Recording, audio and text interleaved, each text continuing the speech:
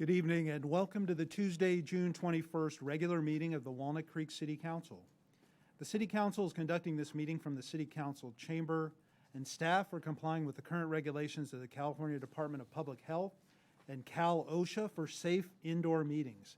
As a courtesy and technology permitting, members of the public may continue to provide live remote oral public comment via the city Zoom conference video conferencing platform. However, the city cannot guarantee that the public's access to teleconferencing technology will be uninterrupted, and technical difficulties may occur from time to time. Members of the public desiring to provide comments at the meeting are encouraged to attend the meeting in person. As some attendees may be participating in their first Walnut Creek City Council meeting or their first teleconference meeting, I wanted to welcome everyone and talk briefly about the public comment process. For each agenda item, there will be an opportunity for public comment on the item. Thus, if you desire to speak to an item, please raise your hand, hold your comments until the council considers that item. Additionally, we have a section on the agenda titled Public Communications, which is for public comments on items that are not on the agenda. Any comments during public communication should not relate to an item that is on the agenda this evening. And consistent with our City Council handbook, 30 minutes will be initially allocated for public communications for items not on the agenda. Additional time for public communications for items not on the agenda will be provided at the end of the open session portion of the meeting, if necessary. When I open the public comment period, please use the raised hand feature or press *9 if you're connected by audio only, and that will alert our city clerk that you have a public comment that you would like to provide. We ask that everyone who wishes to speak on an item, please use the raise hand feature to state your intent to speak when the item is called. If you're attending in person, you don't need to raise your hand, but we'd ask that you please fill out a yellow speaker card and hand it to the city clerk, Amy Hevener, and line up at the lectern here over to my left. Please keep in mind that this is a city business meeting. The City Council has adopted rules of decorum to ensure that meetings are conducted efficiently and effectively, and that all members of the public have a full, fair, and equal opportunity to be heard. All remarks should be addressed to the City Council. Please do not use profanity during your comments. Given the COVID-19 pandemic and the increased number of speakers that have wanted to make comments on various issues during our meetings, and consistent with city policies related to public comments, each speaker will have 2 minutes to make your remarks. The Zoom feed for each speaker will cut off automatically at 2 minutes. The council will accept oral comments. Written comments submitted and received up to 2 hours before the meeting have been posted to the city's website for public review and are included in the meeting record, but will not be separately read into the record. To provide a live remote public comment, join the Zoom video conferencing meeting. The meeting ID and password are, the meeting ID is 874-5966-7085. And the passcode is 319334. Should you choose to not provide comments but would like to view the meeting, you may do so in one of the following ways. YouTube Live, visit the City of Walnut Creek's YouTube channel. On cable broadcast, Comcast Channel 28, Rossmore Channel 26, Wave Channel 1028, and AT&T UVerse Channel 99. You can also live stream our meeting online on the city's website. At this time, would you please join me in the Pledge of Allegiance? I pledge allegiance to the flag of the United States of America and to the republic for which it stands, one nation under God, indivisible, with liberty and justice for all.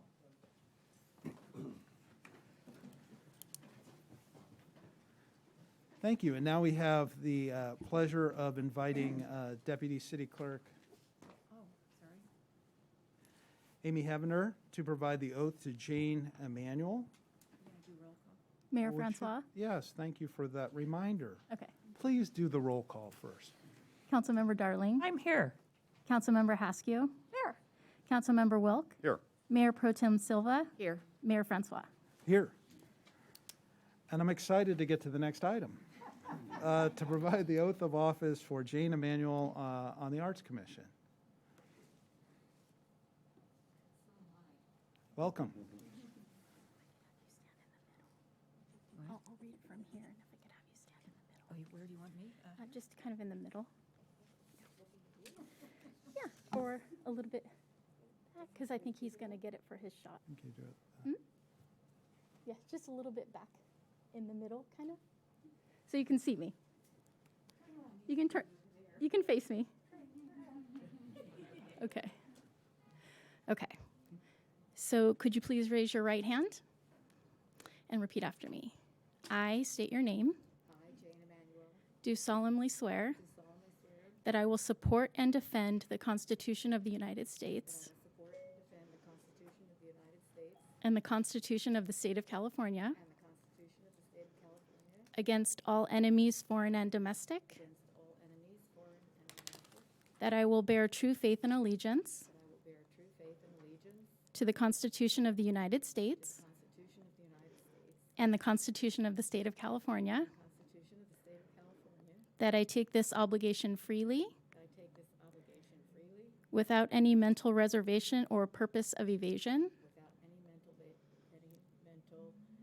Reservation reservation, without any or purpose of evasion. evasion, And that I will well and faithfully discharge the duties and that I will well and faithfully discharge the duties upon which I am about to enter. upon which I am about to enter. Congratulations.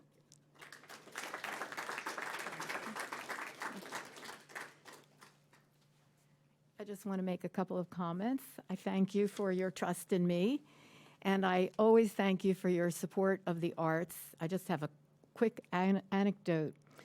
Back in October, the public relations wing for Waymark Apartments at BART came to Walnut Creek to start looking around for how they wanted to plan outreach events. And when they saw the public art here, they decided that that would be the first thing that they would focus on, and had a great event at the Bedford with Public Art Walking Tour.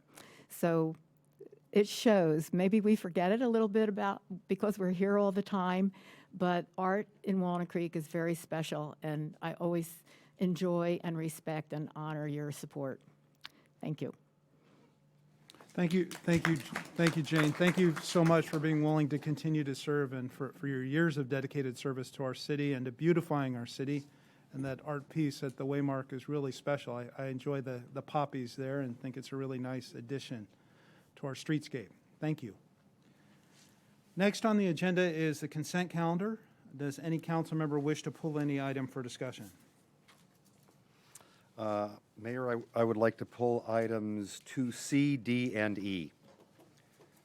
I believe that still leaves a fair number of items. Any other council members wish to pull an item from the consent calendar? Okay, then we'll turn to the public. If any member of the public would like to, please come to the lectern, sir, and you can make your comments.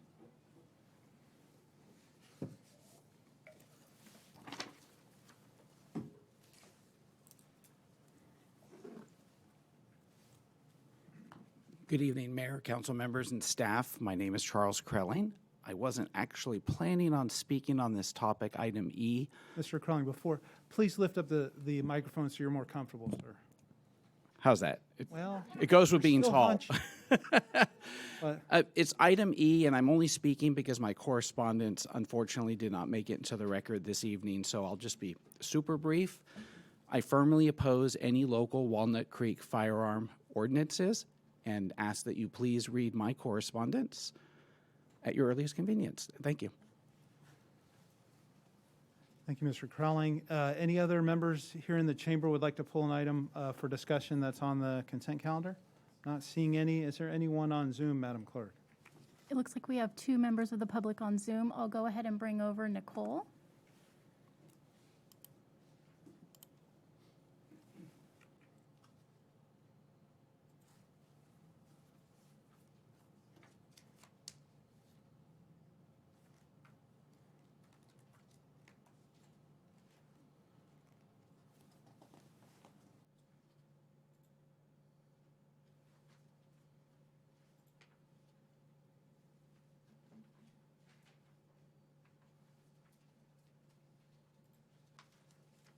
Nicole seems to have disappeared. We do have another hand raised. I'll go ahead and bring over Shannon. I'm sorry, something was wrong, but Nicole is on. Okay, go ahead. Hi, my name is Nicole Sue. I'm the co-lead of Diablo Valley Moms Demand Action. And I just wanted to get on tonight and express our gratefulness to the council for considering this ordinance for firearm storage ordinance to ensure that firearms don't get into the wrong hands and prevent totally preventable deaths and injuries by kids in particular. I'm really sorry that I am not there in person again. I've been on vacation with family and totally not know that it's going to again tonight, but we are very, very grateful to the council and all of the work that has been put into researching and drafting this, and really have just want to express our support and gratefulness to the council. Thank you, Ms. Sue. Any other speakers wishing to address us on the consent calendar? There are no additional hands raised. Okay, then I believe Councilmember Wilk had pulled items 2C, 2D, and 2E. So do I have a motion on the consent calendar with the exception of those items? Yes, you do. I move that we accept item 2A and B and F through L. I second the motion with the notation that item A has a correction in it and item K has a correction. Any further discussion? Roll call, please. Councilmember Haskew, Aye. Mayor Pro Tem Silva, I except I'm recusing on 7G because I live in the affected property area. okay. Councilmember Darling, Aye. Councilmember Wilk, Aye. Mayor Francois, Aye. motion passes.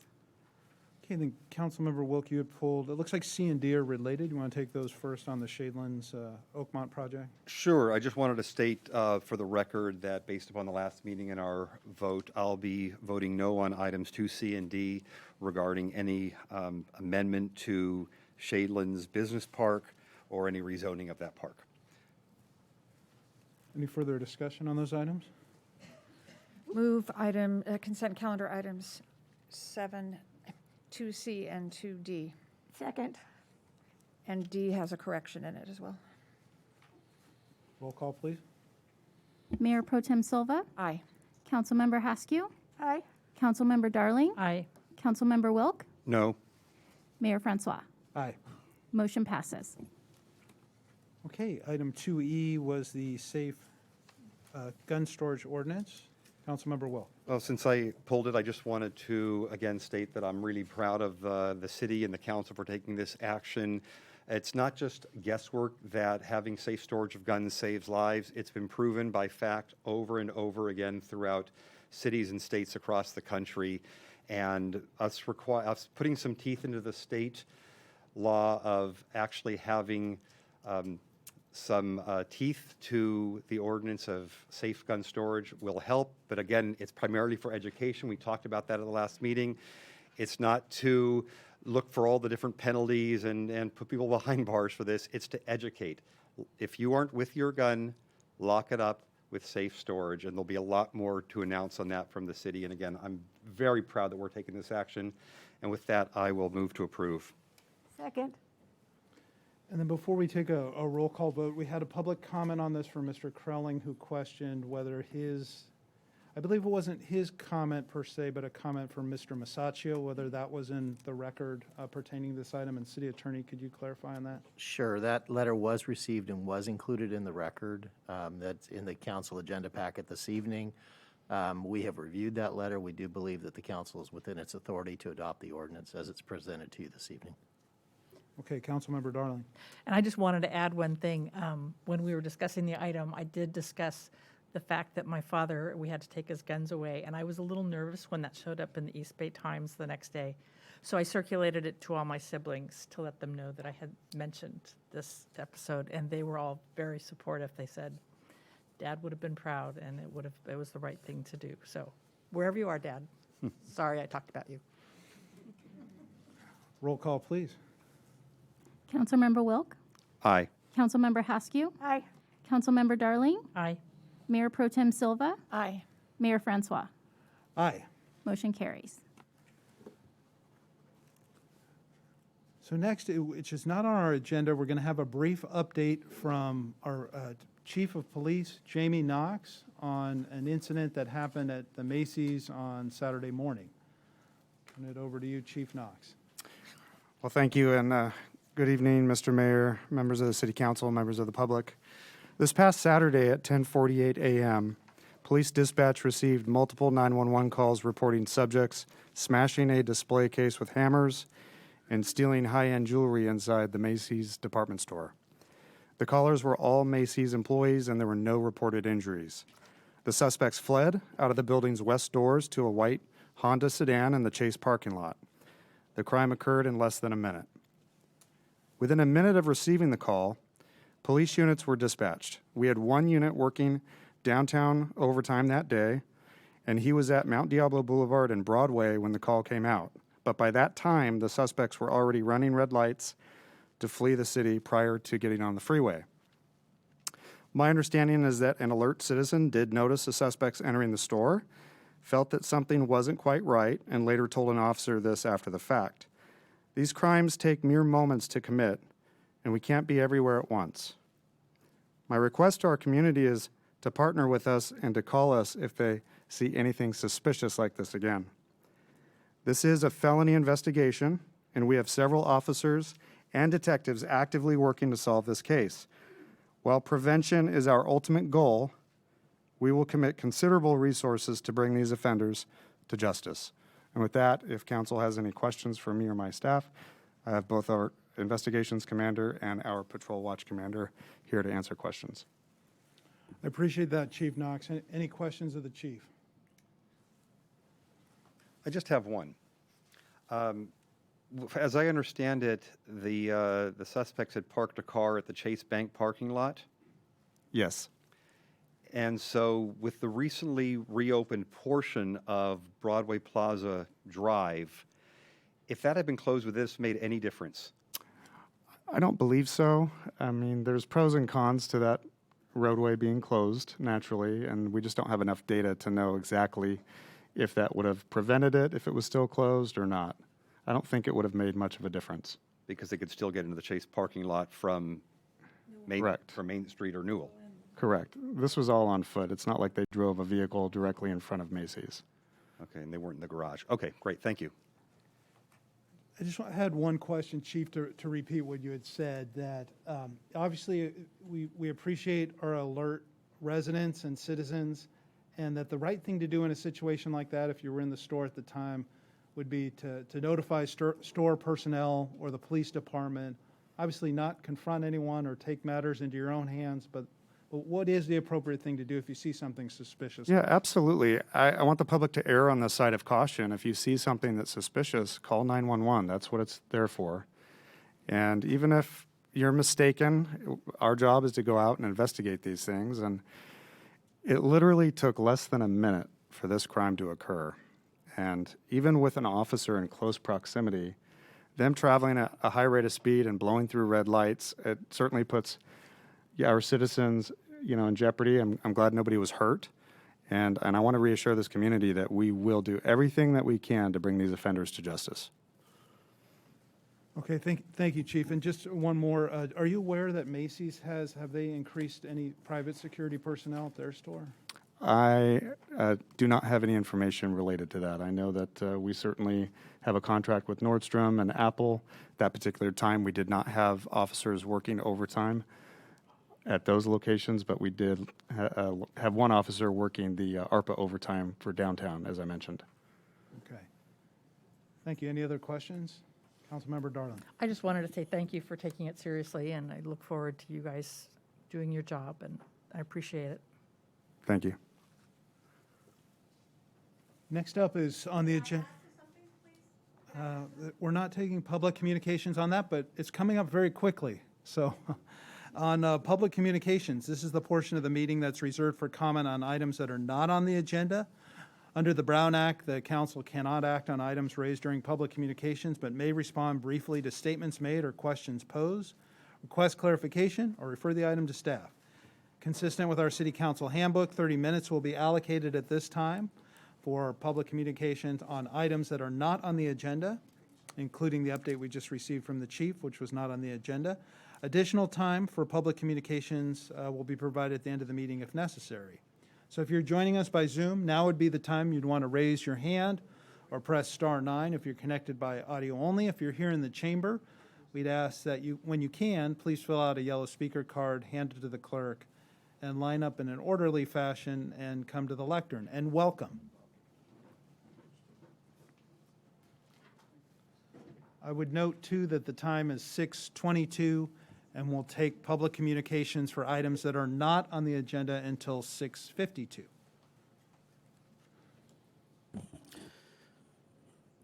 My name is Pete Bennett. I appreciate what you're doing with Macy's. Just in case you don't know what happened to me in 1995, I had a computer store on 3rd Avenue, and I was robbed at gunpoint. There is no police report.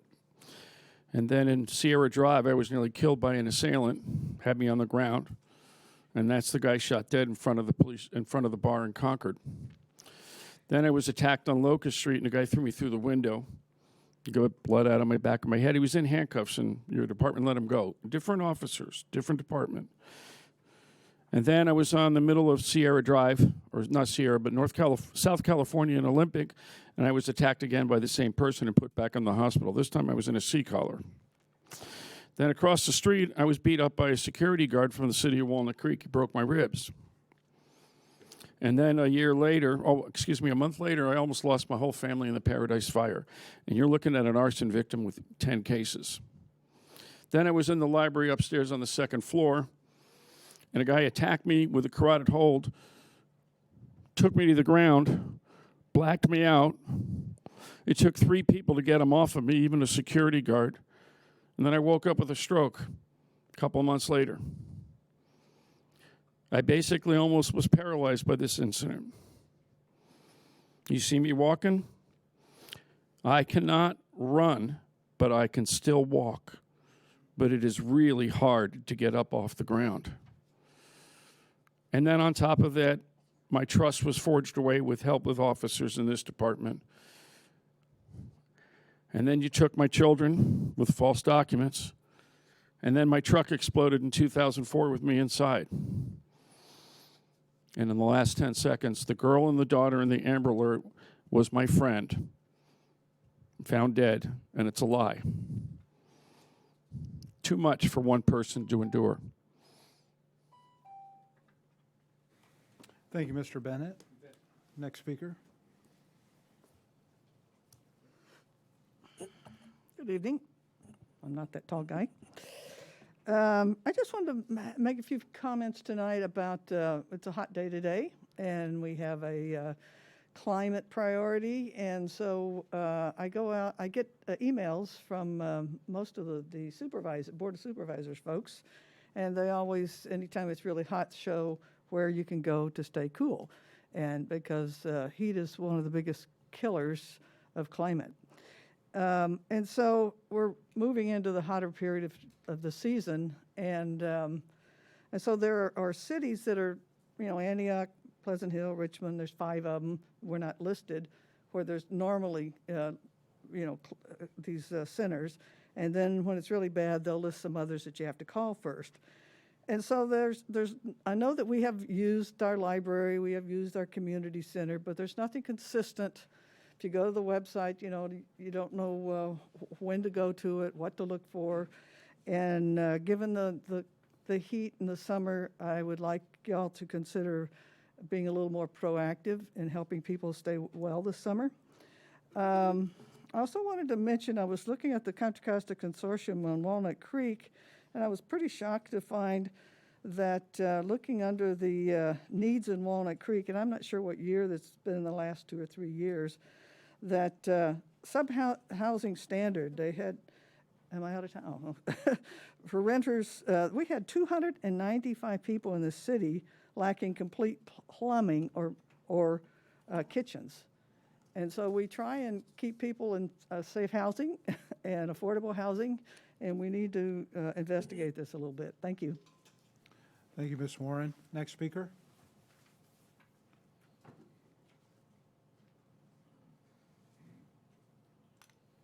Hi, thank you so much for hearing my concern. I am a small business in Walnut Creek. I've been on Main Street for 24 years. My business is called Labels Luxury Consignment.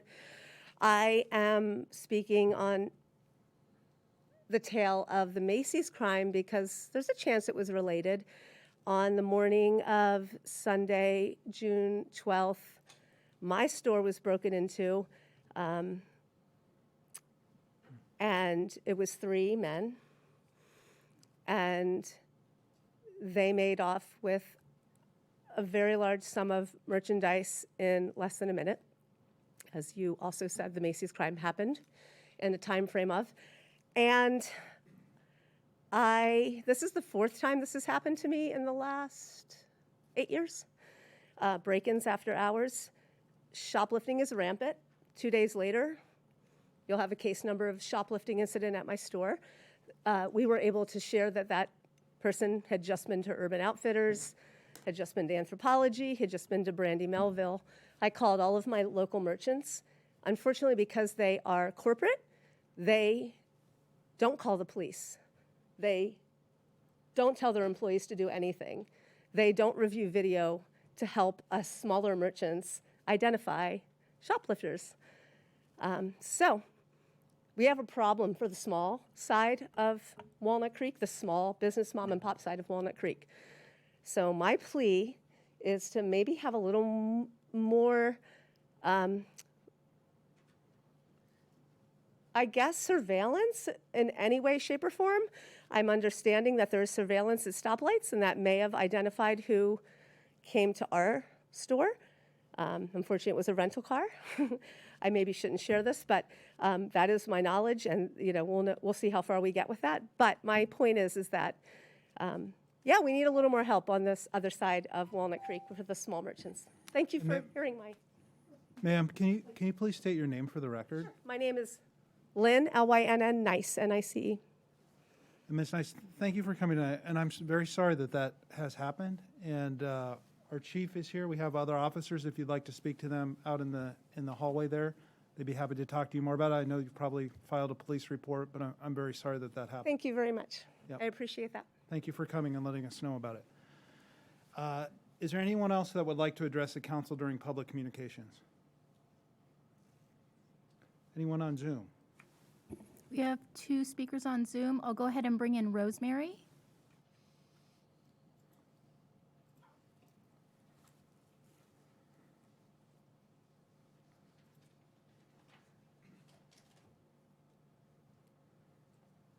Can you hear me? Yes, we can. Good evening. Good evening. My name is Rosemary Nishikawa. I'm a Walnut Creek resident, and I am bringing you an update tonight for Michelle Sheehan, also a Walnut Creek resident who is unable to attend, and the grassroots organization Save Seven Hills Ranch.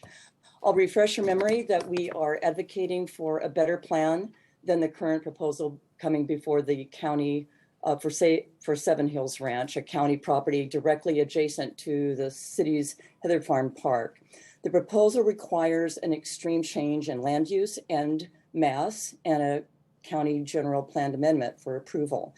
Its development will affect your community and your citizens. We advocate for a less intrusive development that respects the location, the community, and the environment. County staff is working on responses to the 160 public comment documents received on the draft EIR. Many of the documents are lengthy, pointing to environmental issues the reviewers felt were inadequately addressed. Once the final EIR is ready for the proposal, we'll move on to the County Planning Commission and public hearings, and we ask that you publicly comment at every opportunity. It appears the development will count towards county residential housing, quote unquote. One requirement for residential housing developers is that they incorporate a certain ratio of open space to building footprint in their projects. However, Speaker Development has argued that they are a service community and not residential housing, and they will not honor the open space requirement It is incomprehensible that any plan for 30 acres of unspoiled and idyllic land not include a significant open space component. We will ask the county that this protective requirement be honored regardless of semantics. We request that you do the same. Lastly, our petition now stands at 3,800 signatures. Each signature indicates dissatisfaction with the current overdevelopment proposal. And Thank you, Ms. Nishikawa. Any other speakers? We have one more speaker, user BG.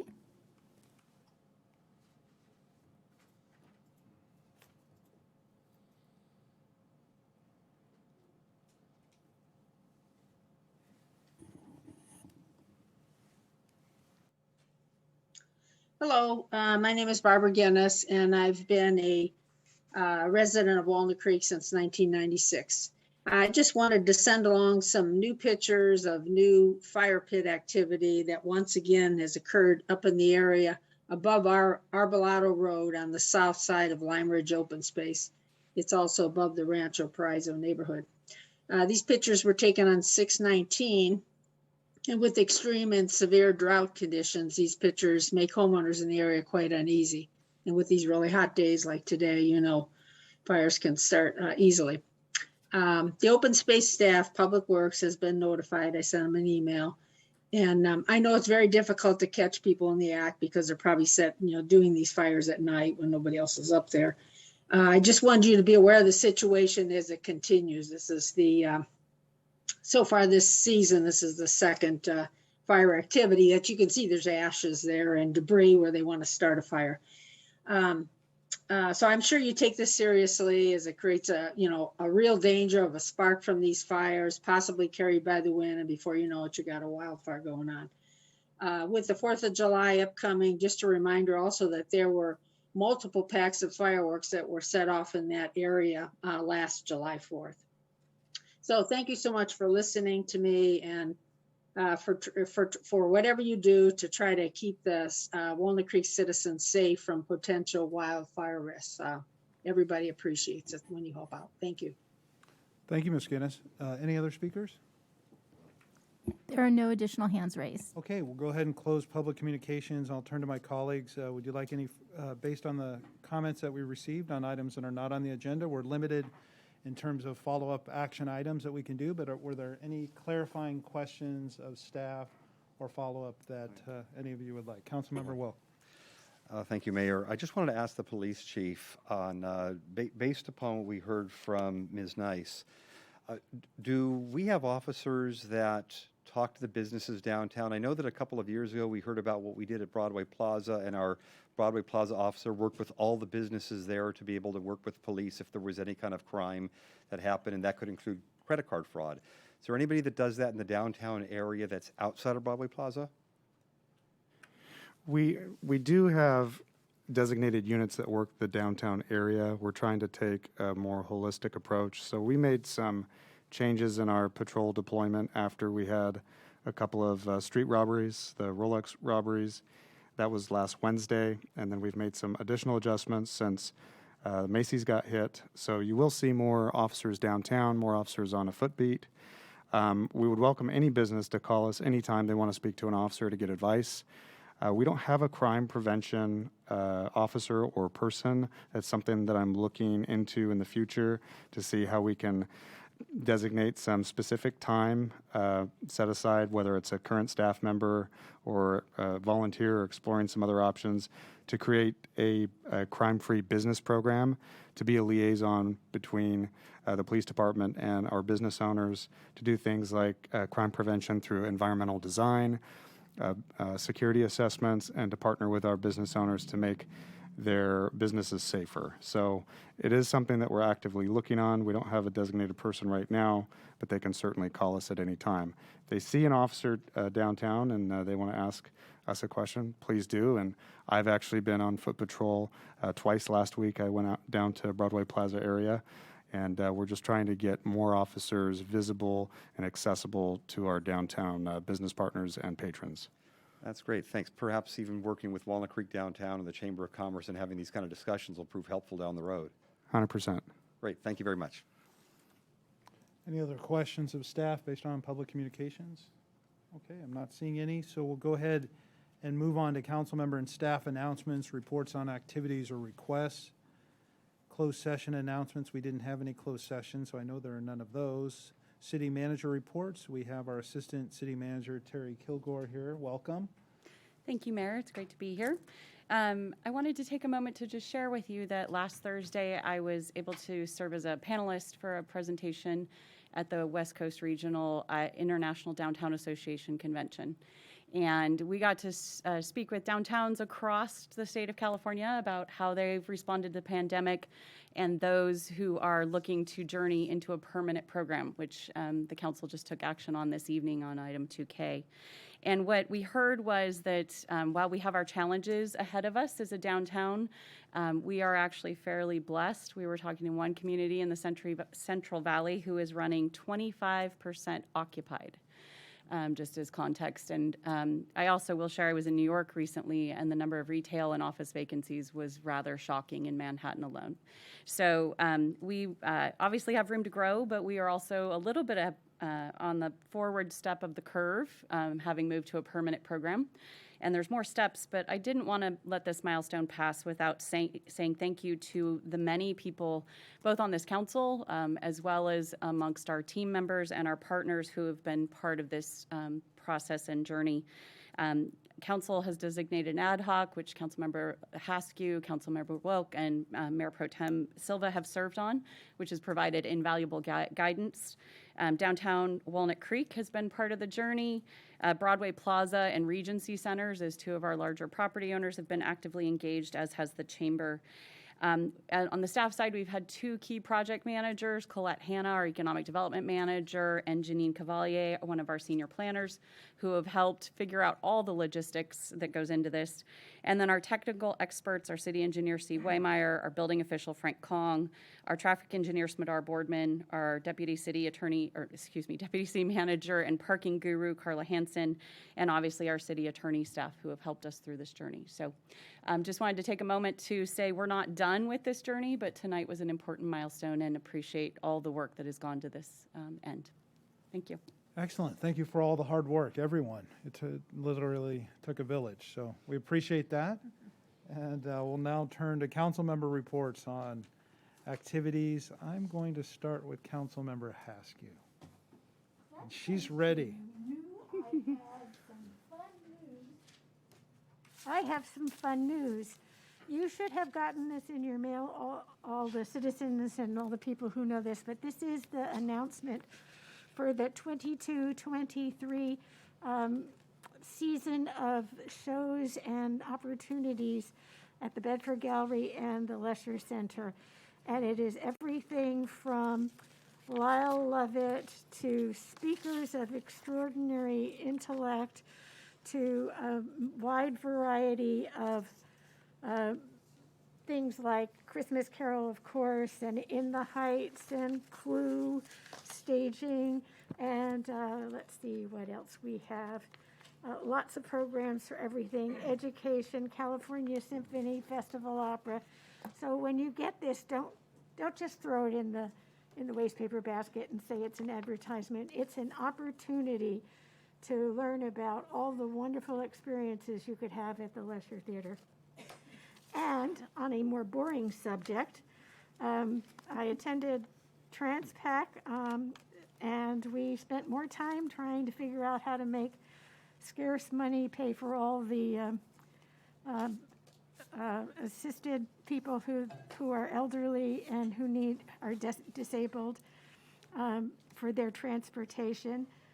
CCTA, we reviewed the budget and gave approval to let them borrow among the different categories when they have a cash flow shortage in one, with just managing the money. For the Accessible Transportation Committee that I'm on, we're starting a pilot program in the West Bay with $100,000, and it's going to be our first attempt to see if we can get people door to door on a regular basis. And finally, there was the ABAG meeting, and I left my notes at home, so I can't give you a very good report about it. But we did talk about the audits for the RENA and a couple of other items. And the bad news is on the business side of it, ABAG is increasing their fee by 6% to us. Hope everybody had a good week or so, and looking forward to the rest of the summer. Hope it cools down. Thank you, Councilmember Haskell. Councilmember Wilk. Thank you. So we had a few different meetings that came up in the last couple of weeks, and one of them is our Diversity, Equity, and Inclusivity Task Force. And this task force was put together a couple of years ago as part of the council directive and part of our priorities for continuing these kind of discussions to make Walnut Creek a more inclusive community. Our last meeting, we discussed different steps to address for the city and different types of potential ways to incorporate diversity, equity, and inclusivity into city celebrations, like Veterans Day, Memorial Day, and other events.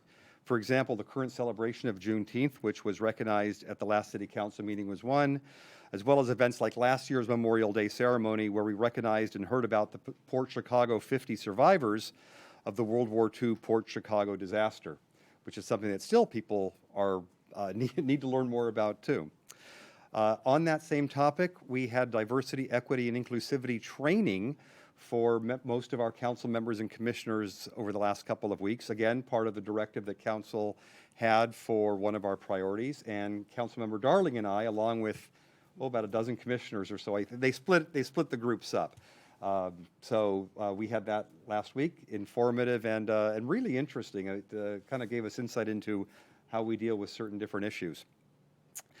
I sit on the policy committee for Cal City's environmental quality.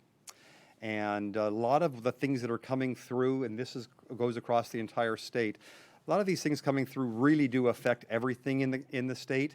A few areas specifically are going to impact what we're going to be seeing in Walnut Creek, or at least hope to see in Walnut Creek. So rather than going over the next 20 minutes of everything that we did, the ones that are really of most interest, I think, are that there is a Senate Bill 54, which is on Plastic Pollution Producer Responsibility Act. And it'll end up being amended from the way it looks right now. Essentially, this is to eliminate single-use plastics.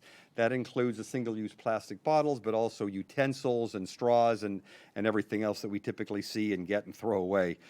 The idea, this is getting away from, I should say that the state legislature is looking at reducing this from a ban and getting away from a ban, and that's due to a strong manufacturing lobby, and that's just the way things are sometimes. And so we're going to be looking at non-recyclable materials must be reimbursed by producers to the local governments for building infrastructure to be able to recycle those and other non-recyclable or single-use items. So we're going to hear a lot more on this from the state. And it also may end up going to a ballot measure. Another Senate bill is Senate Bill 38, which is beverage containers. And this is something that we want to make sure that anything that's recyclable is easy for us to recycle. So if a bill comes along that we can't put it in the blue bin, that doesn't really make it very easy for us. So these are the kind of things that have to be amended before we can actually look at supporting something like that. But one of them is Senate Bill 1013, which would be beverage container recycling would be required to include wine and spirit bottles. Anybody here that drinks wine or spirit bottles, those typically are not recyclable. So this would actually incentivize recycling for those materials. So that's the little brief update on Cal Cities. I was also at the March for Our Lives Against Gun Violence a couple of weekends ago. I was there with council members Cindy Darling and Luella Haskew that attended. And this was organized by a Concord High School student. This was right after the tragedy in Uvalde. There were about 300 people that were in attendance, some beautiful singing and playing, and just really talking about what we can do to reduce gun violence. Our Assembly member Rebecca Bauer-Cahan was there, as well as Congressman Eric Swalwell spoke at it too. And big kudos to this, and she's a sophomore at Concord High, so terrific job on her end. And then lastly, last week I attended the Innovation Awards in Oakland. We had 3 Walnut Creek companies that were nominated for awards. I attended with a couple of our Walnut Creek staff members, Cassava and Angela. And the 3 companies in Walnut Creek are Honeypoint 3D, Sewer AI Corporation, and One Mob. that's my update. Excellent, thank you. Mayor Pro Tem Silva. Thank you very much, and thank you all for being here this evening. Really great news. The Contra Costa Fire District has announced that they have been awarded $3.1 million grant from CAL FIRE in order to create a shaded fuel break between Rossmore and Lafayette. That is about, there's another $2.9 million that they'll be requesting in a second round of funding. This will allow Con Fire to actually do work on 194 acres of trees and brush area that separate Lafayette and Walnut Creek right near Rossmore. And it will help to reduce the likelihood of wildfire, and just as significantly, it will reduce the GHG emissions that result from these fires. So it has a double whammy, and congratulations to Rossmore and Contra Costa County for that. I'd also like to thank the 50 or so residents of Rossmore who attended a town hall meeting last Wednesday afternoon and heard about an update on the city of Walnut Creek, and that was from our city manager, Dan Buckshire. The Recycle Smart, which is the Central Contra Costa Solid Waste Authority, of which Matt Francois and I serve as directors on that board, are in the midst of discussions on franchise agreements. The Recycle Smart collects the black bin, the blue bin, and the green bin. And so we have a franchise with Republic Services and with Mount Diablo Resource Recovery in order to actually collect and process and properly dispose of or recycle all of those, all of the things that we get rid of. We are also in the process, the early stages of recruiting a new executive director for Recycle Smart. As my council colleague mentioned, the League of California Cities has 7 policy committees. The environmental quality is one of 7, revenue and taxation is another, and they comprise 450 city leaders from across the state on these 7 committees, and they met 2 weeks ago and engaged in policy discussions around a wide range of issues, a couple of which will be coming to the ballot in November, and we should be hearing more about those. This weekend is the last weekend to see Center Rep's production of The Beehive, which is a musical that pays homage to the women song groups of the 1960s. It is fabulous, it is fun, and I encourage you, if you want to get out of the heat, get a ticket and go to Center Rep. And I will close by saying we do have 4th of July on Monday, July 4th. The Walnut Creek Concert Band will be doing its annual celebration in Civic Park. Bring a dinner. The music starts at 6 p.m. And I would also mention, stay safe, because we do have in this fire season dry grasses, and it's very easy to inadvertently start a fire as we're celebrating for the 4th. So please be cautious, be careful, and have a wonderful 4th of July. Thank you, Mayor Pro Tem. Councilmember Darling. Thank you. And as Councilmember Wilk mentioned, he and I got to do the DEI training, and we learned that if you look at a dandelion and a rose, you have all these preconceived notions that come to mind, and that's the same that we do in so many other things in the world. So it was really good training, and hopefully it helped people think about things in a different way. The Chamber of Commerce Board, Dan Buckshire, came and gave our presentation on where the city is and our whole we're healthy, not wealthy. And I think that was really well received. I think a lot of the chamber members asked good questions and felt good about the message that Dan was bringing. We did have a couple of ribbon cutting ceremonies. Many of us showed up because Sweet Green was opening, and that was food. So I think we were almost all there, except Mayor Francois. First Republic Bank had their ribbon cutting for their second location here in Walnut Creek. And the interesting thing about that one, in response to the wishes of their employees that are out in this area that have jobs in the city, they now have satellite desks up on the 2nd and 3rd floor of their new branch so that their employees don't have to commute into the city all the time. They can come in and work there.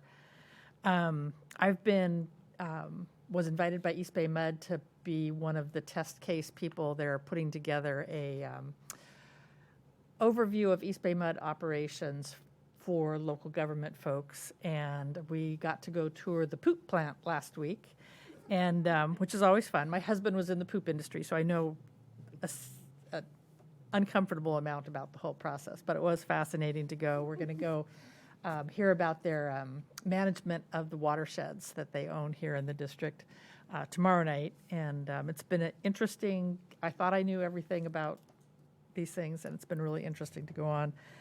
And then last, I just wanted to say, we've all kind of been watching the January 6th hearings, and I was struck today, all of us take that oath to defend the Constitution and serve the people.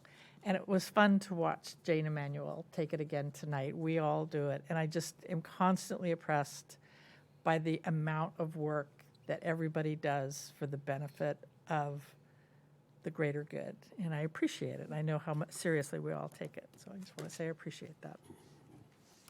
No, a good reminder. It all starts with that oath to our Constitution.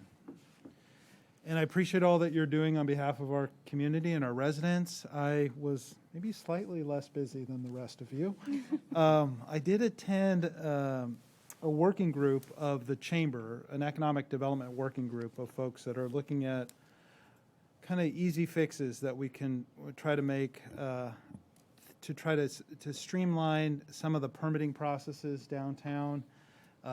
There's some particular items that were mentioned, walk-up windows with Shake Shack, an electric vehicle operator that wanted to come in, and our code still kind of characterizes that use as auto sales and service. It's essentially a Tesla showroom. So I think, and this may require a larger conversation, but I'm interested in continuing the conversation with them and with all of you and our staff on whether there's some quick things we can do consistent with our economic development and COVID recovery priority to try to correct some of these items and under the rubric of Downtown Next as well. I think it's very consistent with that. So planting a seed for two of my colleagues and for all of you really by letting you know about that. We also are concerned, and they are concerned about the office vacancies in the area and the changing nature of office space in our community. We have a fair amount of office space and how to best utilize that going forward. And it could be, we could benefit from involvements from some professional organizations like the Urban Land Institute, who puts on technical advisory panels on particular issues. So we're doing well on retail, but office might be an area where we want to focus. And then as Mayor Pro Tem Silva mentioned, I did also attend the town hall in Rossmore, where we heard feedback on council priorities and city priorities and a potential revenue measure that you'll hear more about over the summer. That concludes one more. I attended the Warriors parade yesterday. It's right in front of my office in San Francisco. And I have to say, I couldn't do that. I went down to the street, and there were me and maybe a couple 100,000 of my closest friends. I was masked the whole time, but it was a lot of fun. And the players obviously made it a lot of fun to watch them to win another championship. And it was great to see that many people back in the city and to see the amount of excitement and life that brought to Market Street. And hopefully there'll be many more of those. BART reported 190,000 passengers yesterday, so I think your 200,000 might be a little short. Yeah, well, I believe it. It was a fun environment. Everyone was safe, and the players definitely, I think the players were partying a little more than the spectators, but it was well-deserved. Okay, with that, then we'll move on. We have some business items to take care of tonight. The first item on our agenda, or the next item on our agenda, is a public hearing item titled Approve the Fiscal Year 2022-2023 Annual Action Plan for the CDBG Funds and the Funding Plan for the City's Community Grants Program. At this time, I would invite Assistant Housing Planner Sherluna Vienne to provide the staff presentation.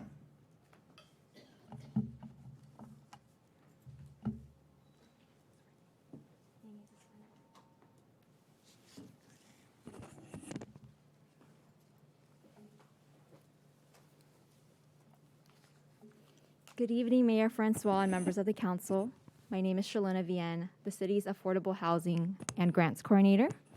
Although I've presented at a few times at City Council, this is my first time being here in person, so It is just an honor and privilege to be here tonight. Tonight, I am presenting on the fiscal year 22-23 annual action plan for the Community Development Block Grant Program, CDBG, and the funding plan for the city's Community Grants Program.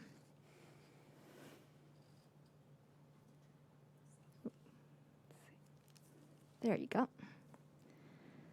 The federal CDBG program's primary objective is to develop viable urban communities by providing decent housing, a suitable living environment, and expanded economic opportunities, principally for low-income persons. In order to receive funding, entitlement communities are required to submit a 5-year consolidated plan identifying the city's priority needs, which Council adopted in 2020. Within the 5-year consolidated plan, each jurisdiction develops a 1-year annual action plan describing its priority needs and identifying the strategies and resources to meeting those needs. The action plan before you tonight covers the 3rd year of the consolidated planning period.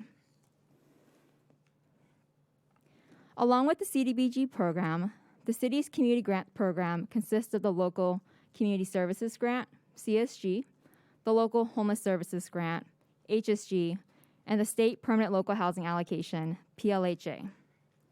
The local and state grant programs primarily supplement the public services portion of the CDBG program and is included in the annual action plan. Although the focus of the annual action plan is on the use of CDBG funds, it also describes how the city will use other resources, such as the general fund, in addressing the priority needs. Under the Community Grants Program, activities recommended for funding primarily benefit low and moderate income persons up to 80% of the area median income. The Community Grant Program operates on an alternating 2- and 3-year funding cycle.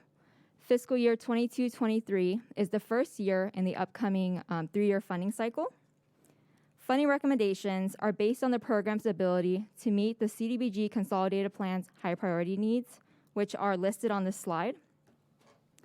Programs recommended in the first year will also receive funding in the 2nd and 3rd year, though amounts will be contingent on continued fund availability and program performance.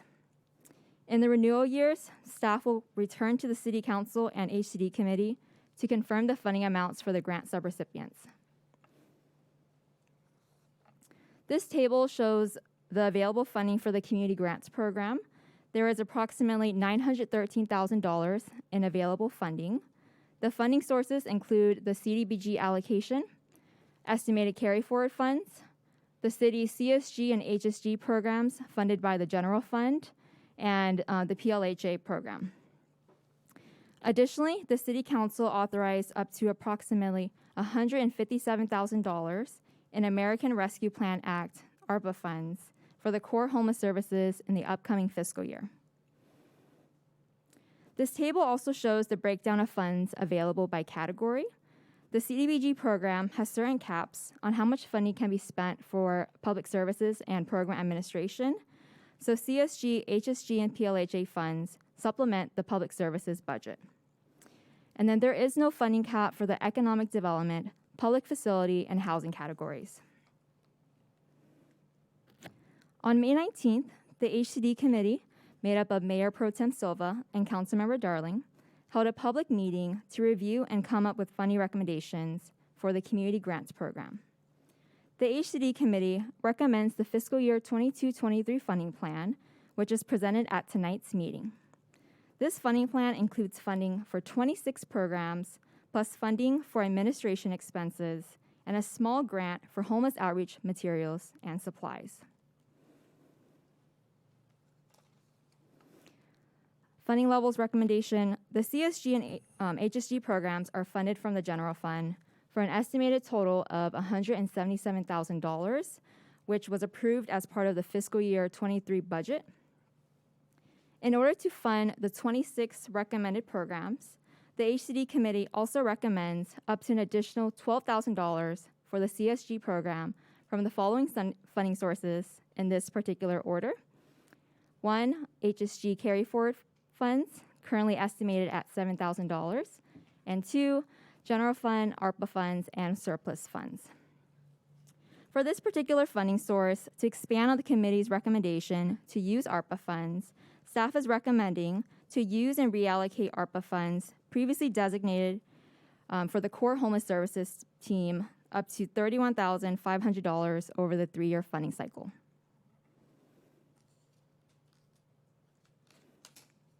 This funding chart on this slide provides a high-level overview of the requested amount, available funding, and recommended amount by funding categories. The majority of the applications are requesting for funds under public services. Public services includes program for crisis intervention services, homeless services, senior services, etc. The total public services requests, however, exceed the maximum available in that category. For this category, it is recommended for approximately $528,000. The request for funds under economic development, public facility, and housing also exceed the maximum available in those categories. These categories are recommended for approximately $283,000. In the total row, the difference between the recommended amount and the available amount is approximately $26,000. This excess funding is recommended to be reserved for years 2 and 3, as described in the last slide, to reallocate ARPA funds. As part of the fiscal year 22-23 funding plan, the City Council approved funding a full-time core team. The program cost is approximately $250,000, an increase of 1% from the previous year. In order to fund a full-time team, the City Council authorized up to approximately $157,000 in ARPA funds. The proposed funding plan recommends approximately $126,000 for the program.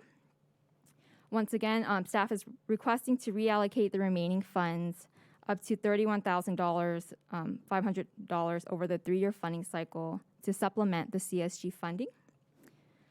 Beyond fiscal year 22-23, the city will need to decide whether to contract for a full-time team, find another partner, or discontinue the program.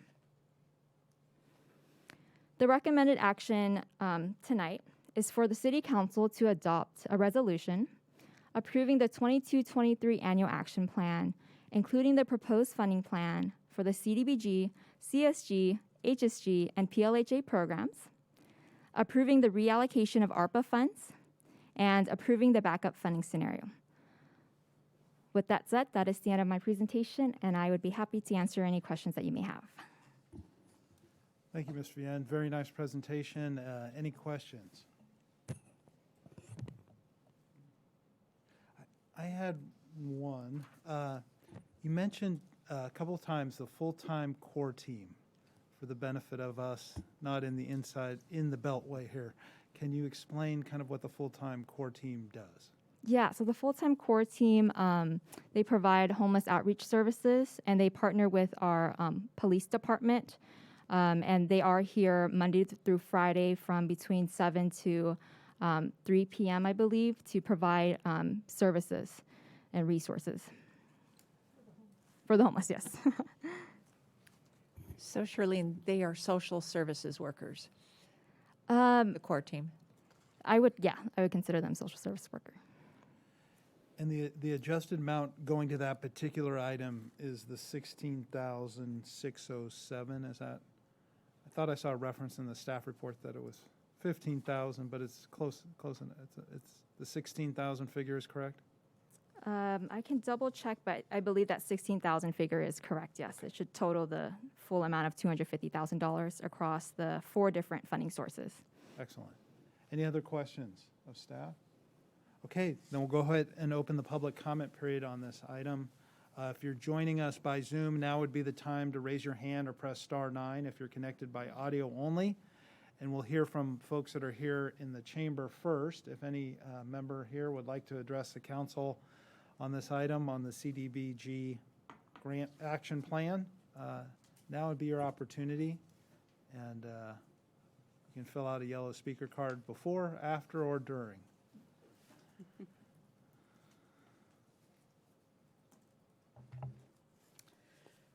Hello again. Jan Warren, Walnut Creek resident.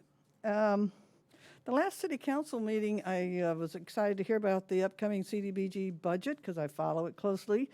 And it wasn't until I then went looking that I later found out with today's agenda that it had been noticed on May 19th. The meeting was May 19th, and had been posted in the Contra Costa or East Bay Times.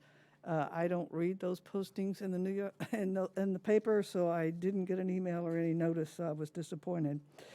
I wanted to highlight a few things. The home rehab loan program.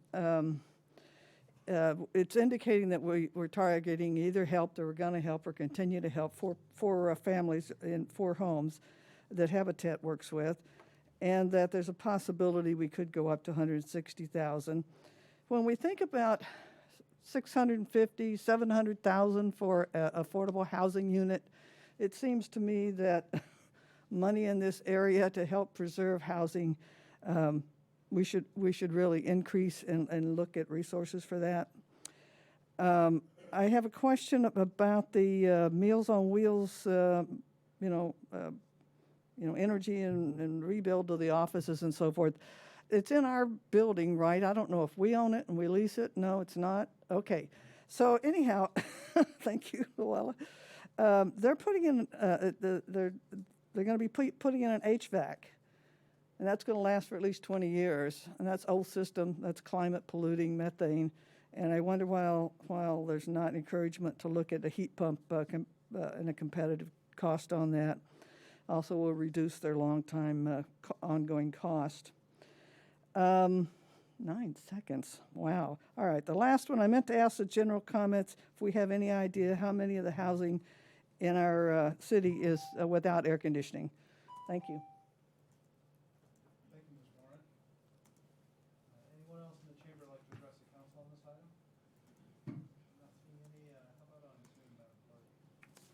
There are no hands raised on Zoom. We'll go ahead and close the public comment period on this. Any further questions of staff or a motion? I just wanted one quick question for Charluna based on Jan's question. The Habitat for Humanity project, did we fund that at their full request? Yes, of $120,000. Yeah, that's what I thought. We gave them as much as they asked for. So, Thank you. and with that, I would make a motion to approve. I really appreciate the job that Charluna and her folks did on this. They gave us a binder this thick and only a couple hours, and Remember that binder. she got everybody through, everybody in, everybody out, and through that entire binder. And I really appreciate your hard work on this one. And I will second the motion and second the commendation for the hard work that staff did, and particularly Charlene, on this, all of these grant requests and really juggling and trying to meet everyone's needs. These organizations do valuable work for the community and these funding sources come from all over the place, and we were very happy that we could be able to do this year. I agree. I want to thank you very much, Charluna, and thank you also to our 2 members of the HCD committee, Councilmember Darling and Mayor Pro Tem Silva, who went through that big binder. I remember that binder when Councilmember Haskew and I were on the HCD committee. So thank you for doing that vetting for us and bringing an item that we could approve relatively quickly here and hopefully do a lot of good work in our community. Any other comments? So with that, roll call, please. Councilmember Darling? Aye. Mayor Pro Tem Silva? Aye.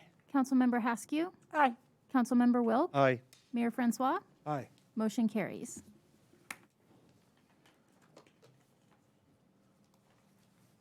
All right. Next on the agenda is a public hearing item entitled Consideration of an Appeal of a Planning Commission decision which approved the 13-lot single-family development at 2670 and 2680 Walnut Boulevard. Before I invite staff up for the presentation, I'd like to ask the council if they have any ex parte contact disclosures to make. I do. I spoke with Dennis Miller and his wife Janet. Dennis is one of the appellants before this matter was before the Planning Commission, and I also spoke to a neighbor, Paul Wickbolt, about this yesterday, and told them that I provided general information and feedback about the city process, and that nothing in that conversation precludes me from being a fair and impartial decision maker on this item. And so with that, I'll turn it to our staff.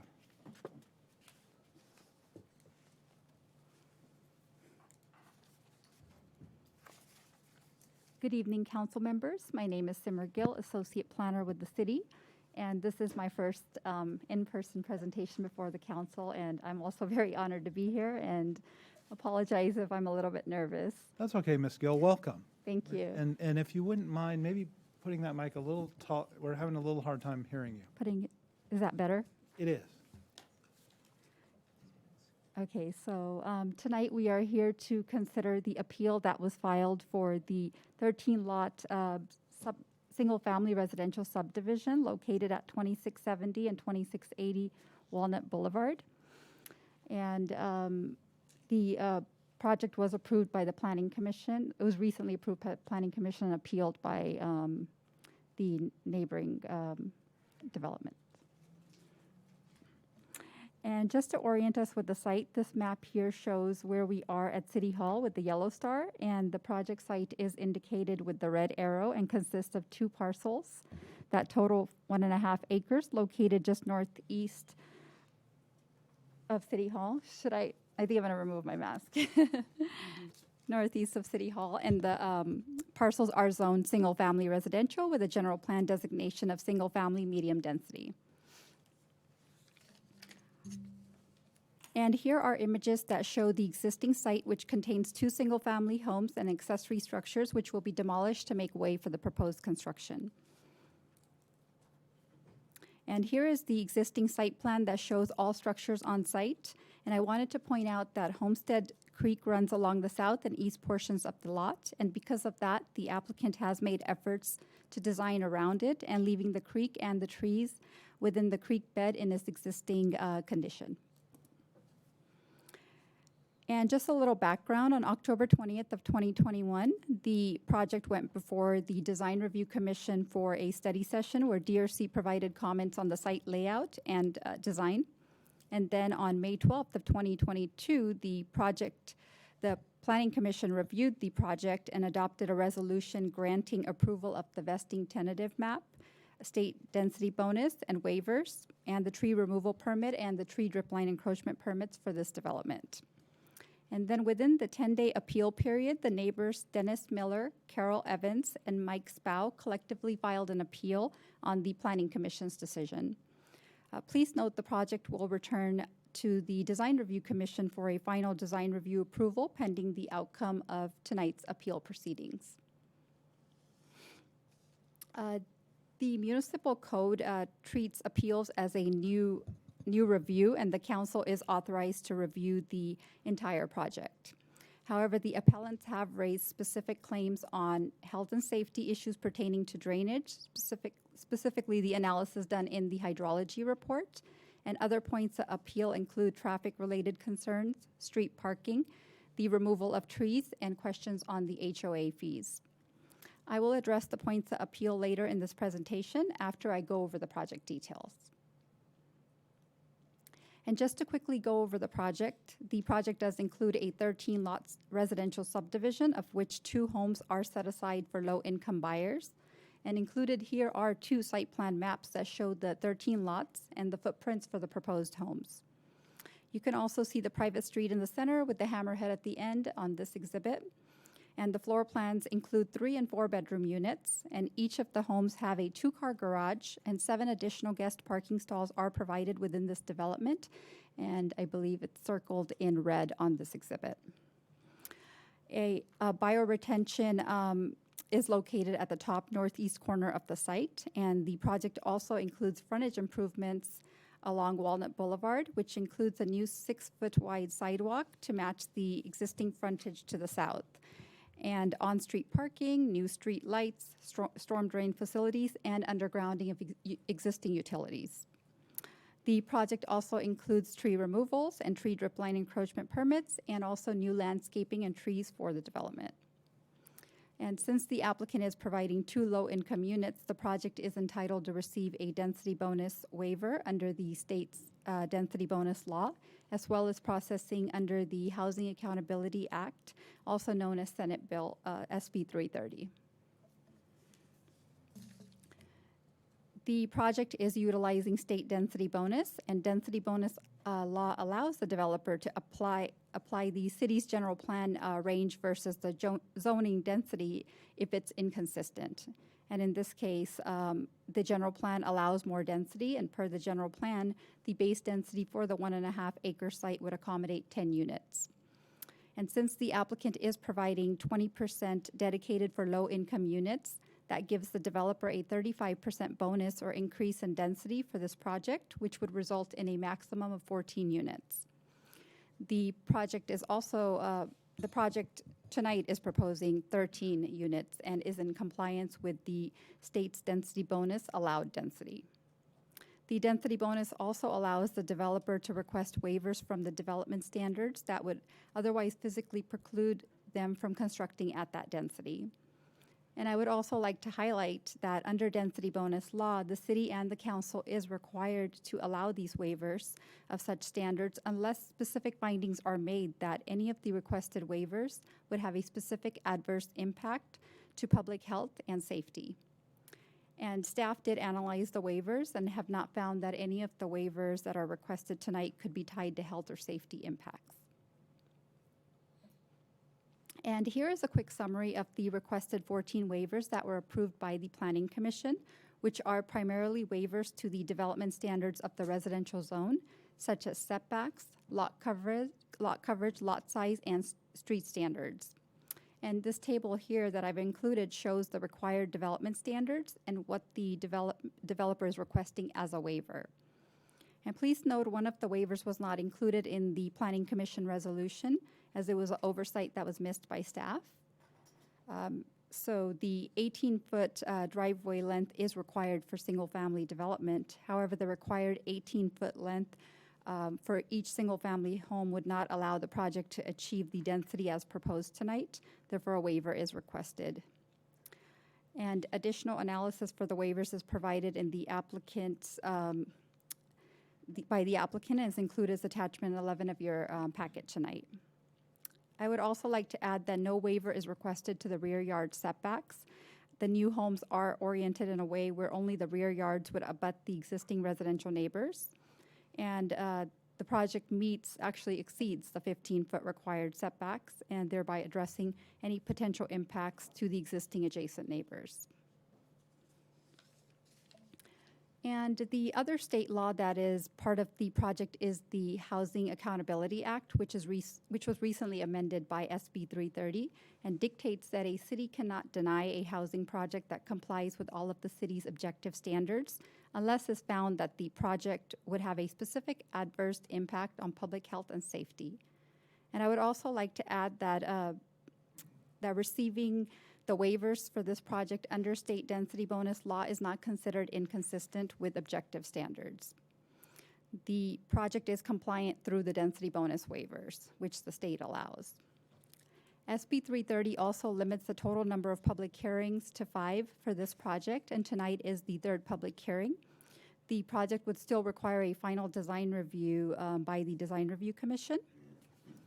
And staff has reviewed the project against all of the city's objective standards, the zoning ordinance, as well as the objective design standards checklist that's included in your packet tonight. And the city has found that the project is in compliance and therefore covered by the Housing Accountability Act. And so now, given all that context, I will go over the points of appeal and how the project addresses the concerns raised by the appellants. The appellant's letter states that health and safety provisions within Senate Bill SB 330 were not considered by the city. When a development project is submitted to the city, the plans are routed to both internal departments and external agencies for their review to ensure compliance with health and safety requirements, such as emergency access, site development, and building code requirements. The project complies with the SB 330 checklist, the city's project application checklist, and staff has reviewed the density bonus request to ensure that granting any of these waivers would not result in any impacts. And the homes would meet building code and all C3 storm drain facility requirements. And the city's Public Works Department and the Contra Costa County Flood Control District confirmed the project would not have any impacts on the creek, as no structures are proposed within that creek, and a 10-foot structural setback is maintained from the top of the bank. And the hydrology report was requested for the project to further analyze any potential drainage or flooding impacts, and also to determine if the project would result in any environmental impacts pertaining to CEQA. And based on the analysis provided in the report, the city did determine that the project would not result in any environmental impacts to the site, as it is an infill development with existing homes on site that would be demolished to make way for a very similar development of single-family homes, and therefore qualifies for a Class 32 CEQA exemption for infill development. And the appellant also raised the issue that the developer's engineering firm found the retention basin to be ineffective. I wanted to clarify that this statement in the hydrology report was actually in context of modeling stormwater flow and not in reference to sizing or design of the retention basin.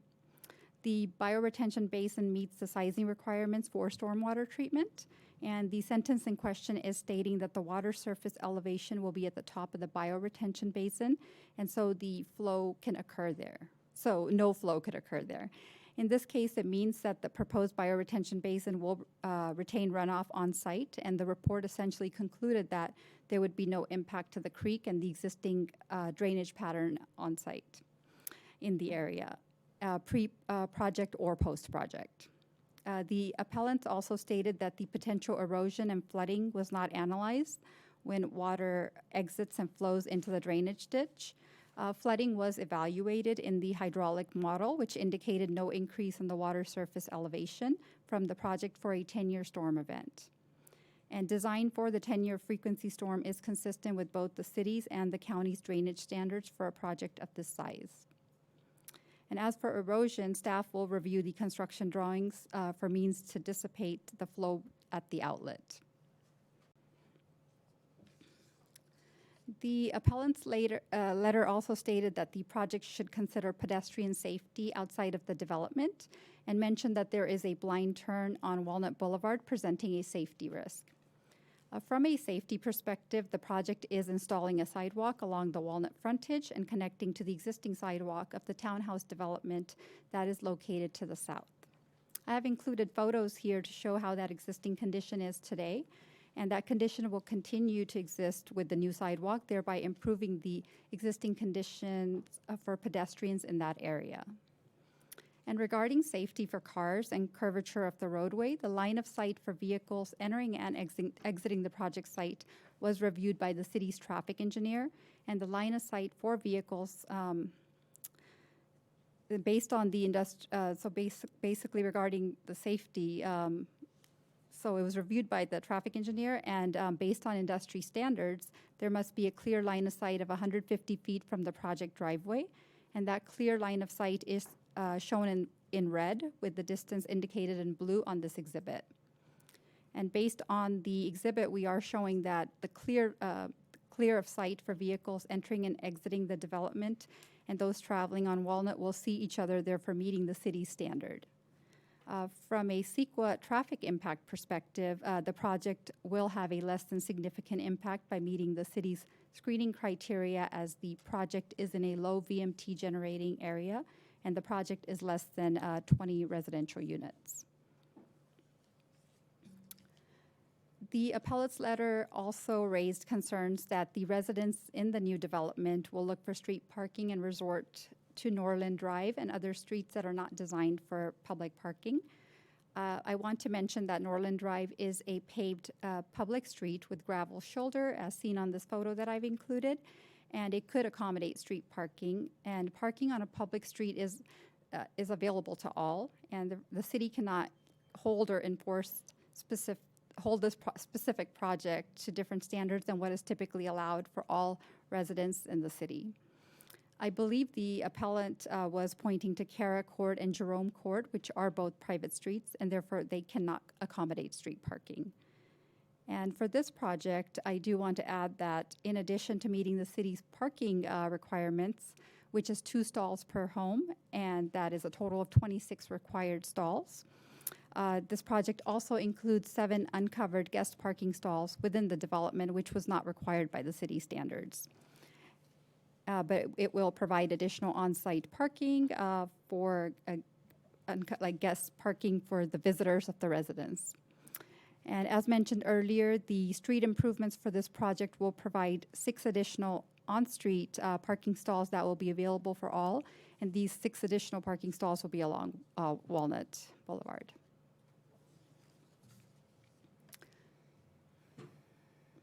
The appellants also raised concerns that removing trees on this property would increase gallons of stormwater.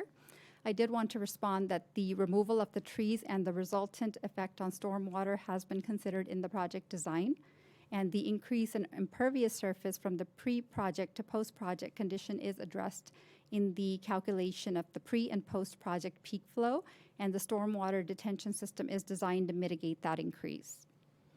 And though 23 trees are being removed to make way for the proposed construction, the developer is also providing 12 new trees and additional vegetation that will be planted throughout the development.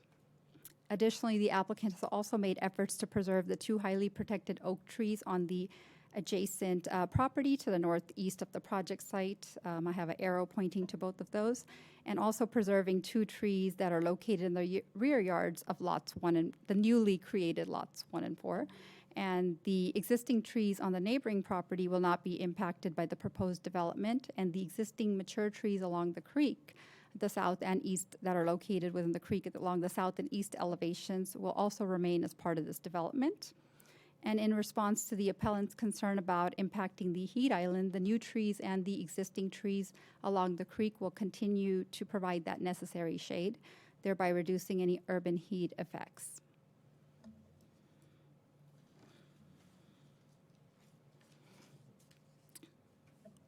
One of the other issues raised by the appellant is the HOA fees, that they should be calculated on a sliding scale for the low-income units. I would like to add that the purpose of these below-market homes is so all families are given an opportunity to purchase a home. And when calculating the initial sales price, the homeowner's fee, the mortgage, taxes, and insurance is all calculated into that monthly cost, where the housing cost does not generally exceed 30 times 70% of the area median income, adjusted for family size.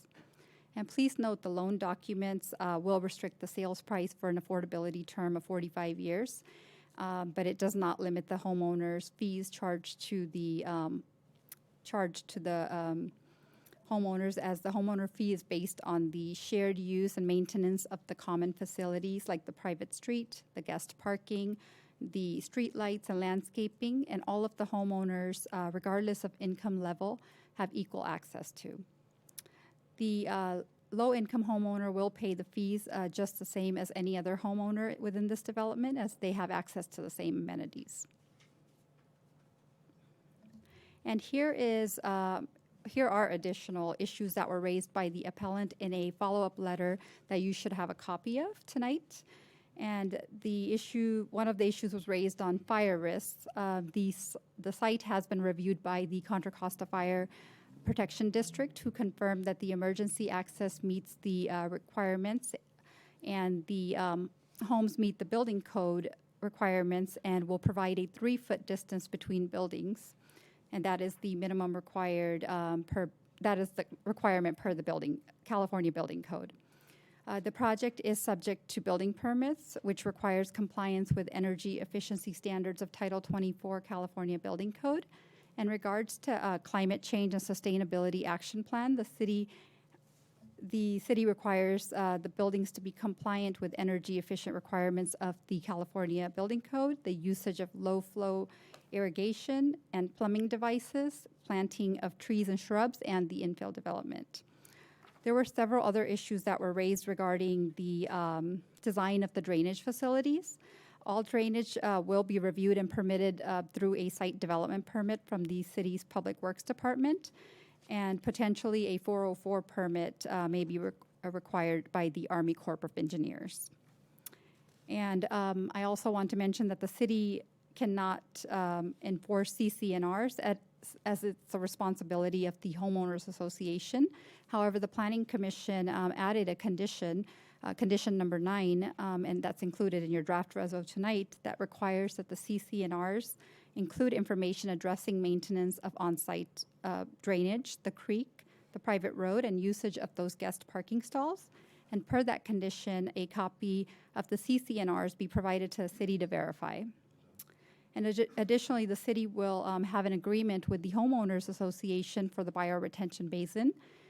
The city does enforce this agreement and will inspect the basin as required by the state. And as mentioned earlier, the Planning Commission found the project meets the Class 32 infill CEQA exemption as it's consistent with the general plan and zoning. And the site is less than 5 acres, and there is no value as a habitat for endangered plant or animal species. And the project will not generate significant effects to traffic, noise, or water quality. And finally, it is a site that is serviced by all existing utilities. And just a recap, listed here is the Walnut Creek Municipal Code Standards for Appeals with respect to the council's review of this appeal tonight.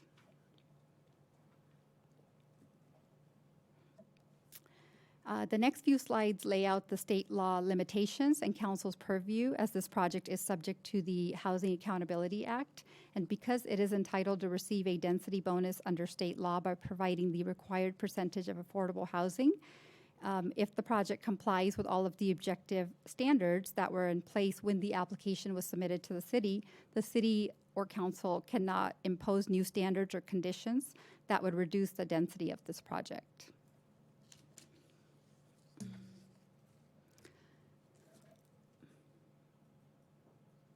And in making your decision tonight, these requirements would apply because this project is subject to the Housing Accountability Act, and the project is entitled to receive the density bonus under state law. And because the developer is providing affordable units, the city cannot deny the project unless it finds that there would be a specific adverse impact upon public health or safety due to this project. And in making your decision tonight, these requirements would apply because the project is subject to the Housing Accountability Act.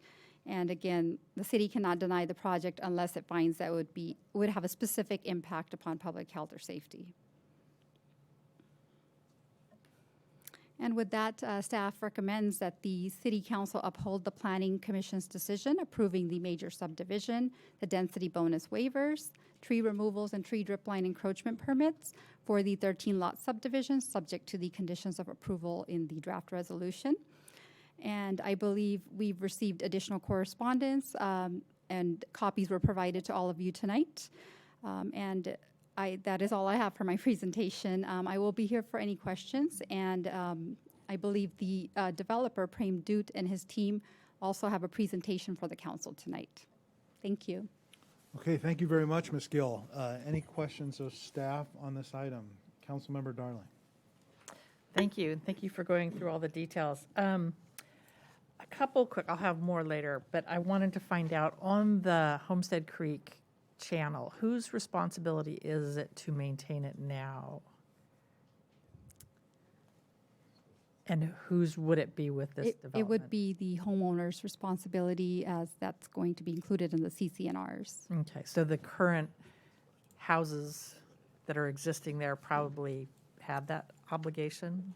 I believe so, but I might defer that question to the city engineer. Yes, I'd like to request that our city engineer, Steve Waymeyer, come up and address the council. Steve Waymeyer, come on down.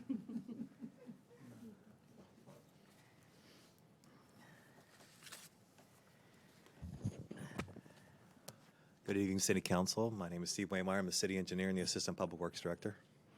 The maintenance of that ditch is now the existing property owners, and that'll be transferred to the new property owners, specifically through the homeowners agreement. Okay, and then when I went out and looked at it today, it does not appear to have been maintained for a while, considering there's a palm tree about this big growing in the middle of it. That's clear, yeah. Yeah. And so the CCNRs on this HOA will require them to maintain that ditch. Does it include standards to which it must be maintained? Or? We don't normally give standards, but every fall we send out a letter to property owners and remind them that they're responsible for maintaining the ditches, and they're responsible for any damages, because if they don't maintain the ditches, any damages because of that. Okay, and then one of the things I saw in the letter from the appellants was there was some concern about the height of the ditch relative to their property. Was that something that changes the hydrological analysis, or is that something that would get worked out when we get to permitting? I think I'll leave the answer for those questions up to the appellant, maybe, to let them sort of respond to those specifically. I think that may be a more direct way to do that, and then as we come around and have more questions, we can do that. Okay, and then this might be you and it might be Simar. Is the retention basin completely outside of the drip line of the adjacent tree, or is there some overlap there? I don't know that. Or should we just wait till that? Yeah. I think we can wait for that one, too. Okay, thanks. I'll save those two, and I think everything else I'll wait till the applicant. Thank you. Right. Don't go away just yet. Any other questions of Mr. Waymeyer? Mayor Pro Tem Silva. The new street will be a private street, so the city will not be maintaining it. It will be the homeowners association. That's correct. And it will be 20 foot in width. I think they're very lucky. I think my street is narrower than that. But do we have requirements that people can't park on a narrow street, particularly if it's a private road? That's correct. Nope. That's correct? There are no requirements? We'll probably have them paint a red curb along through there so it shows that there's no parking allowed there. But private streets are difficult because we don't go on and Okay. patrol those. And I think I was gonna ask you the general question, well, how will that drainage, can you explain how that drainage works against the map? But I'm happy to ask someone else if you would prefer me to do that. I would prefer that. Chicken. I do have some other questions of staff. Okay, Ms. Gill, are you? I can't see you. He's very tall, our city engineer. Yeah. Thank you very much for the presentation.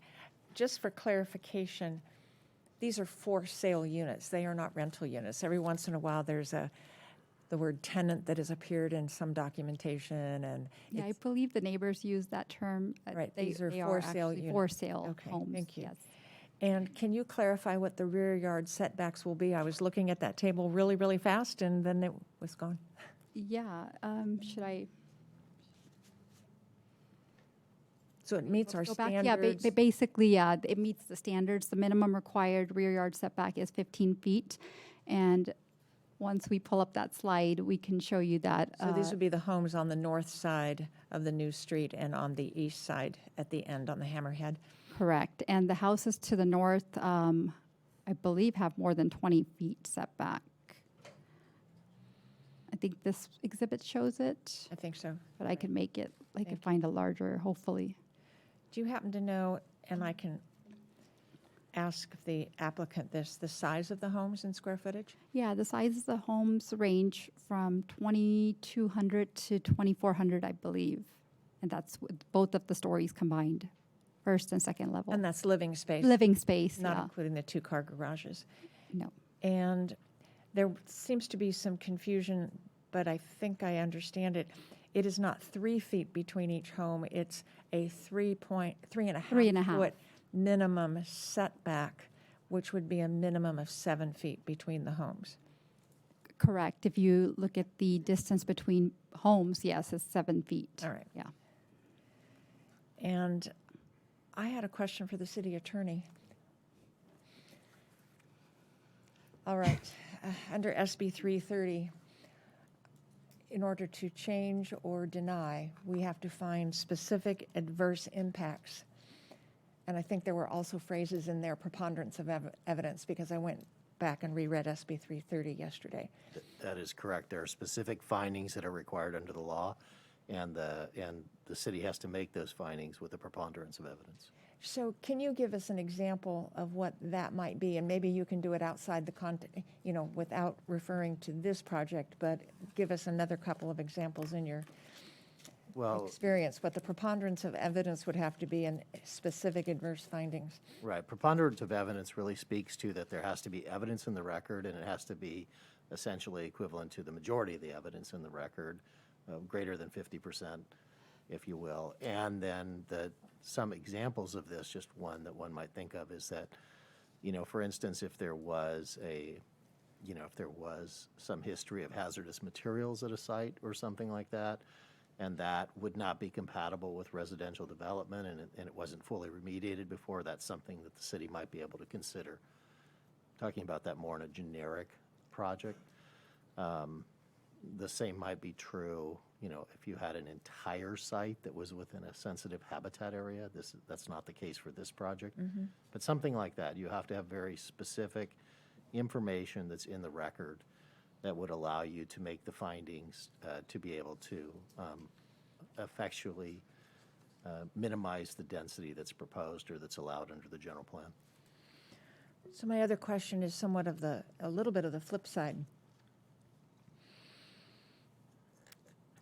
I believe the way I've read SB 330, as well as all of the documentation that we've received, that we cannot require new standards or more harder to pass. We can't. That is correct. The city is held to the objective standards that it had, I believe it is as of 2020, and you have to then apply those to the project as it's being presented to you. So on an individual project by project basis, the city could not effectuate, for instance, a zone change or something that had the effect of reducing the density. You can apply the existing standards that are out there that are objective, but you cannot impose new standards. So you can't, for instance, change the density on a piece of property if you're effectively reducing the density of that property. So we couldn't, for example, decide that you had to build a 20-foot wide sidewalk when all of the other sidewalks that had been built in the neighborhood were, in fact, 6 feet wide or 10 feet wide. That is correct. Okay. Thank you. Thank you very much, Luna. Thank you, Mayor Pro Tem. Any other questions of Ms. Gill or Mr. Waymire? Councilmember Wilk. I do, thank you. And thank you for the presentation. That for your first time, you were thorough. That was terrific. I actually have a question about a nearby project. It's M25 shown on your map. And I wanted to ask. At the townhouse development to the south? Yes, exactly. Actually, if we can just go to can we go to the slide? I think it was slide 5 or 6. It was early in the presentation.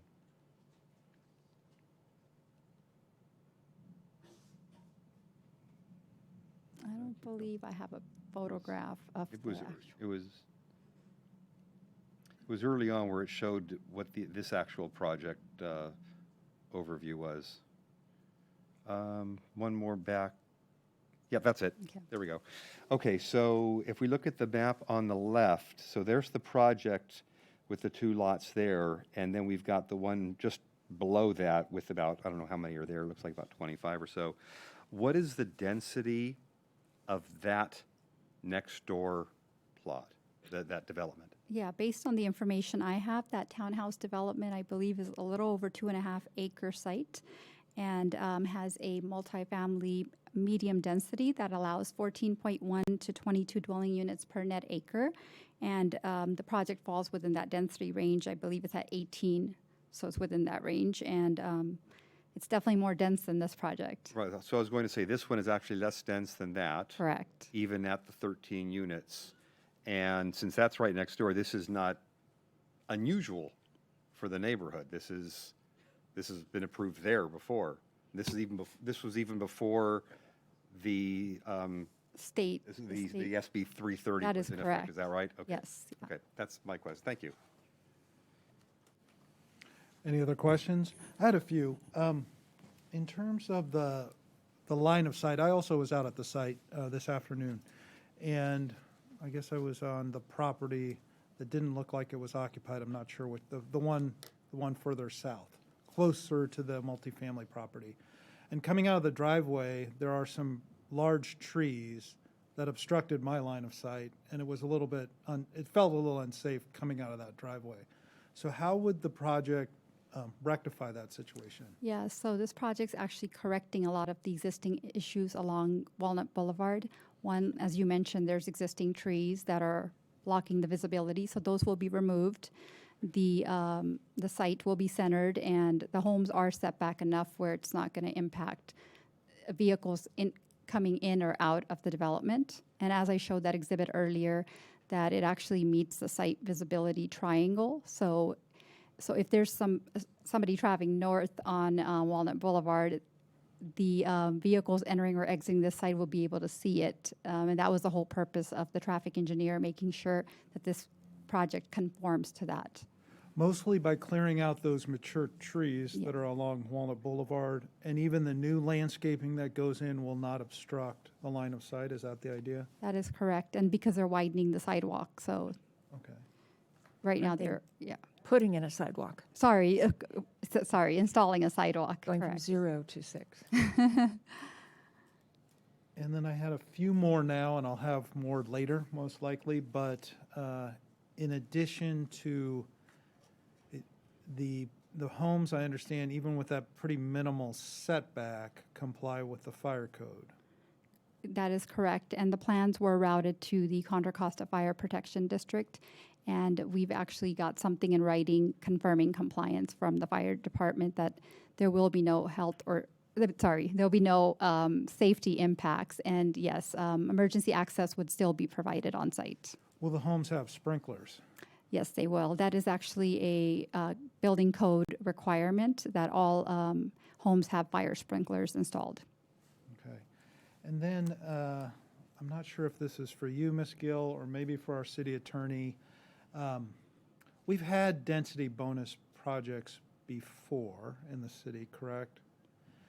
I don't recall any that have required quite as many exceptions or waivers as this project. Are you aware of any that have sought that many exceptions? I'll be looking to the city attorney to answer. I am not aware of any that have sought as many waivers as this particular project is seeking.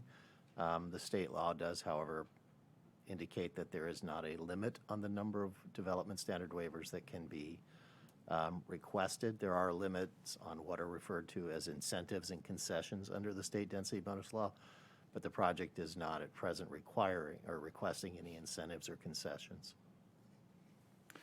And is there a reason why so many exceptions are required? I mean, essentially, the density bonus law gives the developer the right to build 3 more units than the general plan or zoning allows. So why all of a sudden 15 exceptions from the development standards? I'm not following that. The project wouldn't feasibly be able to build 10 units without requesting those waivers, because of course there's setbacks, right? Lot coverage, there's other development standards, the street width, and if it were to meet all the standard requirements, it probably would not be able to build, I believe, more than 4 to 5 units on that site. I agree. This is a circumstance of state law being applied to the city. The city's zoning would not allow these development standards to be waived. They would have to comply with them, but the density bonus law does allow an unlimited number of development standard waivers, and the developer is requesting a significant number on this project. Okay. Thank you. And then I had one for, I want to circle back to that at some point, but I have one for the city engineer, and it has to do, and it was referenced by the appellant, the use of the 10-year storm standard. And in particular, I understand that's not only the city norm, but it's the county standard as well. Is that right? Sure. For a project that's this size, we would normally apply a 10-year storm to it. You mumbled. I'm sorry. For a project this size, it would normally have a 10-year design storm for the design of the piping system and the drainage system. So a larger project would be required to adhere to a 100-year storm, or? It would be up to a 25 and up to a 100-year storm, depending on the size of the project. Is there, I mean, in your professional opinion, the 10-year storm is adequate? I was out at the site, and I'll just say it, the drainage system looked kind of rudimentary, at least on this particular site. On the site next door, you have the channel in front of the homes, but we're confident that that 10-year storm standard is adequate for this site? So in a normal project, which we all have to understand this is not normal because of the state law, we would request the developer to look at other drainage storm designs on there just to get a better feeling for what would happen. But because it is under different design standards, we can't ask for anything more than a 10-year. We tried to request them to look at that, but we can't do that. Just out of curiosity, then what would those other standards consist of? Well, my preference is that it's not unusual in a situation like this where we have previous drainage issues to have them look at a 100-year storm. Yeah, Councilmember Darling. Working on the storm issue, aren't there existing flood control problems further up Walnut Boulevard? Just directly to the south of there, it is in a 100-year floodplain. It's actually a floodway on Walnut Boulevard through there. Okay, and then do we have a project in our CIP to address that 100-year area there? No. It's a really complicated area. I could just leave it at that. Yeah, I remember that last time I asked that question. I thought we had something in the works, but I guess we don't. Yeah, you're probably referring to another drainage issue that we have further upstream that we're working on. It's not this piece of it. Okay. And Steve, just so we're clear, and that other one is being designed to what flood standard? To the 100-year flood. Right. Yeah. Okay, thank you. I think I'm going to leave it there for now, but thank you, Mr. Waymire. And Councilmember Haskell, you might have a question for me. I don't know who to ask it. Is there no flood adaptation to the property now? Is anything better than nothing? We didn't study that. I mean, I can't say that without doing an engineering study. I mean, the property, it just has 2 homes on it. And so, but we didn't study anything more than a 10-year storm. And it does not cause any further impact with a 10-year storm. I would just mention to the council, too, again, this goes back to the standards that can be applied. The size of the lot, on the size of a lot that's equivalent to this lot size, we have typically looked at and analyzed it against a 10-year storm. That's why there is a 10-year storm. That's the existing development standard for lots of this size. Mr. Whitmire earlier indicated that sometimes we go to a 25-year storm or even up to a 100-year storm, but that's on larger size lots, not on a lot that is of this size. So that's helpful, unless we made the findings that there's a specific adverse impact to the public health and safety. Is that right? That's correct, and we do understand it. Mr. Waymire can speak or can refer to this. We have consultants here this evening, both by the applicant and, as I understand, the city's peer review consultants on hydrologic issues, and so the council can ask questions of them as their presentations come forward. Okay, then I'll hold any other questions on hydrology. Thank you, Mr. Waymire. And just so the audience knows, we're going to open the public comment at this point, and we're going to allow the applicant to present. They'll have up to 15 minutes. You don't need to take the full 15 minutes if you don't need to. Then we're going to let the appellant present. They'll also have the opportunity to present for up to 15 minutes. Then everyone else who's not an applicant or an appellant will have up to 2 minutes to address the council. After we've done all that, we might take a break, but not before we'll allow the applicant and the appellant a rebuttal period. So that's the process. If there are any questions along the way, feel free to let me know. But now I would invite the applicant to the podium and welcome. And if you have a PowerPoint to get set up, we'll do that, and we won't start your time until that's all loaded.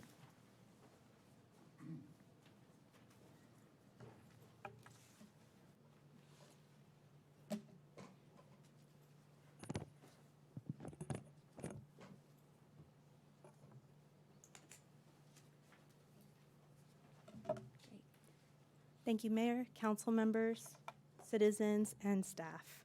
My name is PJ Dute, and I will be leading the presentation tonight. Joining me halfway in will be Christian Cibrian, who is seated in the audience. I would like to start off by briefly introducing myself and Haven Development to the council and the audience.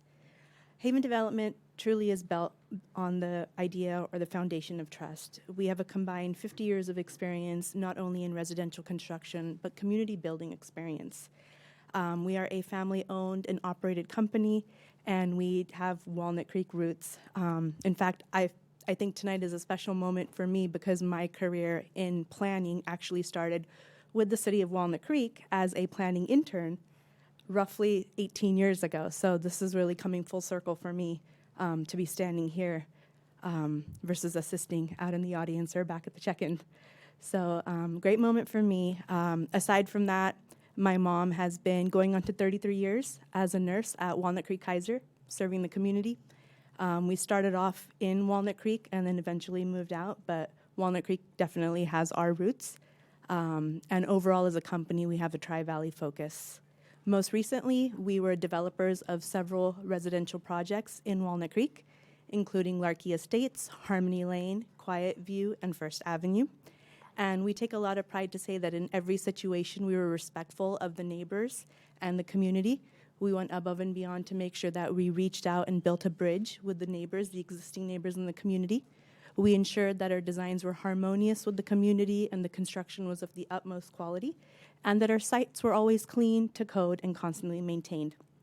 Our mission is to bring housing where it is needed while building communities that thrive. Traditional craftsmanship combined with sound engineering and lasting designs to give security and comfort for deserving families and individuals. The previous staff, Simmer, Ms. Gill, did a great job going over all of the project and the timeline, so I will not bore you by running through all of that. I know we're getting later into the evening, but I just wanted to express the magnitude and the amount of collaboration that has gone in over the last 22 months with your incredible staff here at the City of Walnut Creek, all of the various departments that we've touched base with and worked very closely with. But also that we've gone through, several rounds of PRT to make sure we get that early on guidance and that we're able to communicate and collaborate with the city to do so. The project itself, again, I think we've gone over this quite a bit, but we're very proud to bring a project that is thoughtful and really suits the characteristics of the existing neighborhood, not only with the colors and the styles, but as mentioned earlier, it really transitions between that high density, medium density to low density up and down Walnut Boulevard. So it is a great transition project, and we are excited to turn this over, two of the homes over to Miss Vienne and be able to put the affordable units out there to deserving families and also help meet some of the state RHNA numbers in doing so. So multiple benefits. In terms of the outreach, we just wanted to touch base and share with you that we are attempting and have attempted to build a bridge with the project appellants. We consider them neighborhood champions, the Millers, great people. They've had some great concerns early on, and we've tried to meet them and make changes to our site plans to accommodate their concerns. Some of that included, when we met earlier on, we learned that their major concerns were to protect the trees in their backyard, but also increase the buffer between the new buildings and their home. In order to accommodate that, we removed the home site that was planned directly behind their home, reducing the total units from 14 to 13. Now, we could have pursued that additional lot by shifting it around, but that would require us to intrude into the creek, and we did not want to do that. We did not want to cause any disruption to the creek, so we maintained 13 units going forward versus the 14. We also increased the rear yard setbacks to the north at the expense of backyard sizes to the south, as well as impacts to the roadway widths and the driveways.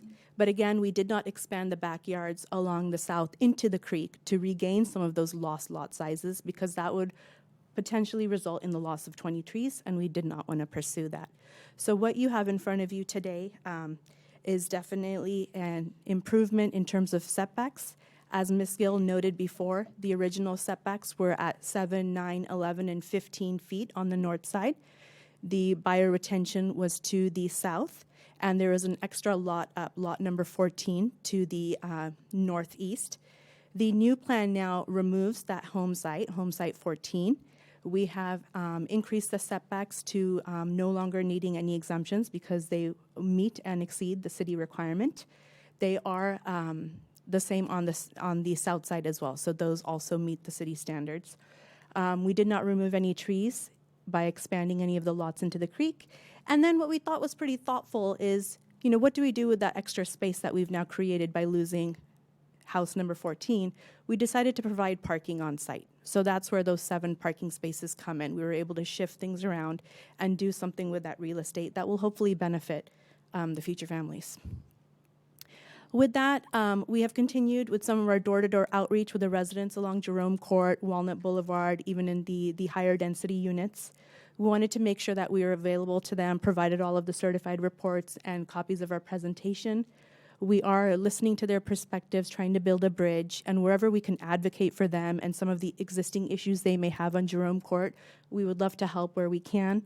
We would really like to uplift the community. We have offered to our services wherever we can actually help fix fences, fix landscapings, help the elderly in the community. We want to be counted in on that. And we truly feel that this could be a great benefit to everyone. In terms of water management, I'm going to leave the slide to Robin, who is actually the subject expert. But I did want to just one key takeaway, I think, from all of the stormwater discussion, actually two, is that the pre-project flow into that creek will be the post-project flow. So what that means is that the stormwater, it rains today on those 2 parcels. It will rain in the future on those parcels. That water has always gone into the creek. But what we will ensure that with some of the impervious surfaces being taken away, that the flow of that water into that creek remains exactly the same so that we are not disrupting the integrity of that creek. And the other point I just wanted to make after listening to the previous discussion is that the city standard for any parcel that I believe is 1 square mile or less is the 10-year flood event. When you increase the size of the lot, it goes to 25 years, 100 years. Those are activated. For us, we are nowhere even close to 1 square mile. Our project is actually 0.002 square miles. So we are actually a very small facility, and we are still cooperating with the 10-year event. Aside from that, I'll skip the appeal as well. Ms. Gill did a great job on that, going point to point. Again, we've got subject experts not only in the audience, but also on Zoom, so we might have some of them chime in. And then just in terms of our confirmations, we have met all of the objective development standards for the city of Walnut Creek. We've proved the pre-project and post-project 10-year peak flow as required by the city standard. We have made efforts to design a project that is consistent with the existing neighborhood. We've increased the setbacks, provided the buffers, provided additional parking not only in the community, but also available as public parking on Walnut Boulevard. We are providing improvements such as the pavements, the sidewalks, and street lighting. And one thing I just wanted to touch base on, there was a discussion about the site visibility triangle coming out of the new intersection. So the new intersection will actually be centered such that it doesn't fall in that bend. So it will be centered to provide better visibility. The lighting will definitely enhance visibility after hours. As the sun sets, but also the sidewalks will provide buffer as well. So now you have more of a buffer zone as you pull out. So definitely benefits all around in terms of improving visibility and traffic safety in the area. Again, we are putting towards the tree fund, planting 12 new trees and landscaping. And this has definitely been a long, thorough, and very welcoming experience with all of the departments from Contra Costa County Flood District, the Fire District, the staff, the consultants, the city consultants. And we hope that we have your support. With that, I will actually bring Christian in to do his part, please. And then I'll chime back in. Thank you. Good evening, Mayor and members of the City Council. I'm Christian Sebrian, Land Use Counsel for the project. And we've already talked about the legal framework here quite a bit, so I'll try to be very brief. Just as far as the Housing Accountability Act, as far as one of the policy behind it, it says right in the statute that it should be interpreted and implemented in a manner to afford the fullest possible weight to the interest of and approval and provision of housing. So when there's any doubt, go for housing. Next point is when talking about how to interpret a standard And we've talked about specific adverse impacts.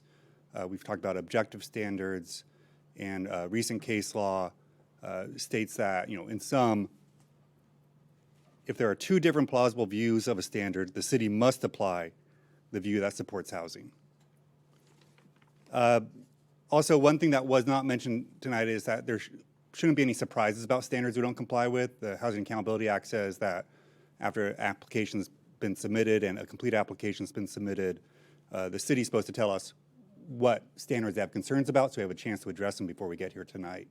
And so if a new standard is raised tonight, that would be an issue under the Housing Accountability Act, which would be deemed consistent for things that weren't raised before. And then quickly on density bonus law, we already went through, there also have to be specific findings there. But it also has that overarching policy of how to interpret it. And it says that this chapter, which is the statute, shall be interpreted liberally in favor of producing the maximum number of total housing units. And then, Mayor, you had concerns about the number of waivers here.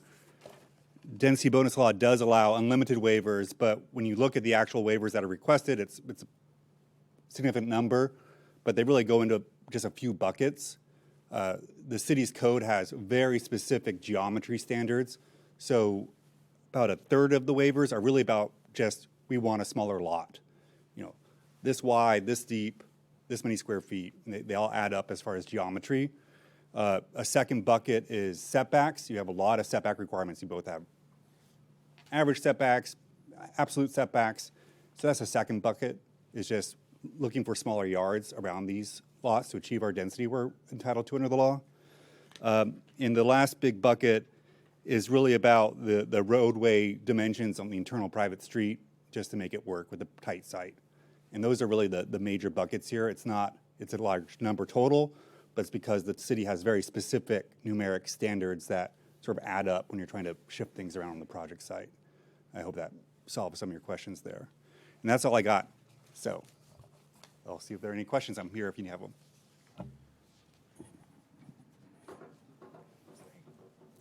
Great. And with that, I will just wrap it up and say that while we appreciate the concerns raised by the appellants, and with all respect, we've attempted to address all of those and prove the points, we appreciate their passion to ensure that, effectively nothing is built on those lots above and beyond what is there today.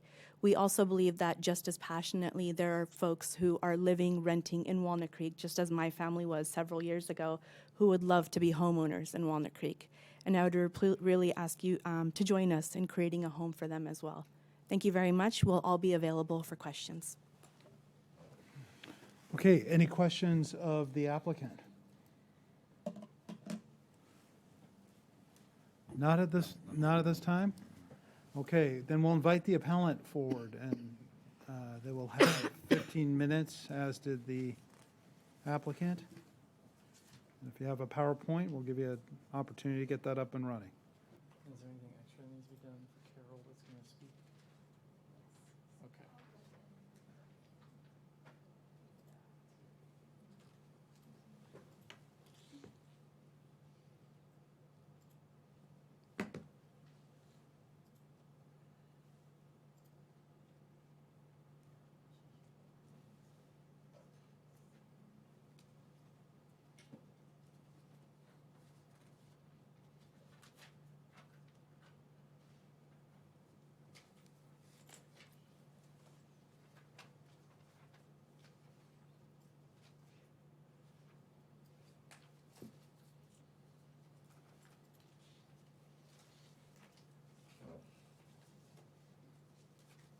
You got it, Carol? You ready for me? Okay. Good evening. My name is Dennis Miller. I, as well as two of my neighbors, Mike Spone, Carol Evans, have been the one to file the appeal. And we feel the City Council is the best decision-making body to hear the appeals, since you have the authority to set the guidelines and protocol for reviewing health safety for all the developments. We've compiled comments from neighbors on all four sides of the proposed development. We also have support from Walnut Creek residents in person and online tonight. Plus, there's a change.org petition where 929 Walnut Creek residents voiced opposition to the proposed development. We submitted written comments of the 7 pages, and it sounds like you've read it, which is fantastic. I don't need to reread it to you. But there'll be 2 of us that are going to speak on the highlights of the document. So to begin with, Carol Evans, she's on Zoom right now, will address the health and safety concerns. Carol? Hi. Hello, thank you for the opportunity to comment. I just wanted to say before I start that I wanted to correct the reality of what the developer did in terms of outreach. There was no general outreach to the neighbors, particularly on Jerome Court, possibly, with Dennis, until last Saturday. So really, there wasn't outreach in that way. And it's my understanding from the planning department that the developer resisted very strongly dealing with the hydrology issues, did not want to produce a report, and then did not want to revise it. So the cooperative attitude that was described, I don't think that's the reality. So I'm going to go ahead and speak to CEQA and flood risk, which reflect our concerns. Why did the proposed development get a CEQA exemption, even though the environmental risks were not fully evaluated? The parcel is bordered on 2 sides by Homestead Creek, which presents a potential health and safety risk to the neighborhood if the flood risks are exacerbated by this development.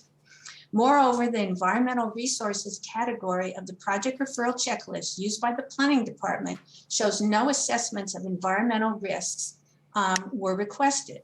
This is especially concerning because the city's own emergency action plan, published in 2020, singles out Homestead Creek as a high-risk small stream subject to more frequent storms and intense rainfall caused by climate change. Why isn't the city following its own assessment of the risky future of Homestead Creek and factoring this into a development decision about a parcel in the path of the creek? We also want to know why the planning department considered only the developer's option for handling drainage from the development, drainage into Homestead Creek. Why didn't planning require any and all options for drainage, including drainage to Walnut Boulevard, or a mix of options to be included in the hydrology report to determine the best solution to protect health and safety, given the acknowledged risks affecting this property and the neighborhood? And I will say that listening to the city engineer defer any responses to concerns about flooding while acknowledging the complexity of drainage in the area was deeply disturbing. We're your constituents. We rely on you to make good decisions on our behalf, and deflecting responsibility is just shocking to me.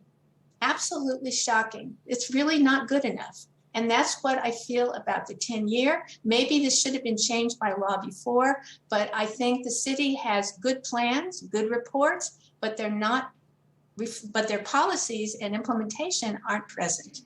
So I was going to bring up fire risk because the houses are close together, energy efficiency, but Dennis needs to speak, and I'll just say one other thing, that the exit from the development, if you want to make a left turn onto Walnut Boulevard, even with the changes that are intended, still presents a significant safety risk. And we would ask you to at least require signage, such as blind turn or limited sight distance for traffic going north from Walnut Boulevard. Thank you very much.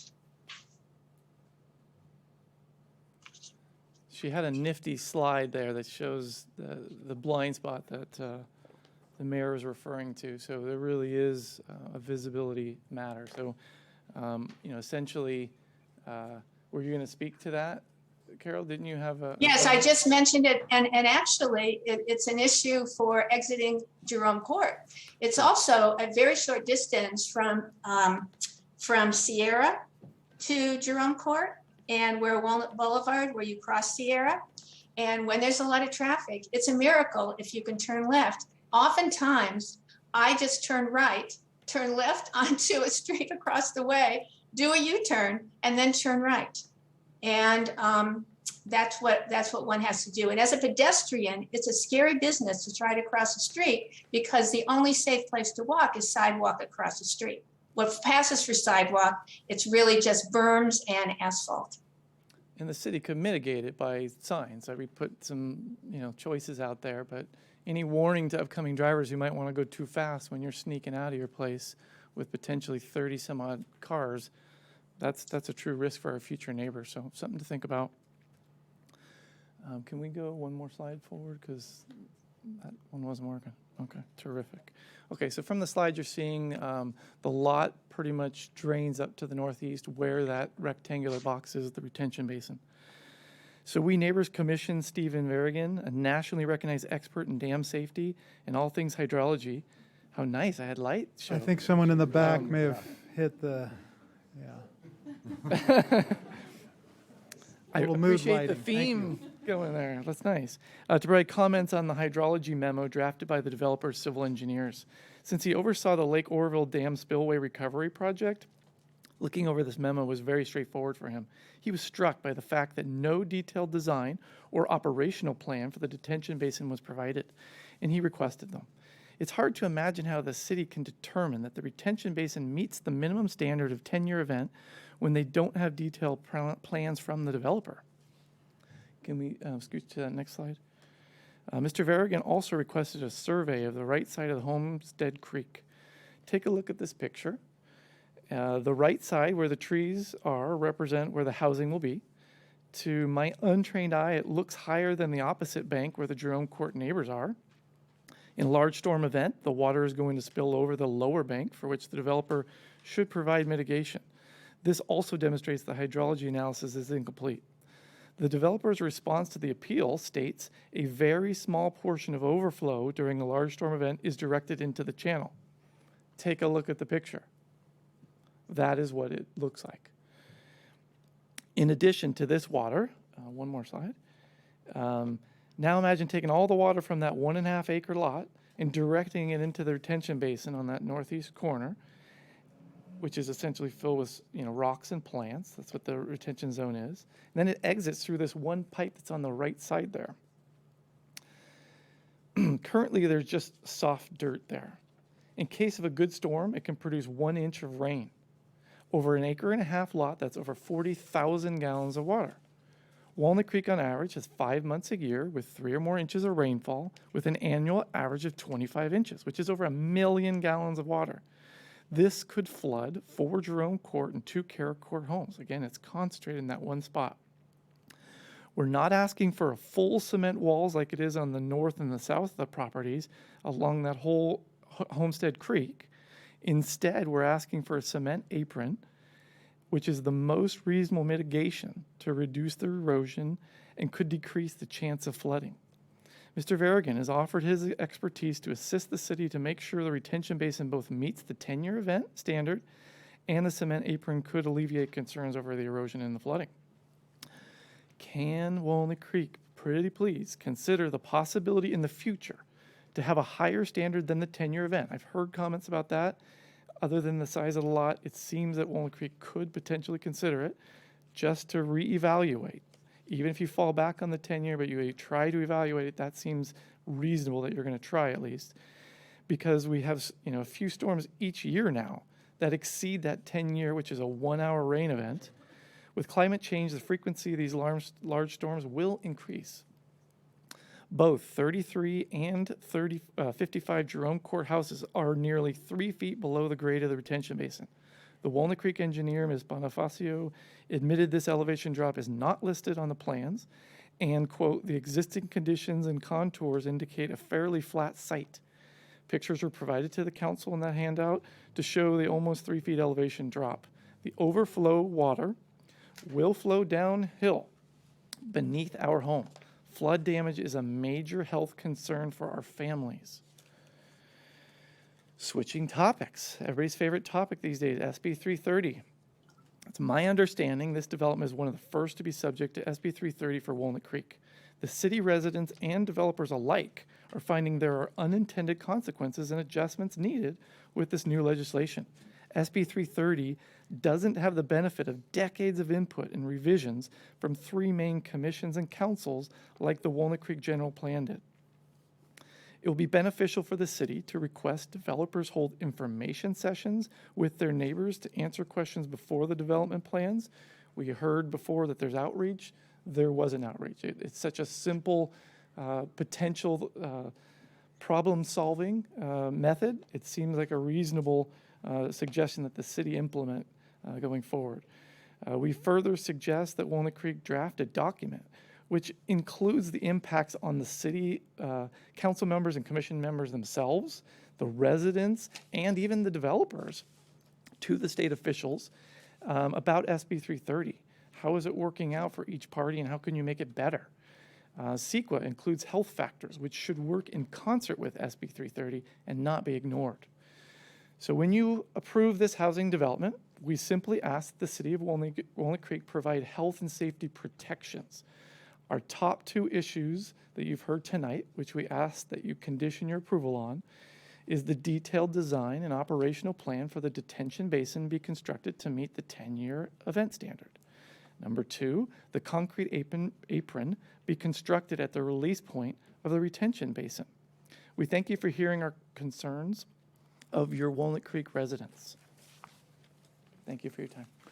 Thank you, Mr. Miller. Any questions? Does that conclude your presentation? It does conclude, yes. So for the appellant, any questions of the appellant? I had one quick question on the cement apron. Where are you envisioning your request for a cement apron coming in? Is it on the C3 basin or on where the creek goes into? Where it enters into the creek itself. Where the So right retention, now, you where the saw the- C3 basin goes into the creek? Yeah. Can we where the bring up water can we bring up leaves the the picture basin, again? goes right in the base of the creek. Do you have a mouse there or any kind of pointer device?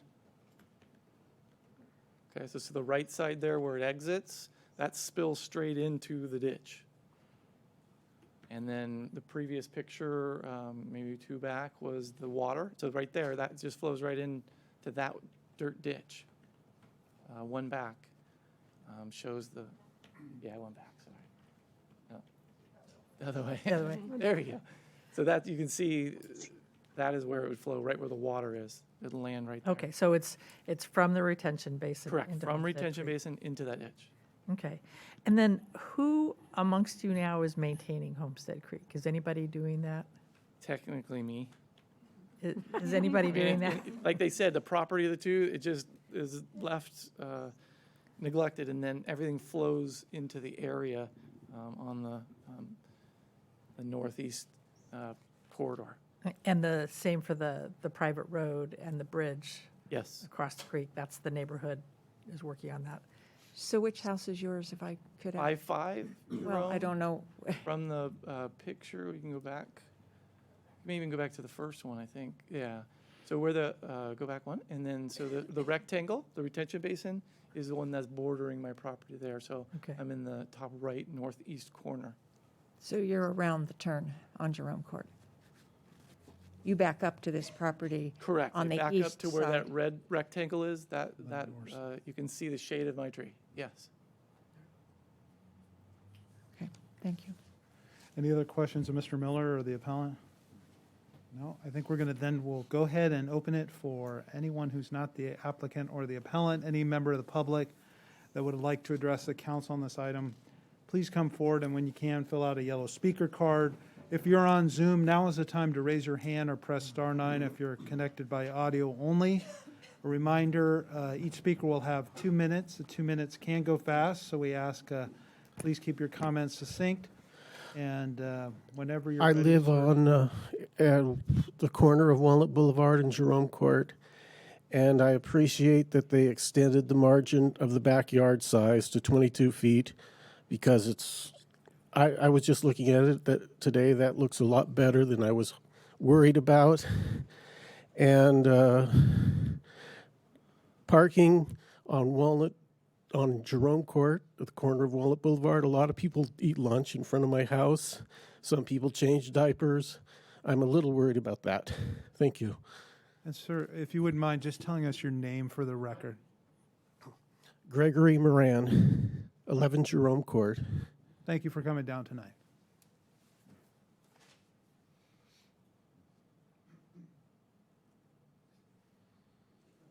And if you're here in the chambers and you'd like to speak, if I could ask you to please line up along the wall here, and then it'll go a little more efficiently. so that we can hear from all the speakers here. Hello, my name is Philip Rice. I'm a resident of Jerome Court. I live on 77 Jerome Court. I live on the northeast corner of the picture of the lot you saw. I just want to be here tonight to voice my concerns. First concern is regarding the previous meeting, the planning meeting that happened last month, which I consider to be a huge disappointment. Several members of the council seem to express themselves concerns about this project. However, came the voting time, and in a blink of an eye, they just voted yes, approved. This is very concerning to me. It seems like it's more like a farce than really a review meeting. My other concern is about the flooding. We have an additional report which has been commissioned by my neighbors, which I thank very much. This report seemed to me to express the fact that there is absolutely incomplete design in this project regarding with, the hydrological topic. I'm very concerned about this because I live right by the creek. I cannot understand how you can say with a straight face that the amount of water that is going to go to the creek compared to now. I'm already done. If you could just wrap up in a sentence or so. Yeah, I just wanted also to voice, to echo what my neighbor Carol said and Dennis said that, yeah, as far as the outreach, this is a lie. Okay, thank you. There Mr. was no Price. outreach. And the next speaker, please.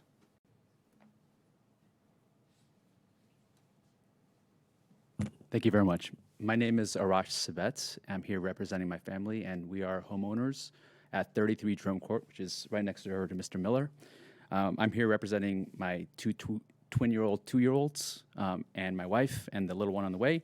And I just want to make sure that we have a safe home for our family and Glory family.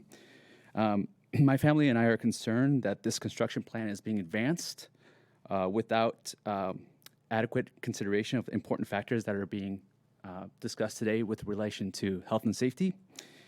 And I believe that this is in part reflected in the very large number of waivers that are also being sought.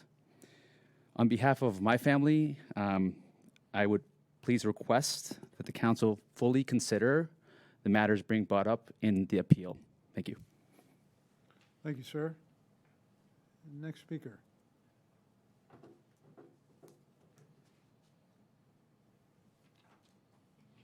Hello, my name is Janet Miller. I live at 55 Jerome Court. I sent an email. Hopefully you received it. I sent it to Ms. Gill, but I wasn't planning on talking, but I'm very angry, so here I am. I'm going to control myself, though.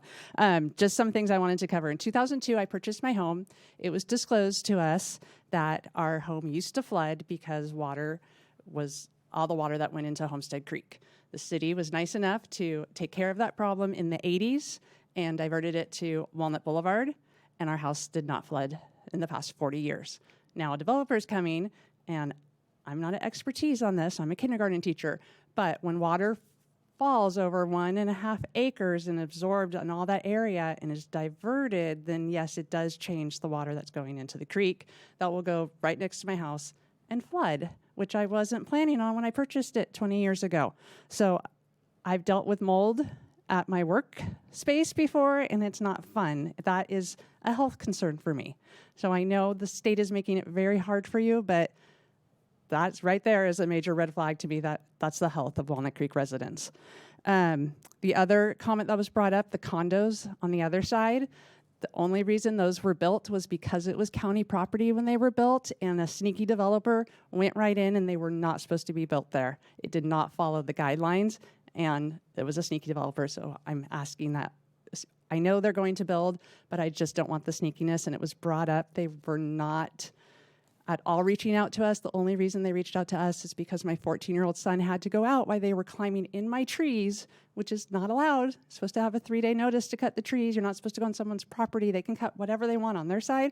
They were up in my trees, and that's the only reason that we had any contact. So things like that just makes me concerned, and I hope that the council will do everything that you are able to do to make sure they follow the guidelines and the regulations. And thank you very much for being here and listening to us.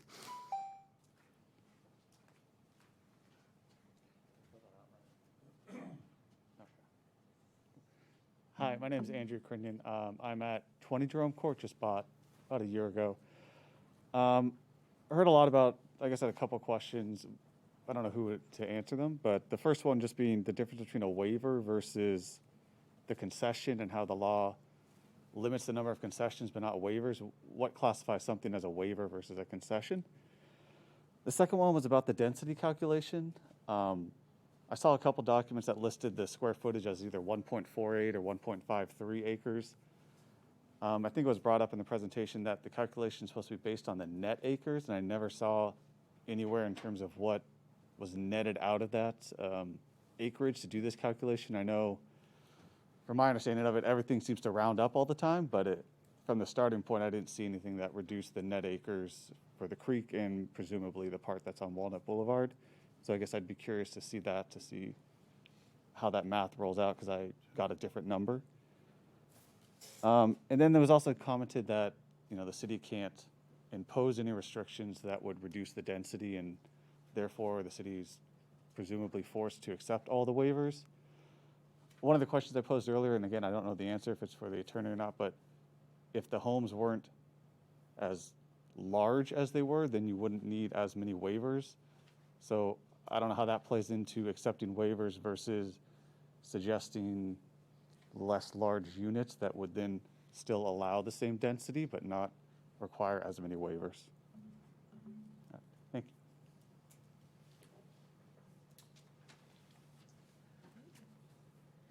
Hi, I'm Dana Ewing. I live on Norland Drive, which is, the exit from Norland Drive will face the exit from the development. I work for the county homeless program. I'm all about housing people. I'm all about affordable housing. And I love dense living, and that's why I picked Norland, because from my backyard, I put in a gate so we could be at Nordstrom's in 7-minute walk. So I value the values that are coming from this project. I just think that you guys put so much work into analyzing everything, and I really appreciate that about Walnut Creek. And I think the residents around the community are raising some valid concerns, and I'm grateful that you pay attention to that. From Norland perspective, if I can look just at my own little selfish perspective, I am concerned about the parking. 2 roads down, there's apartments over by WCI, and when I walk by Bradley, I think it is, you can always see the overflow of parking from that apartment. So I'm just concerned that that might happen as well.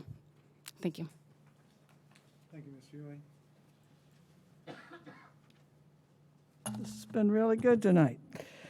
Jan Warren, I live in the Woodlands, but I've always heard about this area and the flooding issues. So, of course, I went over there to see it as well and to walk around, and I was glad that they were saving the trees by the townhomes. And although it broke my heart that they're saving the neighbors' trees, they were going to have to take out that huge oak that was like you can go down to Danville and see.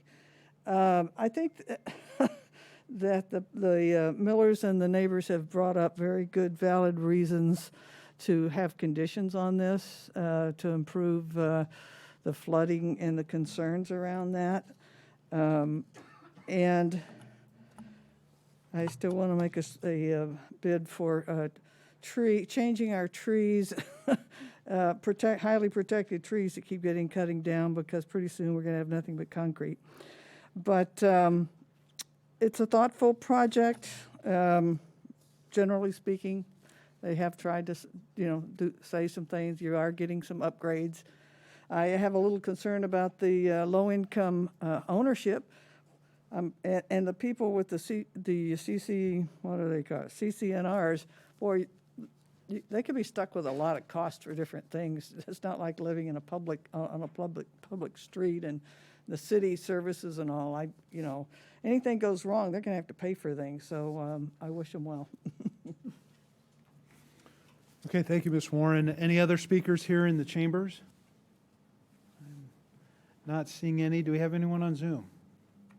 We have a couple hands raised. I'll go ahead and bring in Jackie.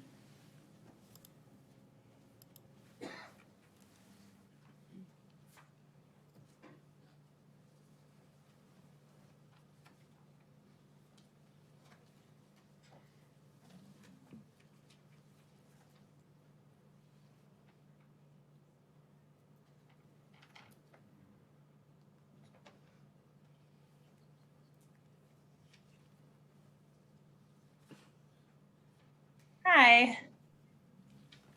Good evening, welcome. Hi, I'm Jackie Bush. I live in the large development of Walnut East next door. I sent a letter prior, also, condoning this development that's being made. I understand that the development I live in, was built in the 70s, and we've gotten smarter, and there's reasons for rules and regulations now and why this is getting harder to be passed because we don't need another development like this. My biggest concern is safety and traffic. I literally try not to leave my place during some hours because of how impossible it is to get on and off the street. I imagine that they'll have a similar line of sight to the back driveway of Walnut East, which is pretty much impossible to safely turn right on. And again, just crossing the street with my dog, I cannot tell you how many times I've almost gotten hit by cars. And so to increase traffic just does not seem like the best and safest thing. Also, I do not know how we're going to manage traffic during construction. So those are just some of my concerns. Thank you.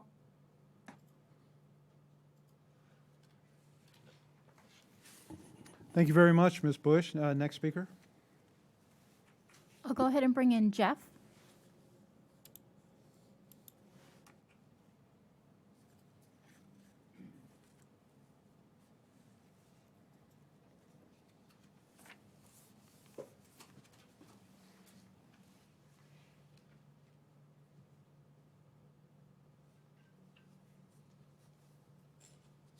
Hello, can you hear me?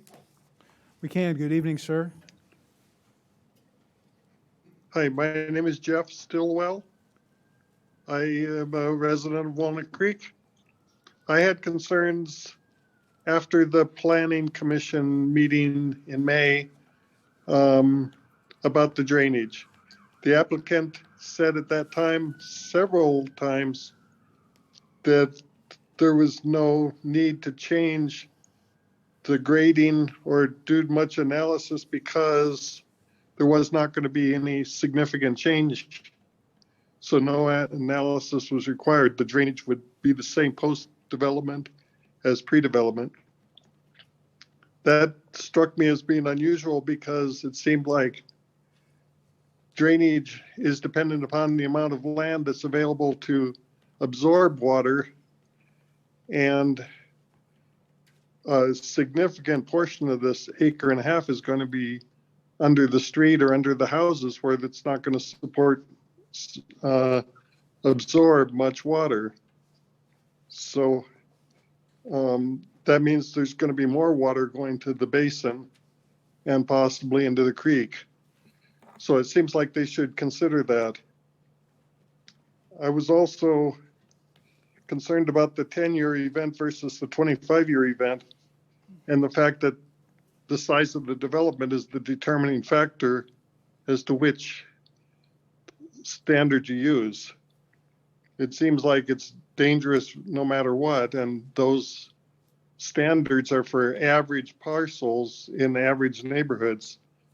But for something that's got the history of drainage problems that this has, it seems like it would be reasonable to make exceptions to the standard and require a more stringent analysis on this project.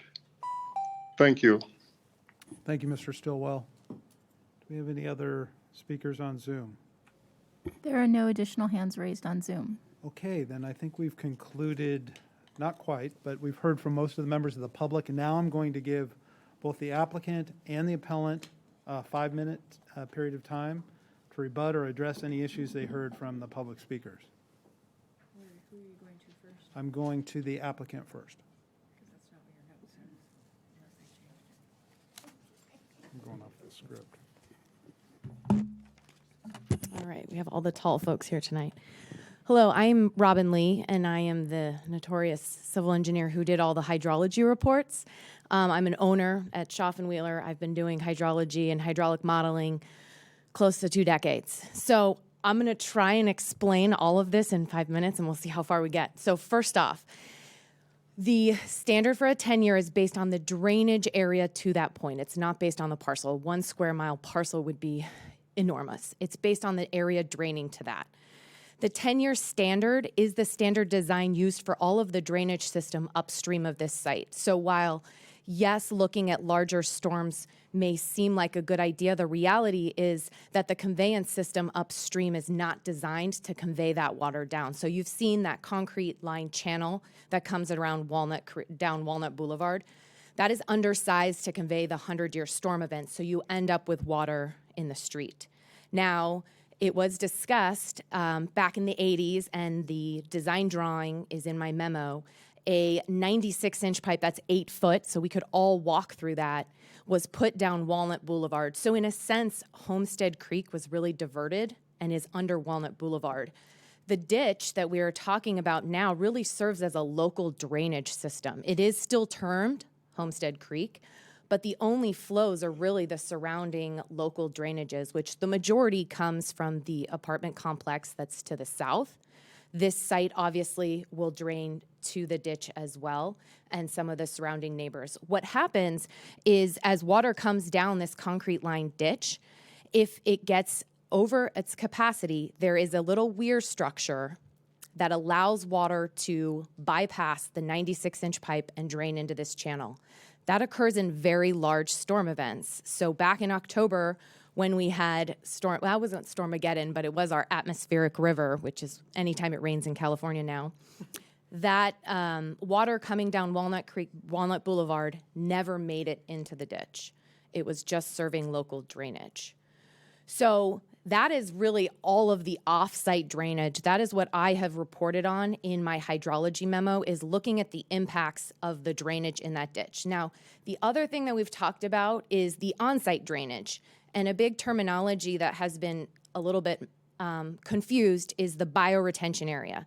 That is a stormwater quality treatment system designed for very small storm events, 85th percentile, and it allows the water to go through biotreatment soil, and it meets the C3 requirements. It's a standard design for stormwater treatment.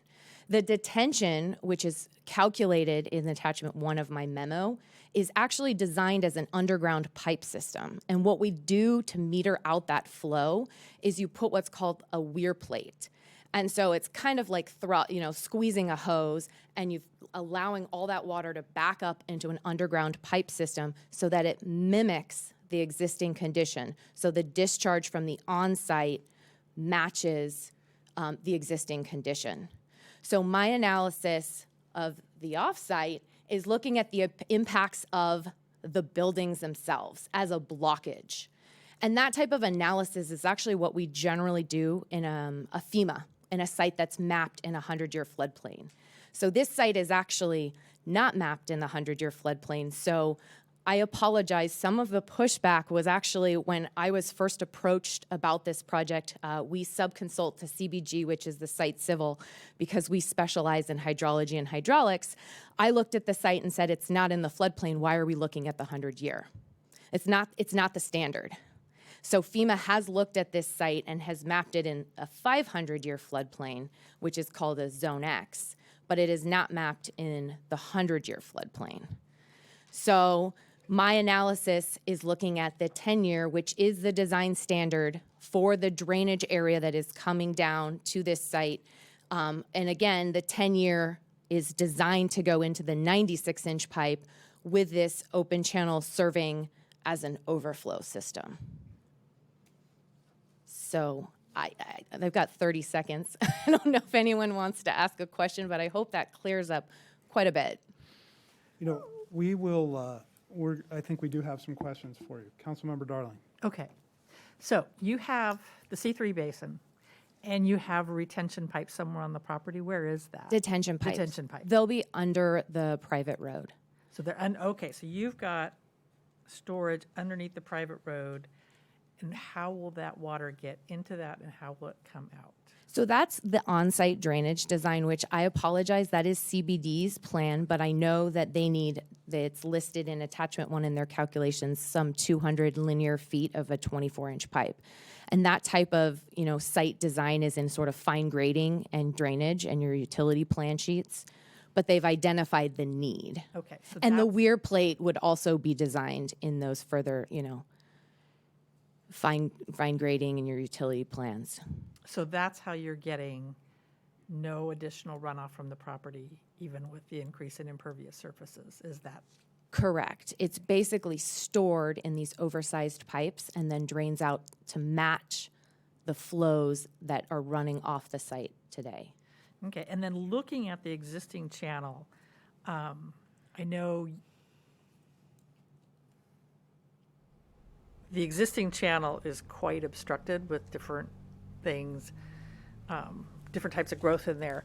What do you think, what is your expectation as far as Manning's End when you go in and do some channel maintenance there? Oh, that's a great question, and I love the use of Manning's End. Thank you. Slide it in there. I know. I remember That was that from great. some class a long time ago. Yeah, no, that's actually something we looked at. We actually did look at the sensitivity of the Manning's End because my general thought is that the channel as it is right now being maintained by the two parcels is probably a higher Manning's End value than you would get with an HOA that has a dedicated funding source to ensure and maintain that channel. So for folks who are not familiar with Manning's End, it's basically a roughness.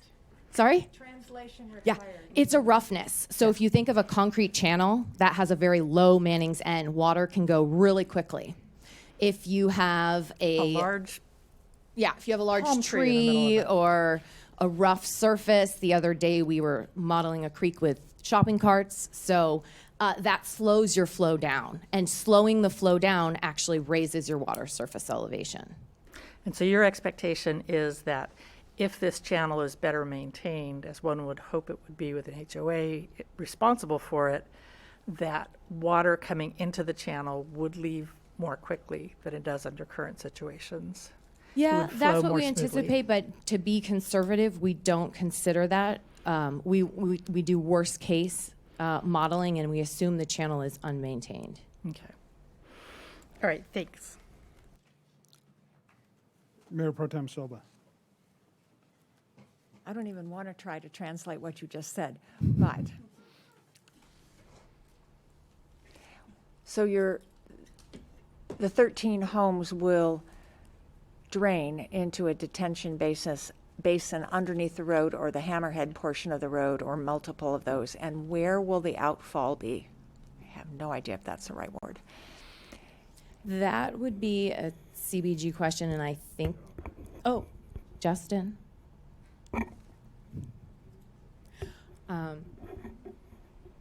The identification of the volume required has been, included in my memo, but I'm not sure that the fine details of exactly where and how has been included in their site plan. So okay, thank you. And again, so CBG, Justin, is the on-site civil engineer. I'm doing the off-site drainage. You kept pointing up there and. There.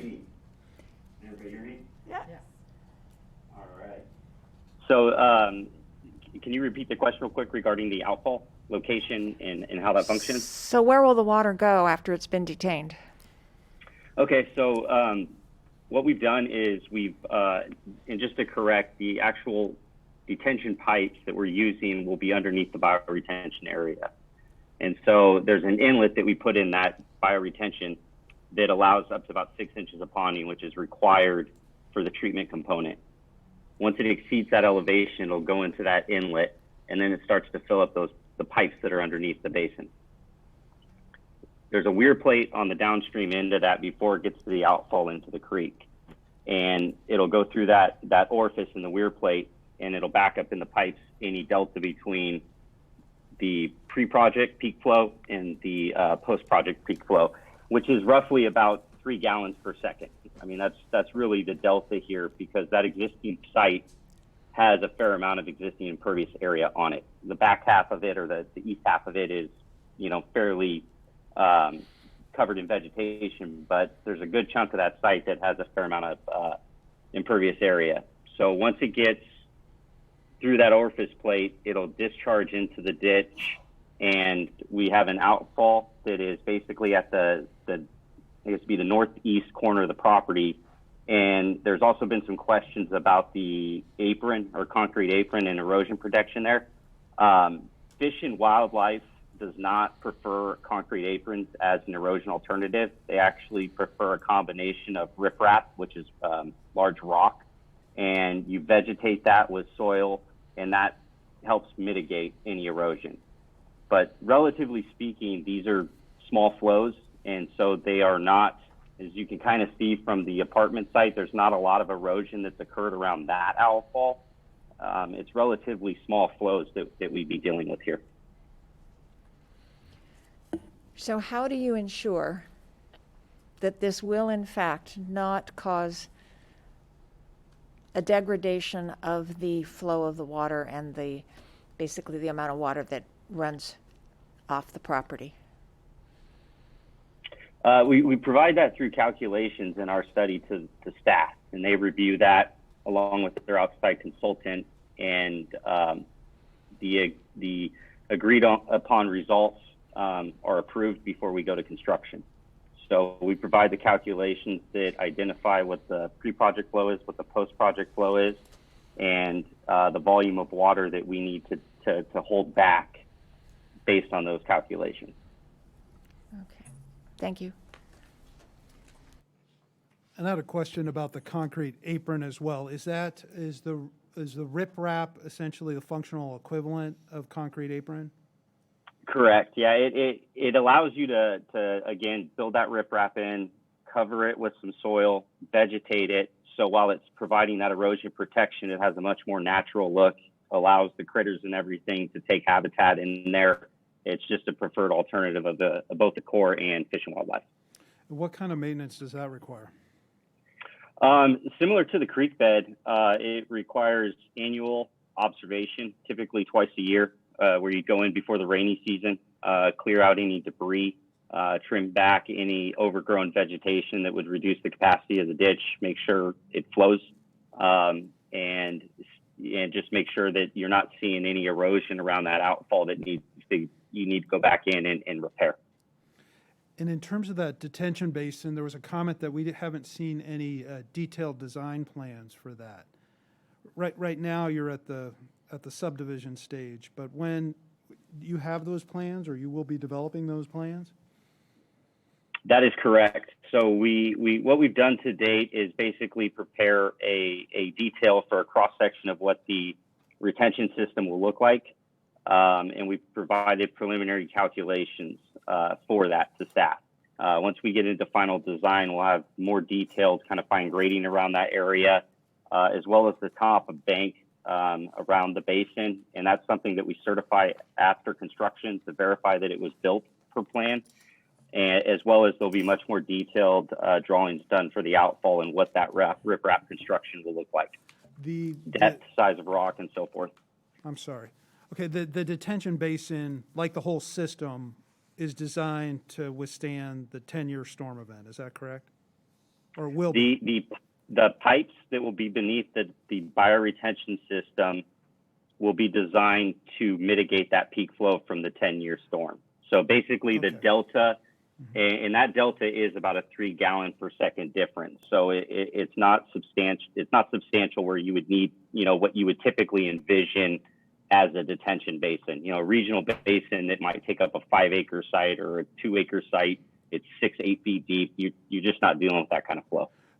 I understand. So it's the pipes themselves underneath that detention basin that's designed for the 10-year storm event. And the basin is just kind of a holding catch basin for the water. Yeah. That's It's a treatment system, so it'll be landscaped with plants.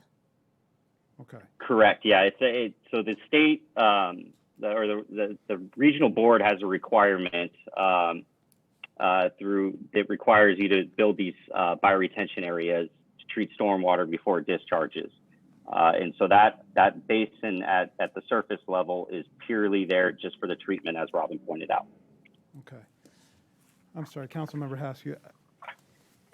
Yeah, I'm probably the least capable of understanding anything that you've just said. I'm going to try and ask a question that I can understand the answer to. The retention pipes, the pipes underneath the road or wherever they're going to wind up, are going to hold the excess, the difference between what was made it into the creek with the property as it is now. And you're going to take all of the extra stuff because there's less absorption in the dirt and put it in these retention pipes? Is that close to right? That is, yeah, that's pretty good. Okay. Now, But we would call them detention pipes. So retention means you retain on site, you never discharge. So detention. But hang on, I've got another question. The other question is, how fast do these detention pipes, discharge theirs? I mean, does it hold it for 3 days and it oozes out? What does it look like when it's working? Yeah, so we refer to that as drawdown time. So after a storm hits and the pipes kind of fill up a certain amount, how long does it take to draw them down? In this scenario, it would be likely less than a 24-hour period, roughly. We haven't gone through and done a formal calc of what that drawdown period would be, but based on the delta between the pre and the post of about 3 gallons per second, it's going to be a relatively short drawdown time, under 1 day. Okay, but now we have a 3-day storm. So how do you, because that's what we had with the river, the stupid thing we had in October. What do you do when you've had 3 days and your detention pipes fill up? Do they just stop working? And, a further question is, and I don't even know who to ask this for, during that atmospheric river, did the tunnel, did the drainage thing work? Did Homestead Creek work and not cause flooding? I mean, did Homestead behave the way it needed to do to prevent flooding as it was in the terrible storm we had in October? Correct. Yeah. So we actually went out and did quite a few observations on that day. Took some video, took some pictures, and I think as even Ms. Miller spoke, they haven't experienced any flooding out there in 40 years relative to what they were seeing before the 96-inch bypass came in. So I think in terms of what happened that day in the standing water that was even observed in the picture that's been shown on a couple of slides through the presentation is you've had a lack of maintenance in that ditch that has created some low spots where water is able to pond. But you've got a site that's about 3.5 acres next door on that apartment site, and it discharges out of a 30-inch pipe. And the depth of water in that creek was anywhere from 6 to 12 inches. So in terms of a 3-day storm, it's really hard to say exactly without knowing, being able to quantify what size storm we would be talking about. But nothing that we've seen over even in the last year's rain event would change how this system would perform. It would be, and that's what the bioretention areas do, and we're not allowed to account for that in the detention sizing in that component. So those bioretention areas provide a certain amount of attenuation to the flow because it's got to get into it. It's then got to percolate down through 18 inches of soil. It goes into a rock mix on the bottom. It has to then fill up, get into an under drain pipe, and exit. So you're changing the time of concentration effectively that it takes for the water to actually get into the creek, which is very much mimicking the pre-project conditions, and that's why bioretention areas have become such a standard in dealing with C3 and water quality. But hydrology and hydraulics is very much built on layers of being conservative, as Robin pointed out in modeling the Manning's roughness coefficient of the channel. We take a very conservative approach in what we apply to that, so that you just consistently have these layers of being conservative in your design. I really don't want a phone call at 1 in the morning because the neighboring properties have flooded. So my state license and everything associated with it, requires that I perform that due diligence to make sure that the design is adequate. Okay. It may not be an appropriate question, but I'm going to ask it anyhow. When the applicant presented their comments, they said they were looking to help the neighborhood around. It seems to me like some of that neighborhood could be helped if you help participate in the ditch cleanup, so that there is some extra volume holding. So maybe that could be added to your projects. Yeah, I mean, I think that's a discussion that that the neighbors and the applicant can have.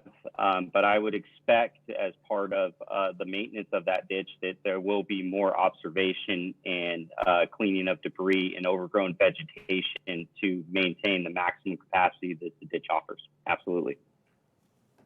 Thank you. Okay, one more. Councilmember Dodd. Sorry. The mayor was asking about where you usually come up with the design drawings in the development process. And so it sounds like when we get to the point where you guys are ready to go to construction, you will go through and do a much more fine-grained drawing of the area with the elevations of the adjacent property and this property, and making sure that everything flows the correct way. Is that? Yeah, in terms of how that outfall structure would look, in the detailed design associated with that, yeah, we'll go through a process. There will be some permitting required through the state agencies, Fish and Wildlife, as well as Federal Agency of Army Corps potentially, that we will need to work through with them specifically on very detailed drawings of what that outfall structure will look like. We'll also be working with staff to put together the proper details and construction drawings for that. We typically don't get into that level of detail because we're so focused at this stage on the bigger picture items of, addressing the hydrology and hydraulic characteristics of the site and the ditch itself. And when we get to that level of comfort at that detail, we go down to the next step and we get into the weeds of how do all the nuts and bolts and everything fit together. And then we process that through staff. Okay. And do you guys pull 1,600 agreements for these type of projects, or stream bed alteration? I'm sorry, say that again? Do you guys pull 1,600 agreements, stream bed alteration agreements, or? There's a specific permit, and I got to be careful because I'm not a biologist and expert per se on some of the permitting requirements, but we will, I think it is tied to a stream bed alteration for the outfall. Okay. Yes, Thank very you. similar to that. I had just maybe 2 or 3 follow-ups, and might be for either one of you, but you had said during that event in October there was 3 to 6 inches in Homestead Creek. Is that right? 6 to 12 inches. 6 to 12. And so it wasn't overtopping the creek, essentially. That's correct. And was that at kind of the high, you looked at it, after the 3 days of rain type thing, or at the beginning, or when did you observe it? A little bit of both. We went out to the site several times because we were interested specifically to see if there was water that was coming out of the overflow structure at the upstream end, as well as to see, what the flow characteristics were coming out of the apartment site's 30-inch outfall into the ditch. And what we observed was water that was sheet flowing from the site or from our site going in, we observed generally discharge coming from the 30-inch, which made up the majority of the flow in that ditch at that time. And then there was also low spots in that ditch that we observed that were creating, additional ponding that otherwise could be avoided with, fixing those areas. Okay, and then I want to ask you both too, then in both your professional opinions, you think designing this system for a 10-year storm is safe, adequate, and won't result in any adverse off-site flooding impacts?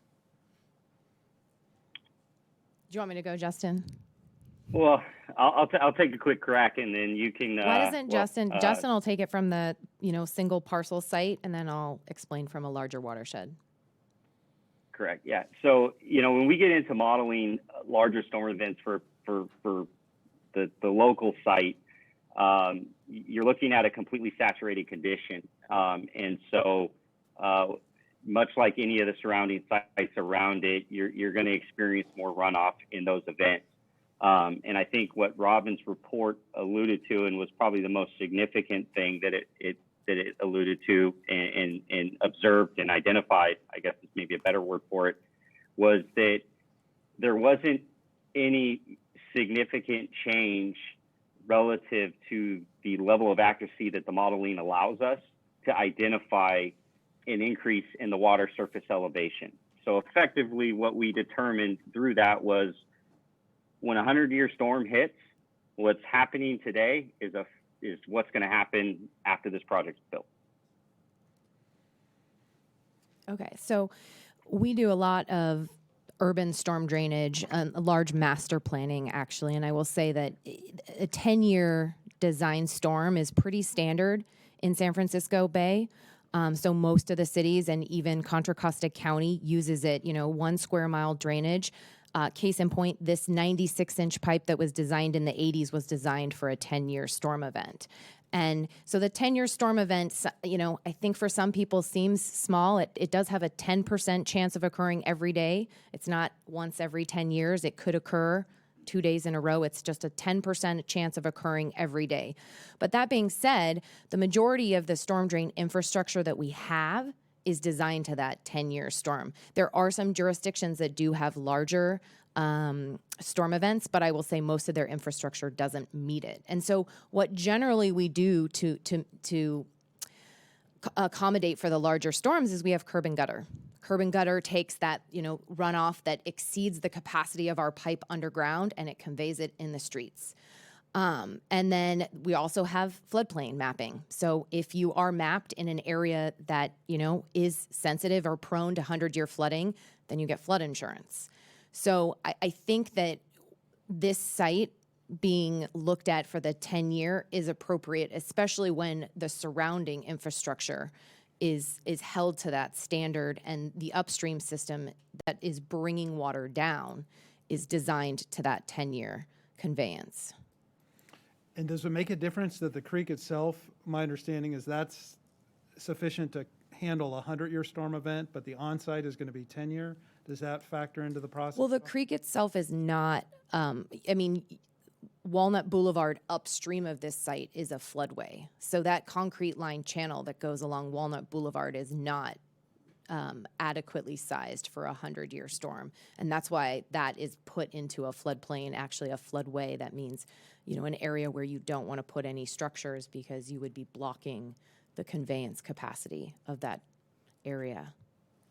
So I think the other one, to your point, is this is a very unique situation too, where the reality is that the majority of the flow is actually in a 96-inch pipe. And that's kind of why I was, again, started by saying that even though this is quote-unquote Homestead Creek, it is historical Homestead Creek, almost all of the flow has been taken into this 8-foot pipe, and it really acts now as a local drainage that is privately owned and maintained.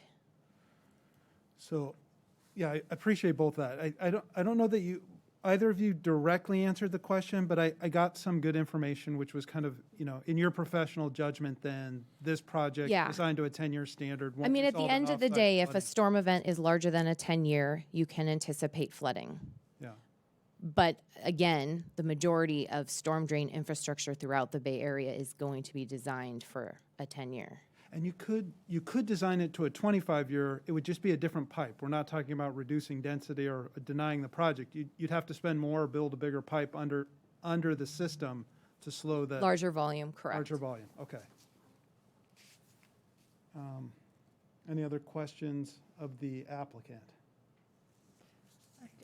So I'm just going to confirm, this is not a creek anymore. This is a ditch.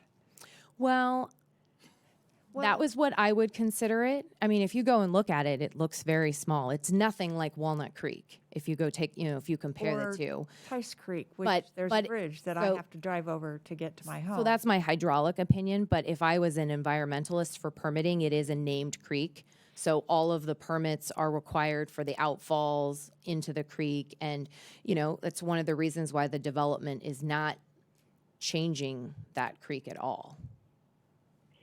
Yeah, and I would add that the natural water courses typically don't follow linear lines, and so when you observe this, Homestead Creek section, it very much has been modified and realigned over the years. It has very linear lines that it follows, and that's why we kind of sometimes muddle, I think, whether we reference it as a creek or a ditch, because sometime in the past this was realigned and was basically carved out to be a ditch.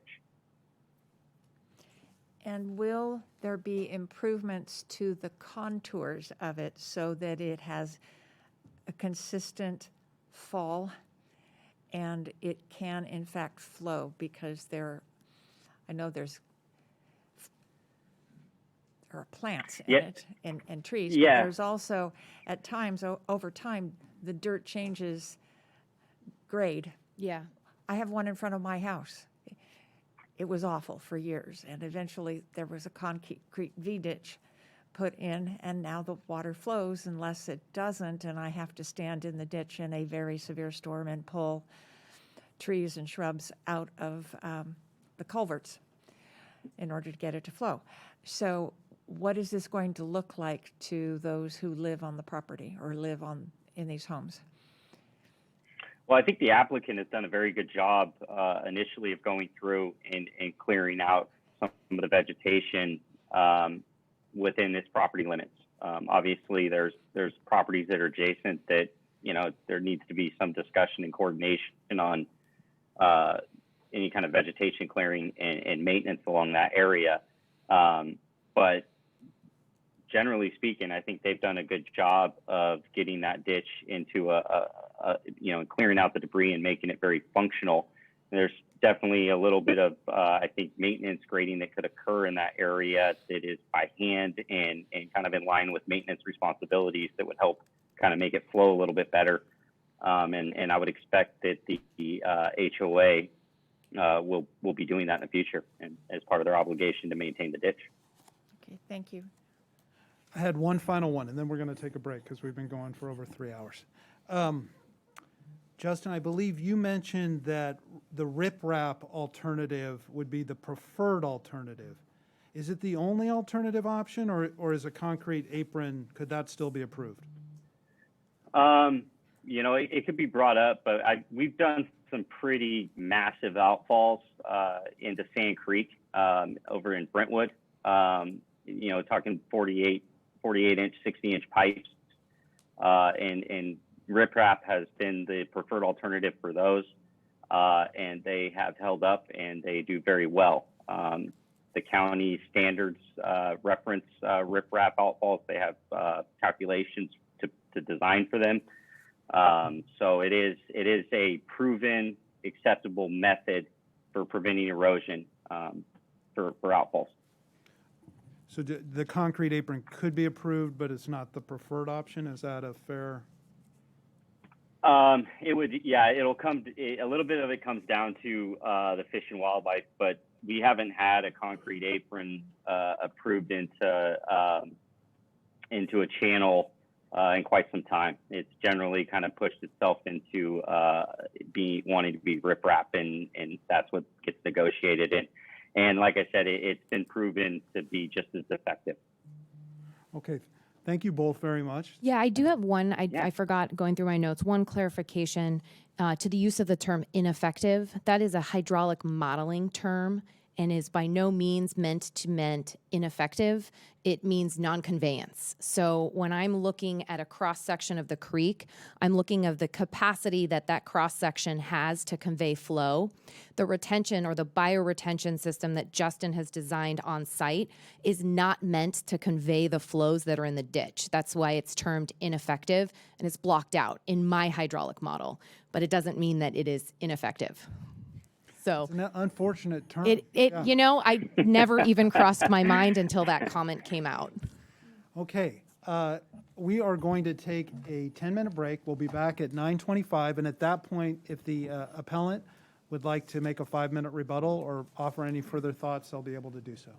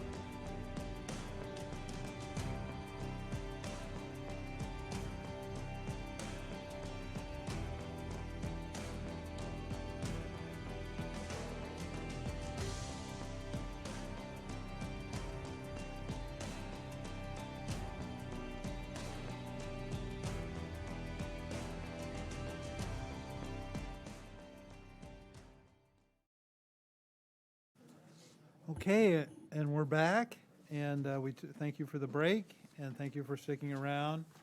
I would like to invite the appellant now. We'll have a time for rebuttal, and if the council has any questions, we'll extend the rebuttal time like we did with the applicant. Welcome. Thank you. Staff has been amazing and supportive. Your questions were really thoughtful, and I have to be honest, I learned a lot from this. We haven't been given this information to date, so it almost seems like we have to go through this process with DRC planning, get to the city council in order to hear the information. Brilliant reports. That's super helpful. That was very useful. I use that simple language, ineffective. That's the word that keyed in. So thank you for explaining it in terms that I can understand and comprehend. So useful and helpful. So my understanding is sort of the next phase. You do construction, and then as part of the construction process, there's permits. And so that's where the city enforces what everybody's agreeing to do. So if that understanding is correct, it gets signed off on, and at this point is the 10-year event. So supposing there is a storm that does not exceed the 10-year event, and that there is in fact flooding, somehow the design was flawed and off, who is liable if it doesn't behave the way it was supposed to have based on everything we've just heard here? Because I want to trust, but I want to verify. Is there anybody that can answer that question? Because otherwise I will forego the rest of the time for whoever can answer that. That would be great. Okay, we'll ask the applicant then, and Okay. the attorney might have some thoughts on it as well. Terrific. But appreciate you being there's nothing else, I'll forego the rest of the time. We didn't talk about the signs on the street and because I think people asked about having signs. Okay, well, all right. So with that, then, we're done with the public comment period. And first, I'd like to ask my colleagues if they have any follow-up questions of staff. I hadn't asked if our hydrologist is here as well. He is. He or she is. Steve, can you respond on the record? Thank you. The city's consulting hydrologist, Randall Harrison, is here if you have any questions for him. Okay. So know that that's a resource available to us if we need it. And any further questions of staff? I said one. Councilmember Darling. And I promise not to use any weird words. We were asked, what's the difference between a waiver and a concession? And when I started thinking about that, I realized I had no idea what the difference was. And I thought I would turn to our attorney, Mr. Mattis, to figure out what a waiver versus a concession is. So the waiver is of development standards, so if you will, zoning requirements like setbacks, et cetera, that prevent the project from being built at the density that is allowed under the general plan.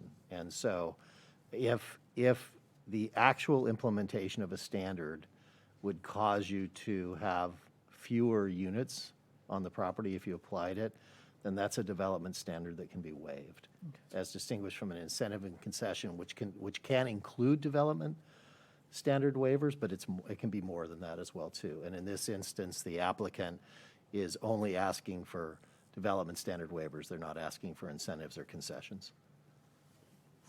But can you give an example of an incentive or a concession? Sometimes. It could be something, an incentive or concession might be a fee waiver.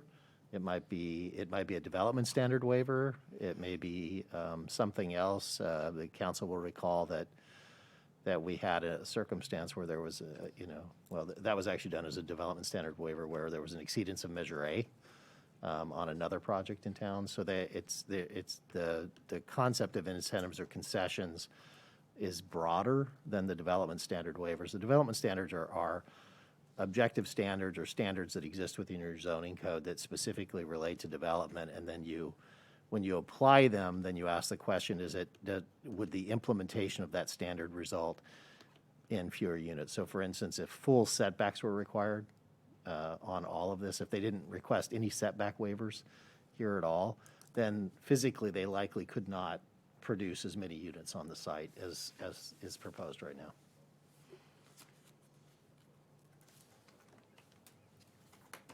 I am done. Mayor Pro Tem Silva. So I think the appellant asked a good question, which was, what if it doesn't work and it's a 10-year event storm? Who becomes responsible? So that is under California law, that is a very complex question. Water runs off of property all the time in California, and there are reasonableness tests that associate with potential liability. The city has permit immunity for permits that it issues. So that would likely be a civil issue between the builder and the adjacent property owners, but there is not a simple answer that it's party A or party B, because there's historic flow that goes across, there's historic runoff that goes from uphill properties, if you will, to downhill properties. And the fact that you have historic flow, if it happens to happen because you have a larger storm or a more intense storm of some sort, that doesn't necessarily mean that that there's liability associated with that. It's just a risk that downslope properties versus upslope properties take, and that the courts look at more from a reasonableness standpoint than an absolute liability standpoint. So if the ditch wasn't maintained or the detention basin wasn't maintained, that would be a reasonableness factor that would go against this property owner. That is correct. So if there were requirements to maintain the disc, and that was a requirement that was on, for instance, the homeowners association, at least on the assuming the ditch is all within one property versus being split between two properties, then that would be a reasonableness consideration. Was it actually maintained? But if the cause of the flooding were actually found to be downstream and it just couldn't, the water couldn't move and had to overflow, then other issues are involved. I'm sorry, could you repeat that again? I just want to make sure I understood the question. If it's a downstream blockage that's not on Jerome Court, it's beyond, somehow it Just backs up. backs up, You know, or high tide actually out at the bay causes Exactly. Tice Creek. That's- No. That I live actually near happens Tice along the Creek, and, coastline all the time, that you you know, have. that's like Public Works high is, tides. is nodding, Tice Yeah. Creek rises Yeah. because at high tide. You do Yeah. not want to have a 25-year event on a Saturday night at midnight on a 3-day weekend. That's right. When you Yeah, those At are high tide. those are other factors that you would look at, because it wouldn't really be the design of this particular site that caused it. It would be some external factor that's actually causing it. Could I ask? I'd actually like to ask the consulting hydrologist. Hydrologist?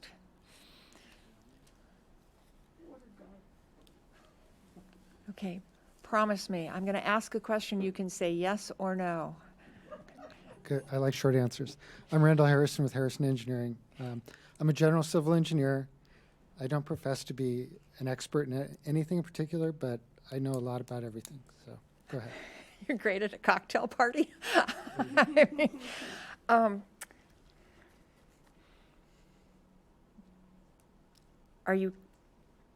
is there any concern you have about the explanations that have been provided from the applicants' engineering consultants?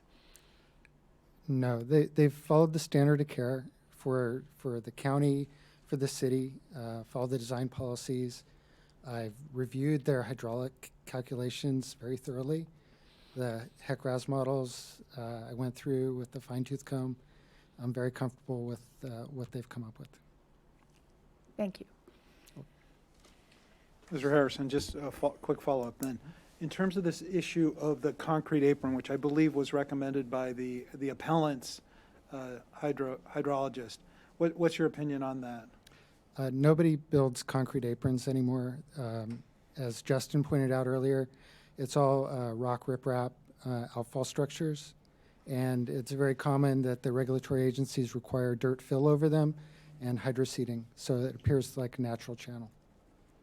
So that's the industry standard, and the regulatory standard Yes. is okay.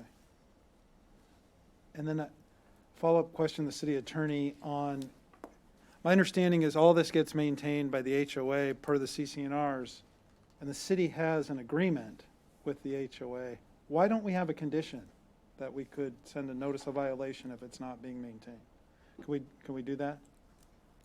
The city could impose a condition that the city have the right to enforce the provisions of the HOA or the CCNRs that relate to the maintenance of the creek itself, or the channel.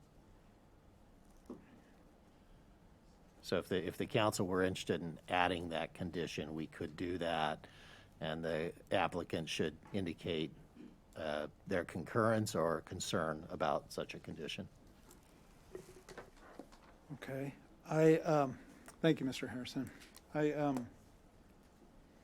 want to hear from my colleagues. I think we're done with the questions of staff at this point. You gonna let me ask it now?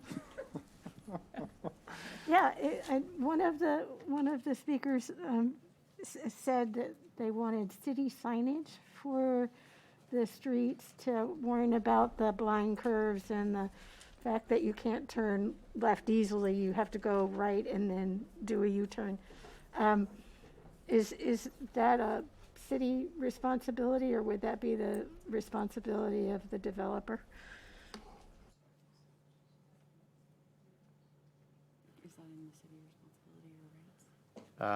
If the signage is in relation to the traffic on Walnut, and it is not specific to this project. So if they're talking about something beyond the ingress or egress out of this project, then that's more of a city consideration than it is a project consideration. If there is specific signage that from a traffic standpoint we think is necessary related to the ingress and egress out of this site, then that can be a project condition. Thank you. Consider yourself forewarned. So maybe I can, before we go to the deliberations, I can just tell you about some of the things that are on my mind. And I appreciate, first of all, everyone coming. I appreciate the consultants on both sides, our consultants, staff. It was very helpful. I think the appellant stated it right to get all that information. You read it, but a lot of it is Greek until you kind of have a person there explaining it in layperson's terms. But I get some of the concerns I have are that it seems like it's a very dense project on a not a very big site. There was a comment made that it's thoughtful and harmonious with the neighbors. I don't agree with that. But I also understand the limits and constraints of the density bonus law. And so that's where we are. I think I understand why we're there. There's a disconnect between the zoning and the general plan density on this site. I think that's something we as a city need to look into for other sites like this. That said, I think the developer took maximum advantage of that. And what I'd like to see kind of as a reasonable concession would be something that's designed more than the 10-year standard. That if I had read this correctly, this watershed is 0.95 acres, and if it was 1.0 acres, it would have triggered the 25-year standard. That's not a lot of room for a margin of error there, so I'd like to see it designed to the 25-year storm. I would like to see a condition requiring the city to be able to enforce the maintenance provision. I think that's key. That be maintained, because I know from V-ditches in my own neighborhood that they have to be maintained or they're not serving their function, and I think this is a real critical one. I'd also like to see that the design of the detention basin, that there be an opportunity for the appellant's consultant to review that and provide comments. I'm not giving them approval authority over it, but I'd like that opportunity to be done at the construction drawing phase. And then in terms of the signage, I'm not it was unsafe coming out of that driveway now. I don't know how it's going to be after this project is built, but maybe 6 months after this project is built, staff goes out and evaluates it, and if determines that signage is needed to warn the public, that be installed at the developer's expense. So those are my thoughts on this, and I'd be interested in hearing from my colleagues.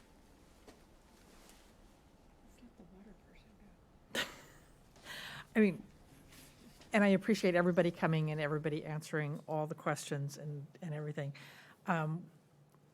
My one concern, when I looked at this, I was worried about the hydrology of the site and how it was going to work, because I want to make sure that we are abiding by that standard of you're not making it worse. And I think with the detention pipe and the C3 basin, you should size those so that you are treating the additional runoff from the site. And then with the maintenance of the creek, you are making sure that water is conveyed off the property. That, to me, was the biggest health and safety issue that I wanted to make sure we're taking care of.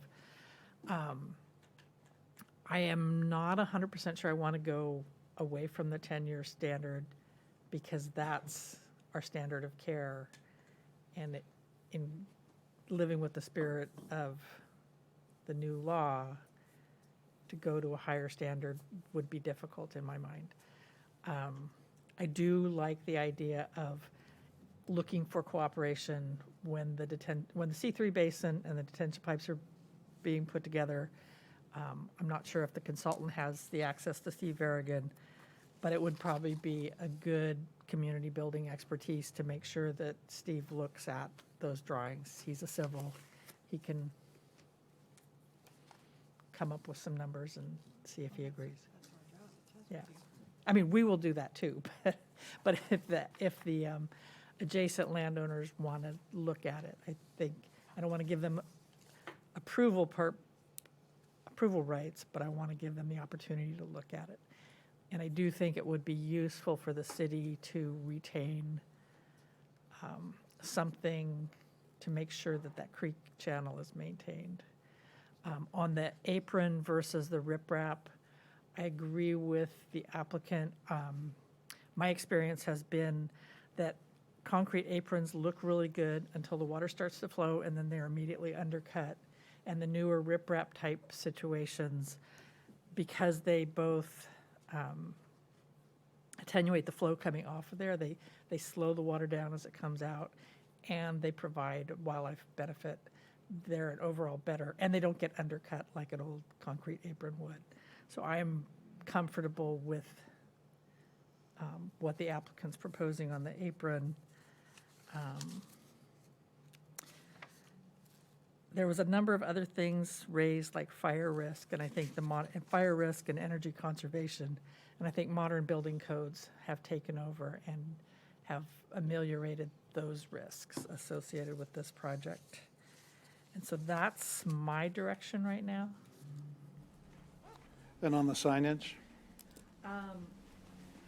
On the signage, I will look to our traffic staff. They say we have necessary sight lines, and presumably we'll have a stop sign there. And if there is a problem in the future, I think that could be something the city can come in and put up some deer or near signs or something like that, tell people to slow down, like we all need to do. Mayor Pro Tem Silva. Thank you, everyone, for your participation this evening and over the last few months. And I know this is challenging, frustrating. The need for housing in this state has led our state legislatures in Sacramento and governors, and it's not just the current governor, to adopt policies and laws that are designed to facilitate the building of housing. And there is a housing crisis in this state, and this is one of the tools in their toolbox, and we need to comply. I really appreciate that the engineers were here to give us, evidently you were the only one that really understood what they were saying. No, Noella understood. She repeated it back. She got it. But I appreciated the explanations, because the bottom line is that I don't believe we can increase the standard, because I think that's a violation of state law. I think what we have to do is say, you meet that standard, which is to do no harm. You're not required to make it better, but you're required not to let it get worse. And that's the standard we have to hold them to, and that's what we need our city engineering staff, the standard that we need to hold them to. I think if we can find a way to be able to ensure that the HOA is in fact maintaining the structure, that will be very important for the neighborhood, not just the houses on Jerome Court, but both upstream and downstream, because you can cause problems in both directions. And so I appreciate that. I think our current building codes are going to address the fire concerns, the energy concerns, and I think there's probably some place to ensure that people are not darting out of the street. I wasn't quite sure who the sign was even designed for as it was suggested, but the an appropriate signage at the street will be determined if it's necessary, because the people trying to get out of the street will say, we need help. And I'll leave it there. I think I covered it. Thank you, Mayor Pro Tem. Councilmember Wilk. Well, thank all of you for being here and sitting through, oh my gosh, almost 4 hours here as we listen to this. I agree with everything that my colleagues have said, and also with Mayor Pro Tem Silva talking about this is exactly why the state has put together some of these mandates and measures to take really some of the control out of our local governances. I believe we actually took an official position against SB 330 when it came out, because we wanted to still have local control, because we understand our local communities better than the state does. But this is what they envisioned, especially when it comes down to taking this decision-making out of our hands, and we can't deny a project according to state law. So we want to make sure that this is safe, that it's a good project. I would ask the applicant and our staff to work together to ensure that the potential turns are as safe as possible, especially left turn onto Walnut, and signage to protect our drivers, pedestrians, cyclists. We know that Walnut and its sister road, Homestead, can be dangerous to walk along for cyclists, and we really want to ensure that it's as safe as possible. And I know that the city Public Works Department, Transportation Department is doing what they can to mitigate the speed of traffic on Walnut Boulevard as it is. And so I ask the needs of the project be taken into consideration as we work to reduce speed and increase safety there. And to the applicant, and frankly to all future applicants, it's so important to hold community outreach sessions. It helps bring the neighborhood in as a partner, not only potentially helps ease some of the friction that they may encounter along the way, but also help to make the project even better. We've seen that time and time again when it comes to council. When the community is brought in early, these projects can become better. It's never too early to meet, but it's also never too late to have these kind of outreach sessions. And so I encourage that moving forward as well. And those are my comments. That's great. Thank you. Councilmember Haskew. Yeah, I want to thank the appellants, because I know how difficult it is to have a change in your neighborhood under all circumstances. And people just get really dug in. I want my neighborhood to be my neighborhood the way it was when I bought into it. And you have exemplified graciousness that I didn't even begin to really be prepared for. So thank you so much. I'm sorry you had to go through this whole process, but you really made me proud of the people of your neighborhood. You are top drawer. Nobody remembered the sprinkler systems in the houses, which is going to help with the fire prevention. So that is what I have to say. And thank you, Cindy, darling, for giving me credit. I appreciate that. I work hard. You will find, I think, that this will be an asset to your neighborhood. That it's going to spruce up a section that needs maybe some sprucing up. I think ultimately, in a very short amount of time, you're going to be really glad that that this particular developer and your attitude has made this be a very possible, very uplifting experience for your neighborhood. So thank you, all of you. And yes, you're right. I don't think we can change the size of the storm standard. And perhaps not on this project, but I think that plus the zoning are two items that I'd like to see follow-up items by staff to look at more holistically citywide, because I don't think a 10-year standard is our new normal. And I think we need to be ready for the new normal. So with that, I will entertain a motion on the appeal. There were two items I believe that we had consensus on. One was the city having the ability to enforce the provision of the CC&Rs requiring maintenance of the creek, the detention basin, and the riprap, and also the detention basin design being provided to the appellant's consultant for review for some reasonable period of time. Okay, do you want to speak to that? I think you were the only one. I can understand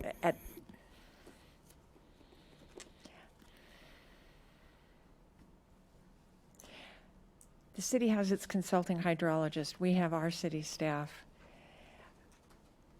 I'm not confident. I was a little disappointed. The person you hired was not working from current standards for a creek. Oroville Dam is not a creek that's running on a 1.5 acre property. So I'm not sure that I would be wanting to demand that the applicant demand that. I mean, there's just something that's not sitting right with me about it. Other discussion on that point? Yeah, I agree with Councilmember Silva, because I really think that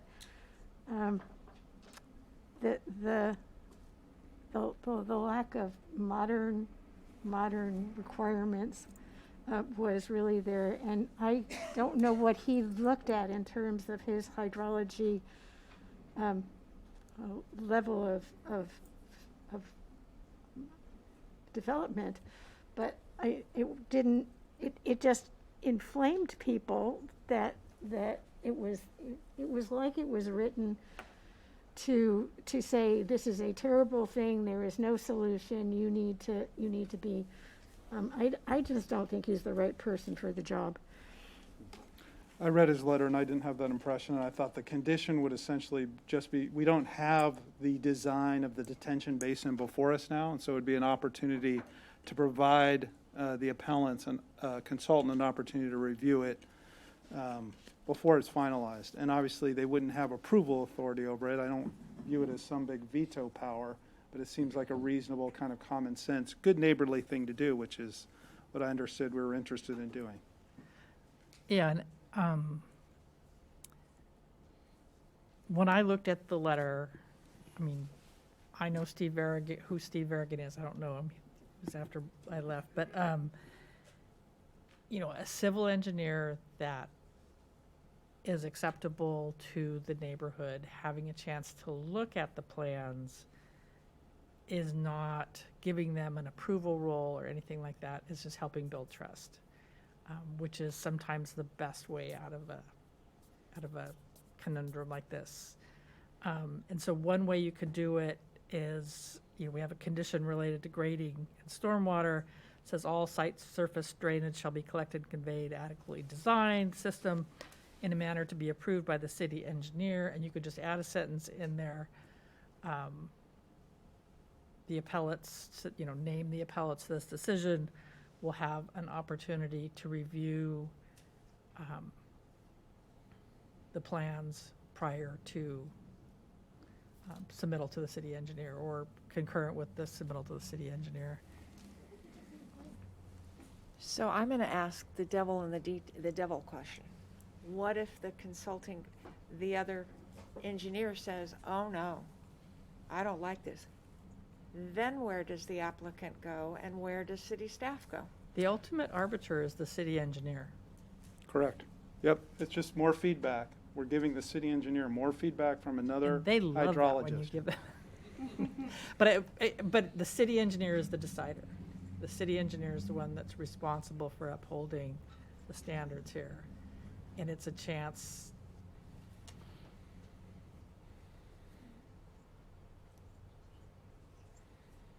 I want to know what the city engineer thinks of that.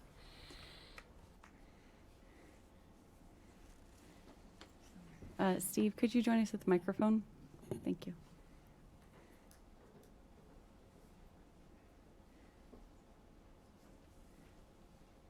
I couldn't hear what was said. Would you like to weigh in on this condition and how we might do it in a way that you are comfortable? You know, there's always a Records Request Act. Anybody can ask to look what we have, so I have no problem giving it to them, but to think that their feedback would be, we would look at it, but it's not going to be the final or anything else. So we could work that out. It's unusual, and it's kind of a slippery slope to kind of go down, but if it's something that could make this project move forward, then we could work with that. So I hear the city engineer saying he can work with it. And I hear him also saying it's a slippery slope. In other words, that's a caution for the future, because every time people can't agree, oh, we're going to make the city engineer the arbiter of competing points of view, which is those competing points of view are supposed to be assessed and finalized here. And that's why we hired a consulting engineer to look at that. So to have really, we have my staff, we have their staff, and then we have our staff. So we have 3 sort of separate eyes on it. So that's why we did that. And I'm not an expert in hydrology, and so we make sure we bring the right people in. And I feel confident with Randall, and I feel confident with the applicant's engineer to work on the project. But if that's what it's going to take to move this on, then we could do that. I'm just saying it's not my preference, I guess.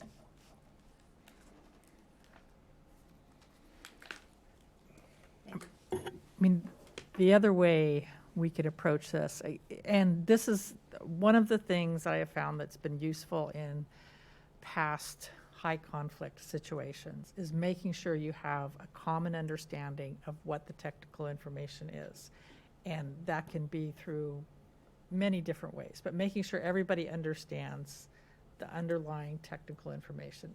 And so perhaps the other way to do this is a recommendation to the applicant that they consider making sure that they've talked to the neighbors as they're completing their report.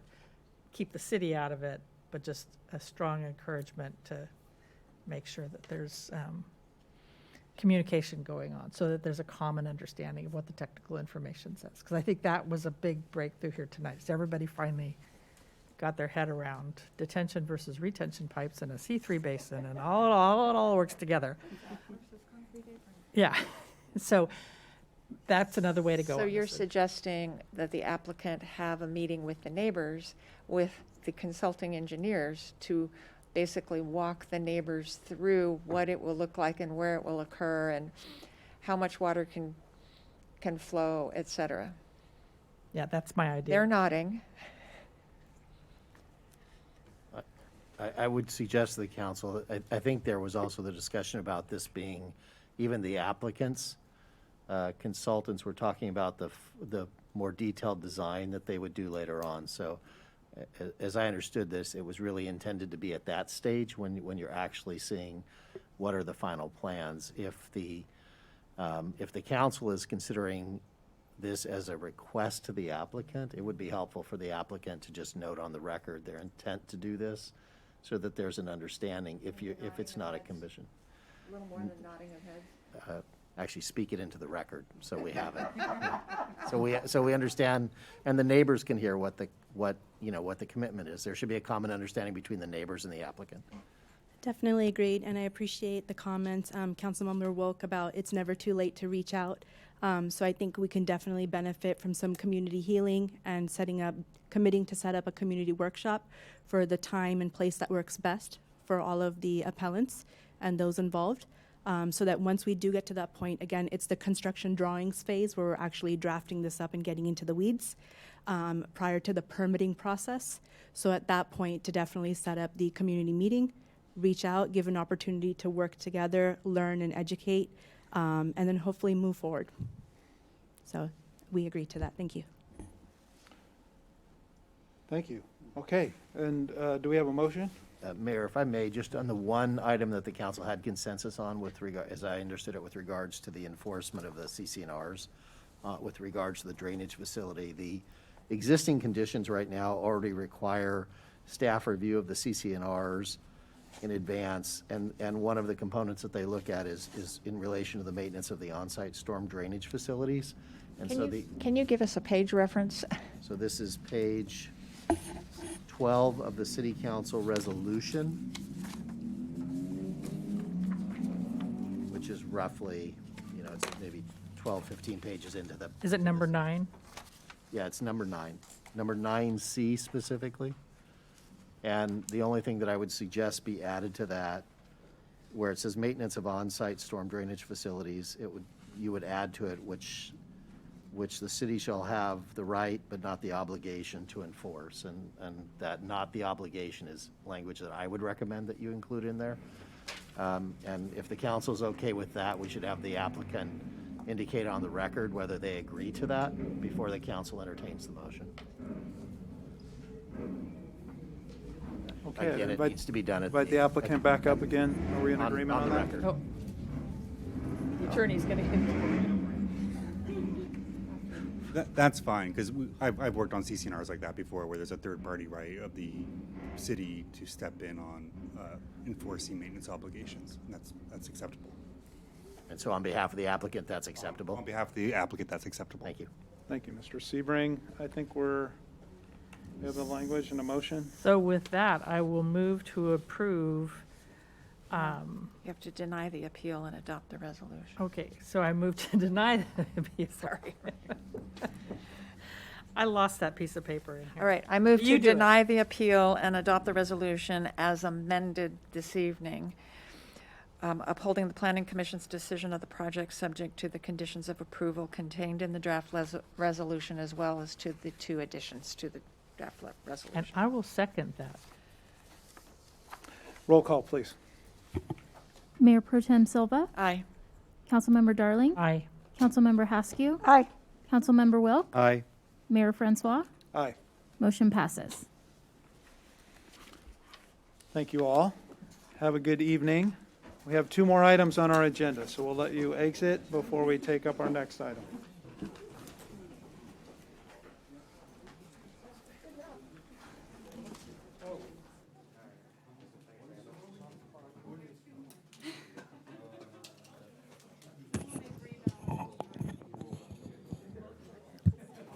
Huh?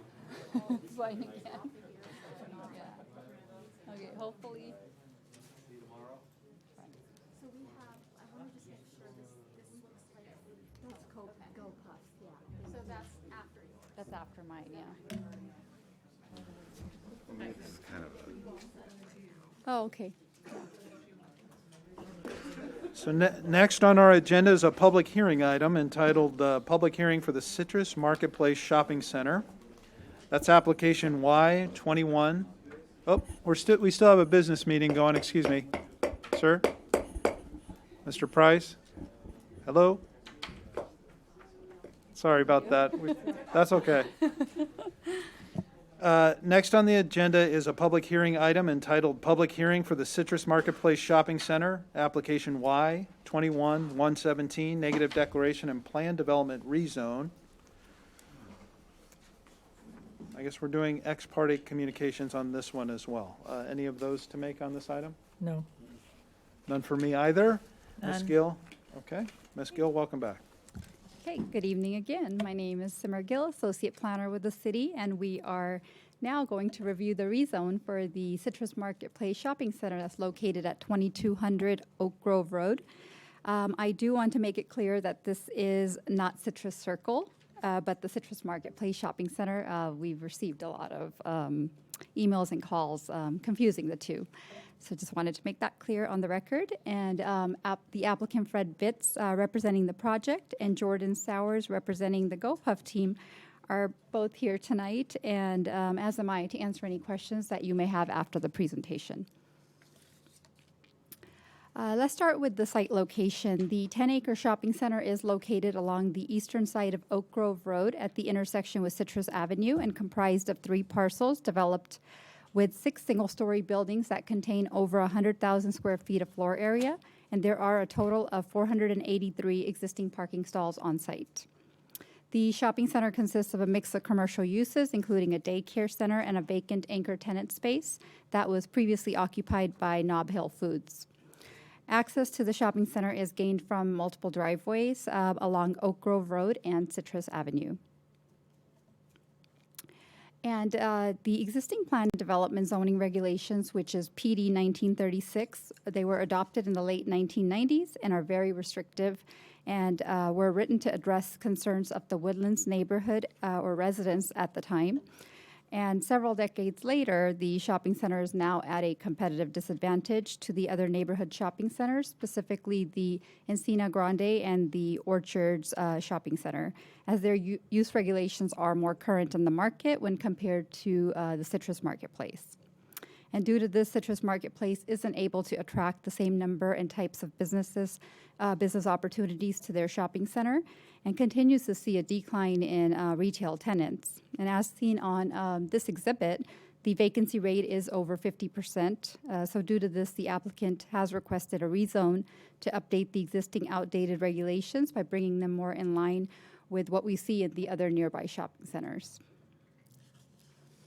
And just a little background, on May 12th, 2022, the Planning Commission held a public hearing at which it unanimously expressed support for the rezone and forwarded a positive recommendation to the City Council. So tonight, the City Council will take action on the draft negative declaration and adopt the rezoning for the planned development, the new plan, the PD, from PD 1936 to a new planned development ordinance. And now let's go over the proposed request. The rezoning will replace the existing zoning regulations to allow a change in the existing operating hours of the primary anchor tenant and a change in the secondary anchor tenant space that's currently occupied by BevMo to allow 24-hour outgoing deliveries for app-based sales, and with outgoing alcohol beverage deliveries allowed only between 6 a.m. to 2 a.m. daily. I will go into more detail on these requests a little later in the presentation. The rezone also will update the use regulations for the shopping center to be similar to the CC zone, but with some differences to respect the proximity to the Woodlands neighborhood, which we will go over in the next slide. And the following are the changes in the new PD ordinance. Several uses that are either permitted or conditionally permitted in the CC zone will be prohibited in this shopping center, such as residential uses, hotels, bed and breakfast inns, restaurants with drive-through service, emergency shelters. They will not be allowed with respect to the proximity of the Woodlands area.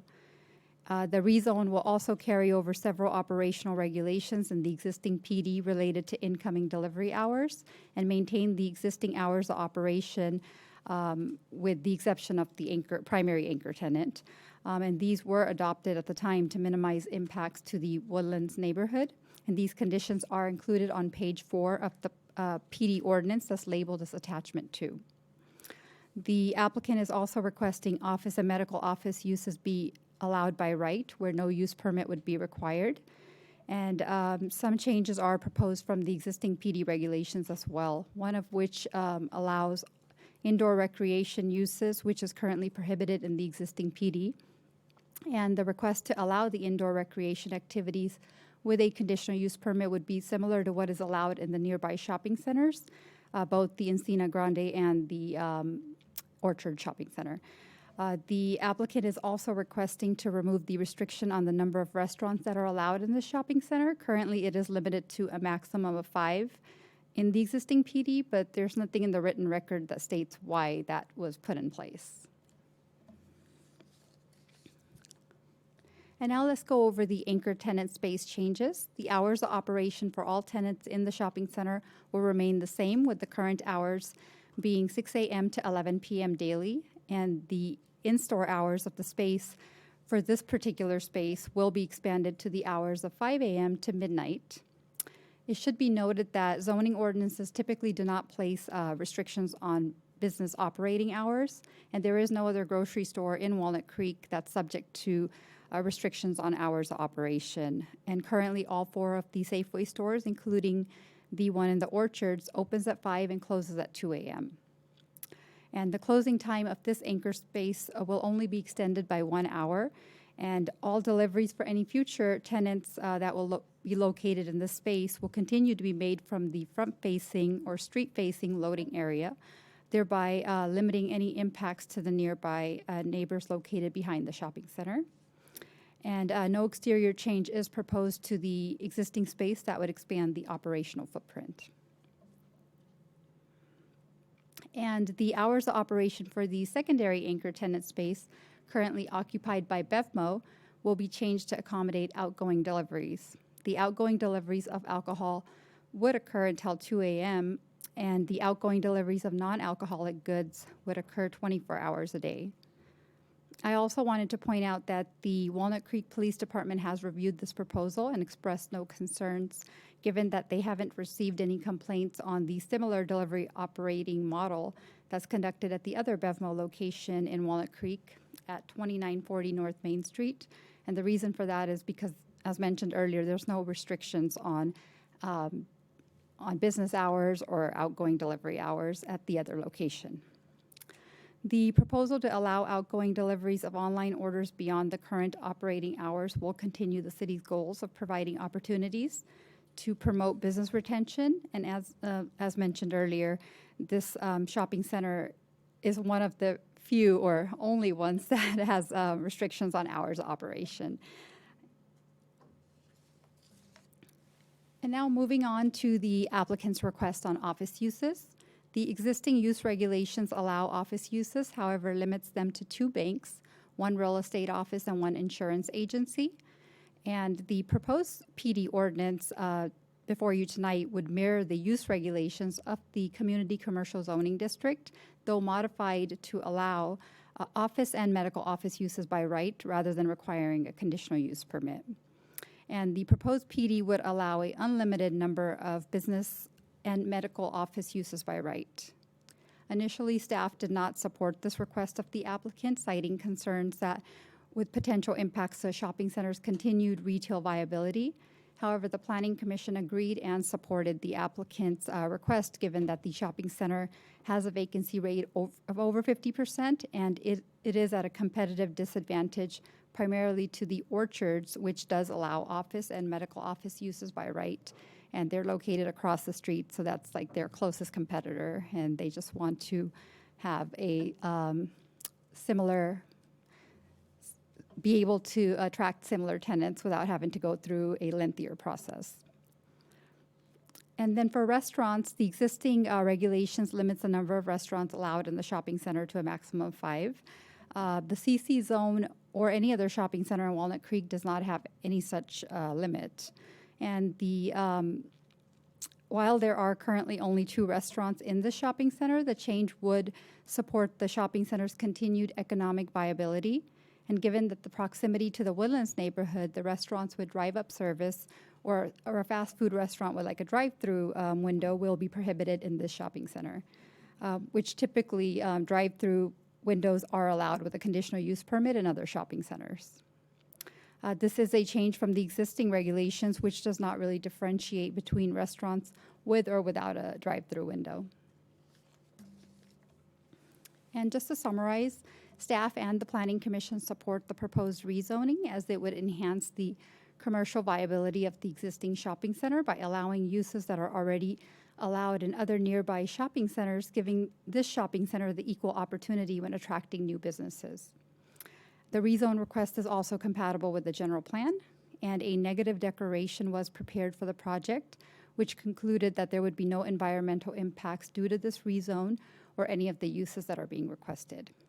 The rezone is a reasonable request and necessary to maintain the viability of the shopping center, and one that will not have any detrimental impacts on the community, as the shopping center continues to respect and abide by many of the regulations that are currently in place with respect to that Woodlands neighborhood. And with that, staff recommends that the City Council certify the negative declaration and adopt the proposed rezoning application Y21-117. And that is all I have for my presentation. And I believe Jordan Sowers, representing the GoPuff team, has a presentation to go over the outgoing delivery model for BevMo. Oh, and yeah, of course, I'll be here for any questions. Thank you. Okay, great job, 2 for 2. Any questions of Ms. Gill? Yes, Councilmember Darling. When you presented this to the Planning Commission, did they discuss whether or not they needed to keep the hour restriction on the primary tenant? Or, I mean, you're loosening it here. So Planning Commission actually supported that. Did they support loosening it or getting rid of it? Completely. I think they just agreed with the staff's recommendation, just extending it and not getting rid of it. Okay, thank you. Mm-hmm. Any other questions? Mayor Pro Tem Silva? Thank you. Thank you very much. Wow, you really had to do, you got to do it twice tonight. We did receive a comment letter questioning the phrase arcades from the old PD. We're really talking about indoor commercial recreation, not necessarily arcades, but that could be, if that was a thing today, that could be included in that. Yeah, I believe, yeah, it will be indoor. So outdoor recreation or commercial uses are not permitted. They're just prohibited. So yes, indoor and arcades would fall under that classification, but as mentioned earlier, it would require a conditional use permit. So it will be under the discretion of the city and, of course, Planning Commission's review and approval. It wouldn't just be permitted by right. Because it requires a use permit. Correct. All right, thank you. Any, so we would be allowing office uses, including medical office? Yes, that is the request by the applicant. Okay. Any concerns from staff standpoint on the parking? I know those can tend to be higher for medical office. Actually, that is another reason why we, the request is to change the parking to the community commercial parking standards, as it's designed for shopping centers similar to this, which is basically a one-stop shop. And you park and go to the different uses within the shopping center, and the parking ratio is the same for all of the commercial uses, be it restaurants, retail, or office uses in the community commercial zone. And by applying the community commercial zone, this shopping center will actually have a surplus of 30 parking stalls. So parking shouldn't be an issue. Okay. I don't see any other questions from my colleagues, so we'll go ahead and open the public comment period and invite the representative from BevMo. Welcome up. Thank you for hanging out with us here for a few hours this evening. All the way from Denver, Colorado. Wow. Want to talk about water? Yeah, I've learned a lot about water. I just want to let you know. It's been a very informative evening. Well, thank you, Mayor, City Council, for having me this evening. What a beautiful city, I may say. First time, and I'm really enjoying it, visiting our BevMos here, too. So a little bit about GoPuff. How many are familiar with the GoPuff model or brand? Okay, perfect. We have one. So GoPuff is really a digital delivery service that brings essential items right to your doorstep. We use the hyper-local delivery approach. Sorry, I could do this. We have the Walnut Creek location, as she mentioned prior. It's an existing BevMo store. It's on Main Street. I'm sure you're familiar with the area. So a little bit about the GoPuff BevMo hybrid is we acquired BevMo about, I want to say in 2020, so almost 2 years ago. And what we do is we like to say that we put the Mo in BevMo by providing additional SKUs or items within this. So with that being said, we provide various items from pet products, baby products, everyday essentials, cleaning items, medicine, every fun snack you could think of, just all these various different items that you do need in the instant needs category within that 30-minute time frame. We try to get it to your door within that 30-minute time frame for $2.95. We never have surge pricing in these categories, so you can capture all these products within these spaces. What's so interesting about the great state of California is that we have BevMo providing these additional items from the BevMo location in addition to the various other SKUs that we have through our GoPuff model. In other states, we just have the GoPuff model, so we provide those SKUs to the homes within that 30-minute time frame. So a few fast facts about tonight and what we're acquiring is that our delivery partners are anticipated to pick up customer orders by using the rear entrance door during the day, 7 to 7, and the customer entrance at the front of the store between the evening hours of 7 to 7 a.m. And that is hope that we don't obstruct anything with the neighbors behind. We want to be very respectful of that and the noise concerns that usually are provided within the City Council.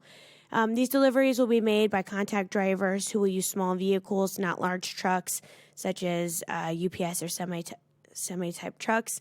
When we mention drivers, sometimes people think we're having these massive trucks come through these parking lots. They're actually everyday cars usually on the smaller model cars. As we know, gas prices are surging, so we try to keep it on that type of space. In order to service these online deliveries after store closes to walk-in sales at the BevMo, we anticipate that no more than 5 employees would be at the store at any particular time. Based on sales projections, BevMo initially anticipates between 50 to 100 customer deliveries and 6 to 7 deliveries per day after that 10 p.m. time space. So it's not a lot of traffic going in and out and a lot of noise in that area. Security is super important. We will have and have adequate lighting maintained to ensure employee and driver partner safety at all times. Outdoor security cameras that have footage stored for 30 days. I believe there's 3 cameras set forth. And then our monitored alarm system with a hold up panic button for employees in the case of any type of emergency.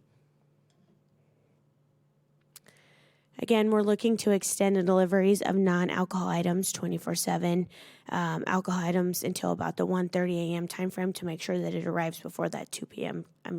cutoff. We're currently permitted to that 11 p.m. space. Again, no change to walk-in sales hours at the BevMo, and we look forward to our continued partnership with the city. I served on city council myself, so I know the importance of local investment and making sure they're advocating and just being a part of the community overall. So I always put this plug in that if there are community events or different opportunities to partake in some of your festivals or those sort of things, please don't hesitate to reach out to your local BevMo GoPuff to provide those various other items that we can make your festivities a bit more fun and exciting. I think you'd make them a lot more fun, so we may take Depending you up on on what type of festival we got, we can any provide a plethora. Any questions of Jordan? Yeah. Very different than water, right? We're talking about snacks, cocktails, you name it. But I appreciate your time. And again, please don't hesitate to reach out. We'll leave your contact information for all of your local events throughout the year. Thank you. And any other members of the public, would they like to address the council on this item? If you're here in the chambers, of course, please come up to the lectern and fill out a yellow speaker card. And if you're with us on Zoom, now's the time to raise your hand or press *9 if you're connected by audio only. Welcome, sir. No, he's actually with the applicant's team. Okay. So, yeah, my name is Fred Vitt, and I am with DPI Retail, which is a managing agent of Citrus Marketplace. The actual applicant was Michael Keener, but he was our consultant and he couldn't make it, so I decided I'd show up and talk a little bit. But I basically support everything that the Planning Commission had approved. I really want to emphasize the competitive disadvantage we're at right now, and even by having to have a CUP for office and medical, most retailers this day and age, if they don't have to get a CUP from one site and go across the street and not be able to they just go there without it, we won't win on that one. So just trying to get competitive and trying to get Citrus Marketplace back up to where it should be, and we're going to work hard on that. But I want to thank everybody, especially thank Simmer, did a phenomenal job. do you have any potential tenants for the Anchor or some of the other spaces? We're working with about 2 or 3 different tenants right now, and we've got quite a bit of interest on the Anchor and a lot with B of A leaving and Chase also leaving. We've got very strong interest out there too. So I really think with a little bit of change on some of these things, the center will be back to at least 90 to 95% like it always has been. Great. Any other questions? No. Councilmember Wolf? No? No. Let me, just one real quick. Does the anchor tenant, does having the restriction on hours, even the more reduced restriction that we're talking about tonight, does that work for you, having the reduced, It's a lot better than it is right now. So yes, I think we understand the woodlands behind it, and having the full 24 hours. We want to be a good neighbor. Okay. So yeah. You don't need the 24 hours. No. You're good with what we've got. Okay, that's what I was looking for. Yeah. Thank you. Is that it? That's great. Is anyone joining us? Anyone else in the chambers? No? Anyone on Zoom? There are no hands raised on Zoom. Okay. Then we'll go ahead and close the public comment and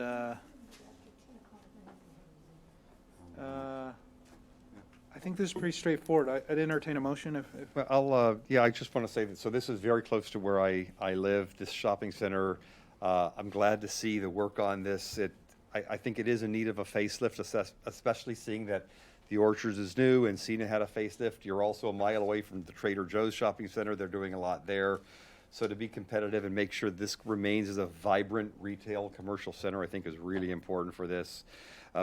Without the equal zoning allowances, it also hurts the convenience of the nearby residents, increases the chance for vacancies, leads to blight, and leads to more traffic on the roads as well, getting outside. So I will certainly make the motion on this to approve. Second. Any other discussion? Yeah, I want a fabric store. Can I have a fabric store in your?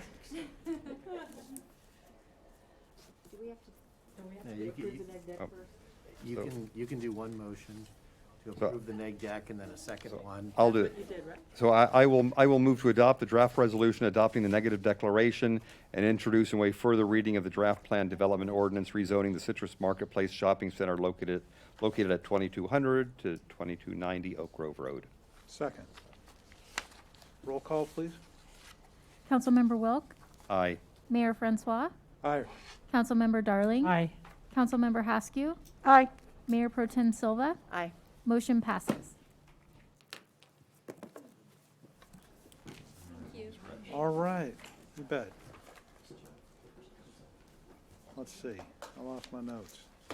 Next item would be consideration of an extension of an urgency ordinance pertaining to the continuation of the rebound program.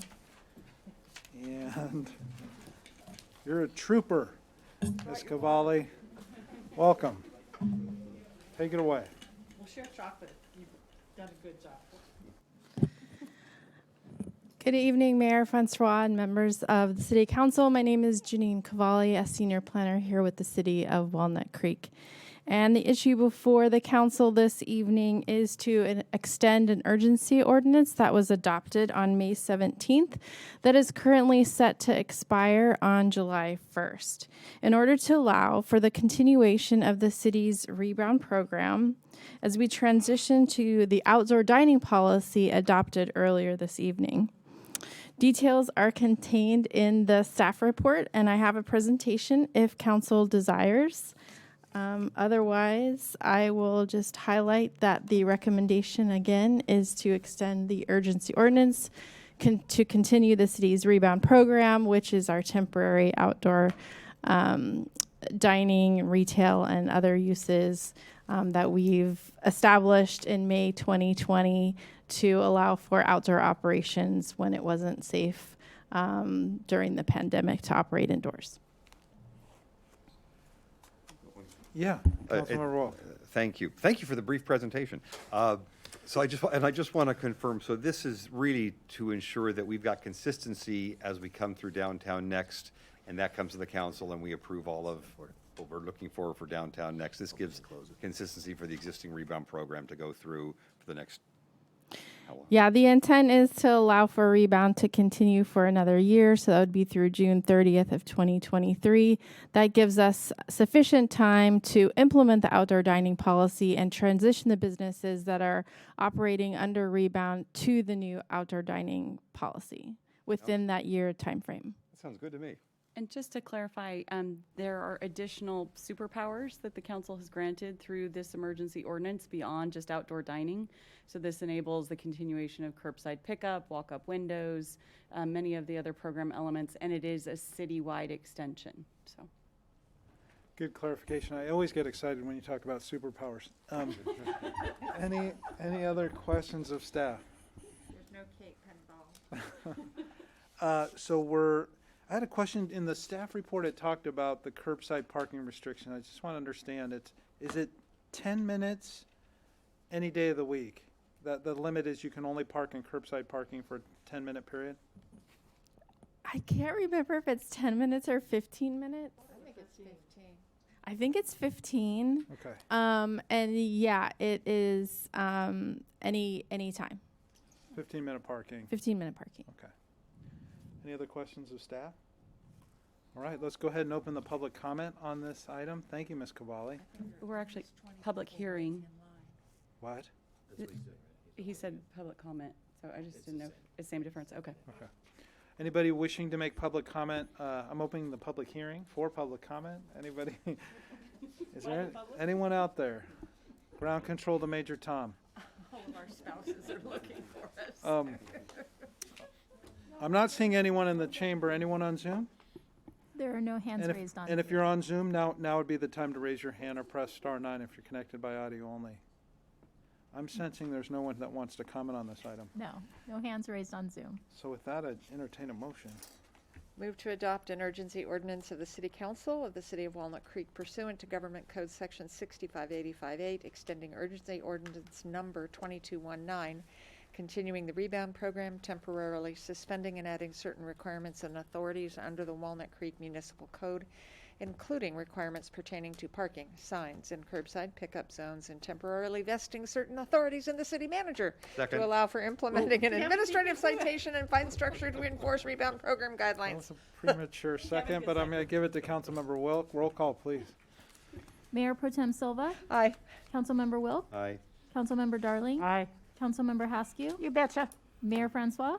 Absolutely. Motion passes. All right. Thank you all. And with that, we are adjourned.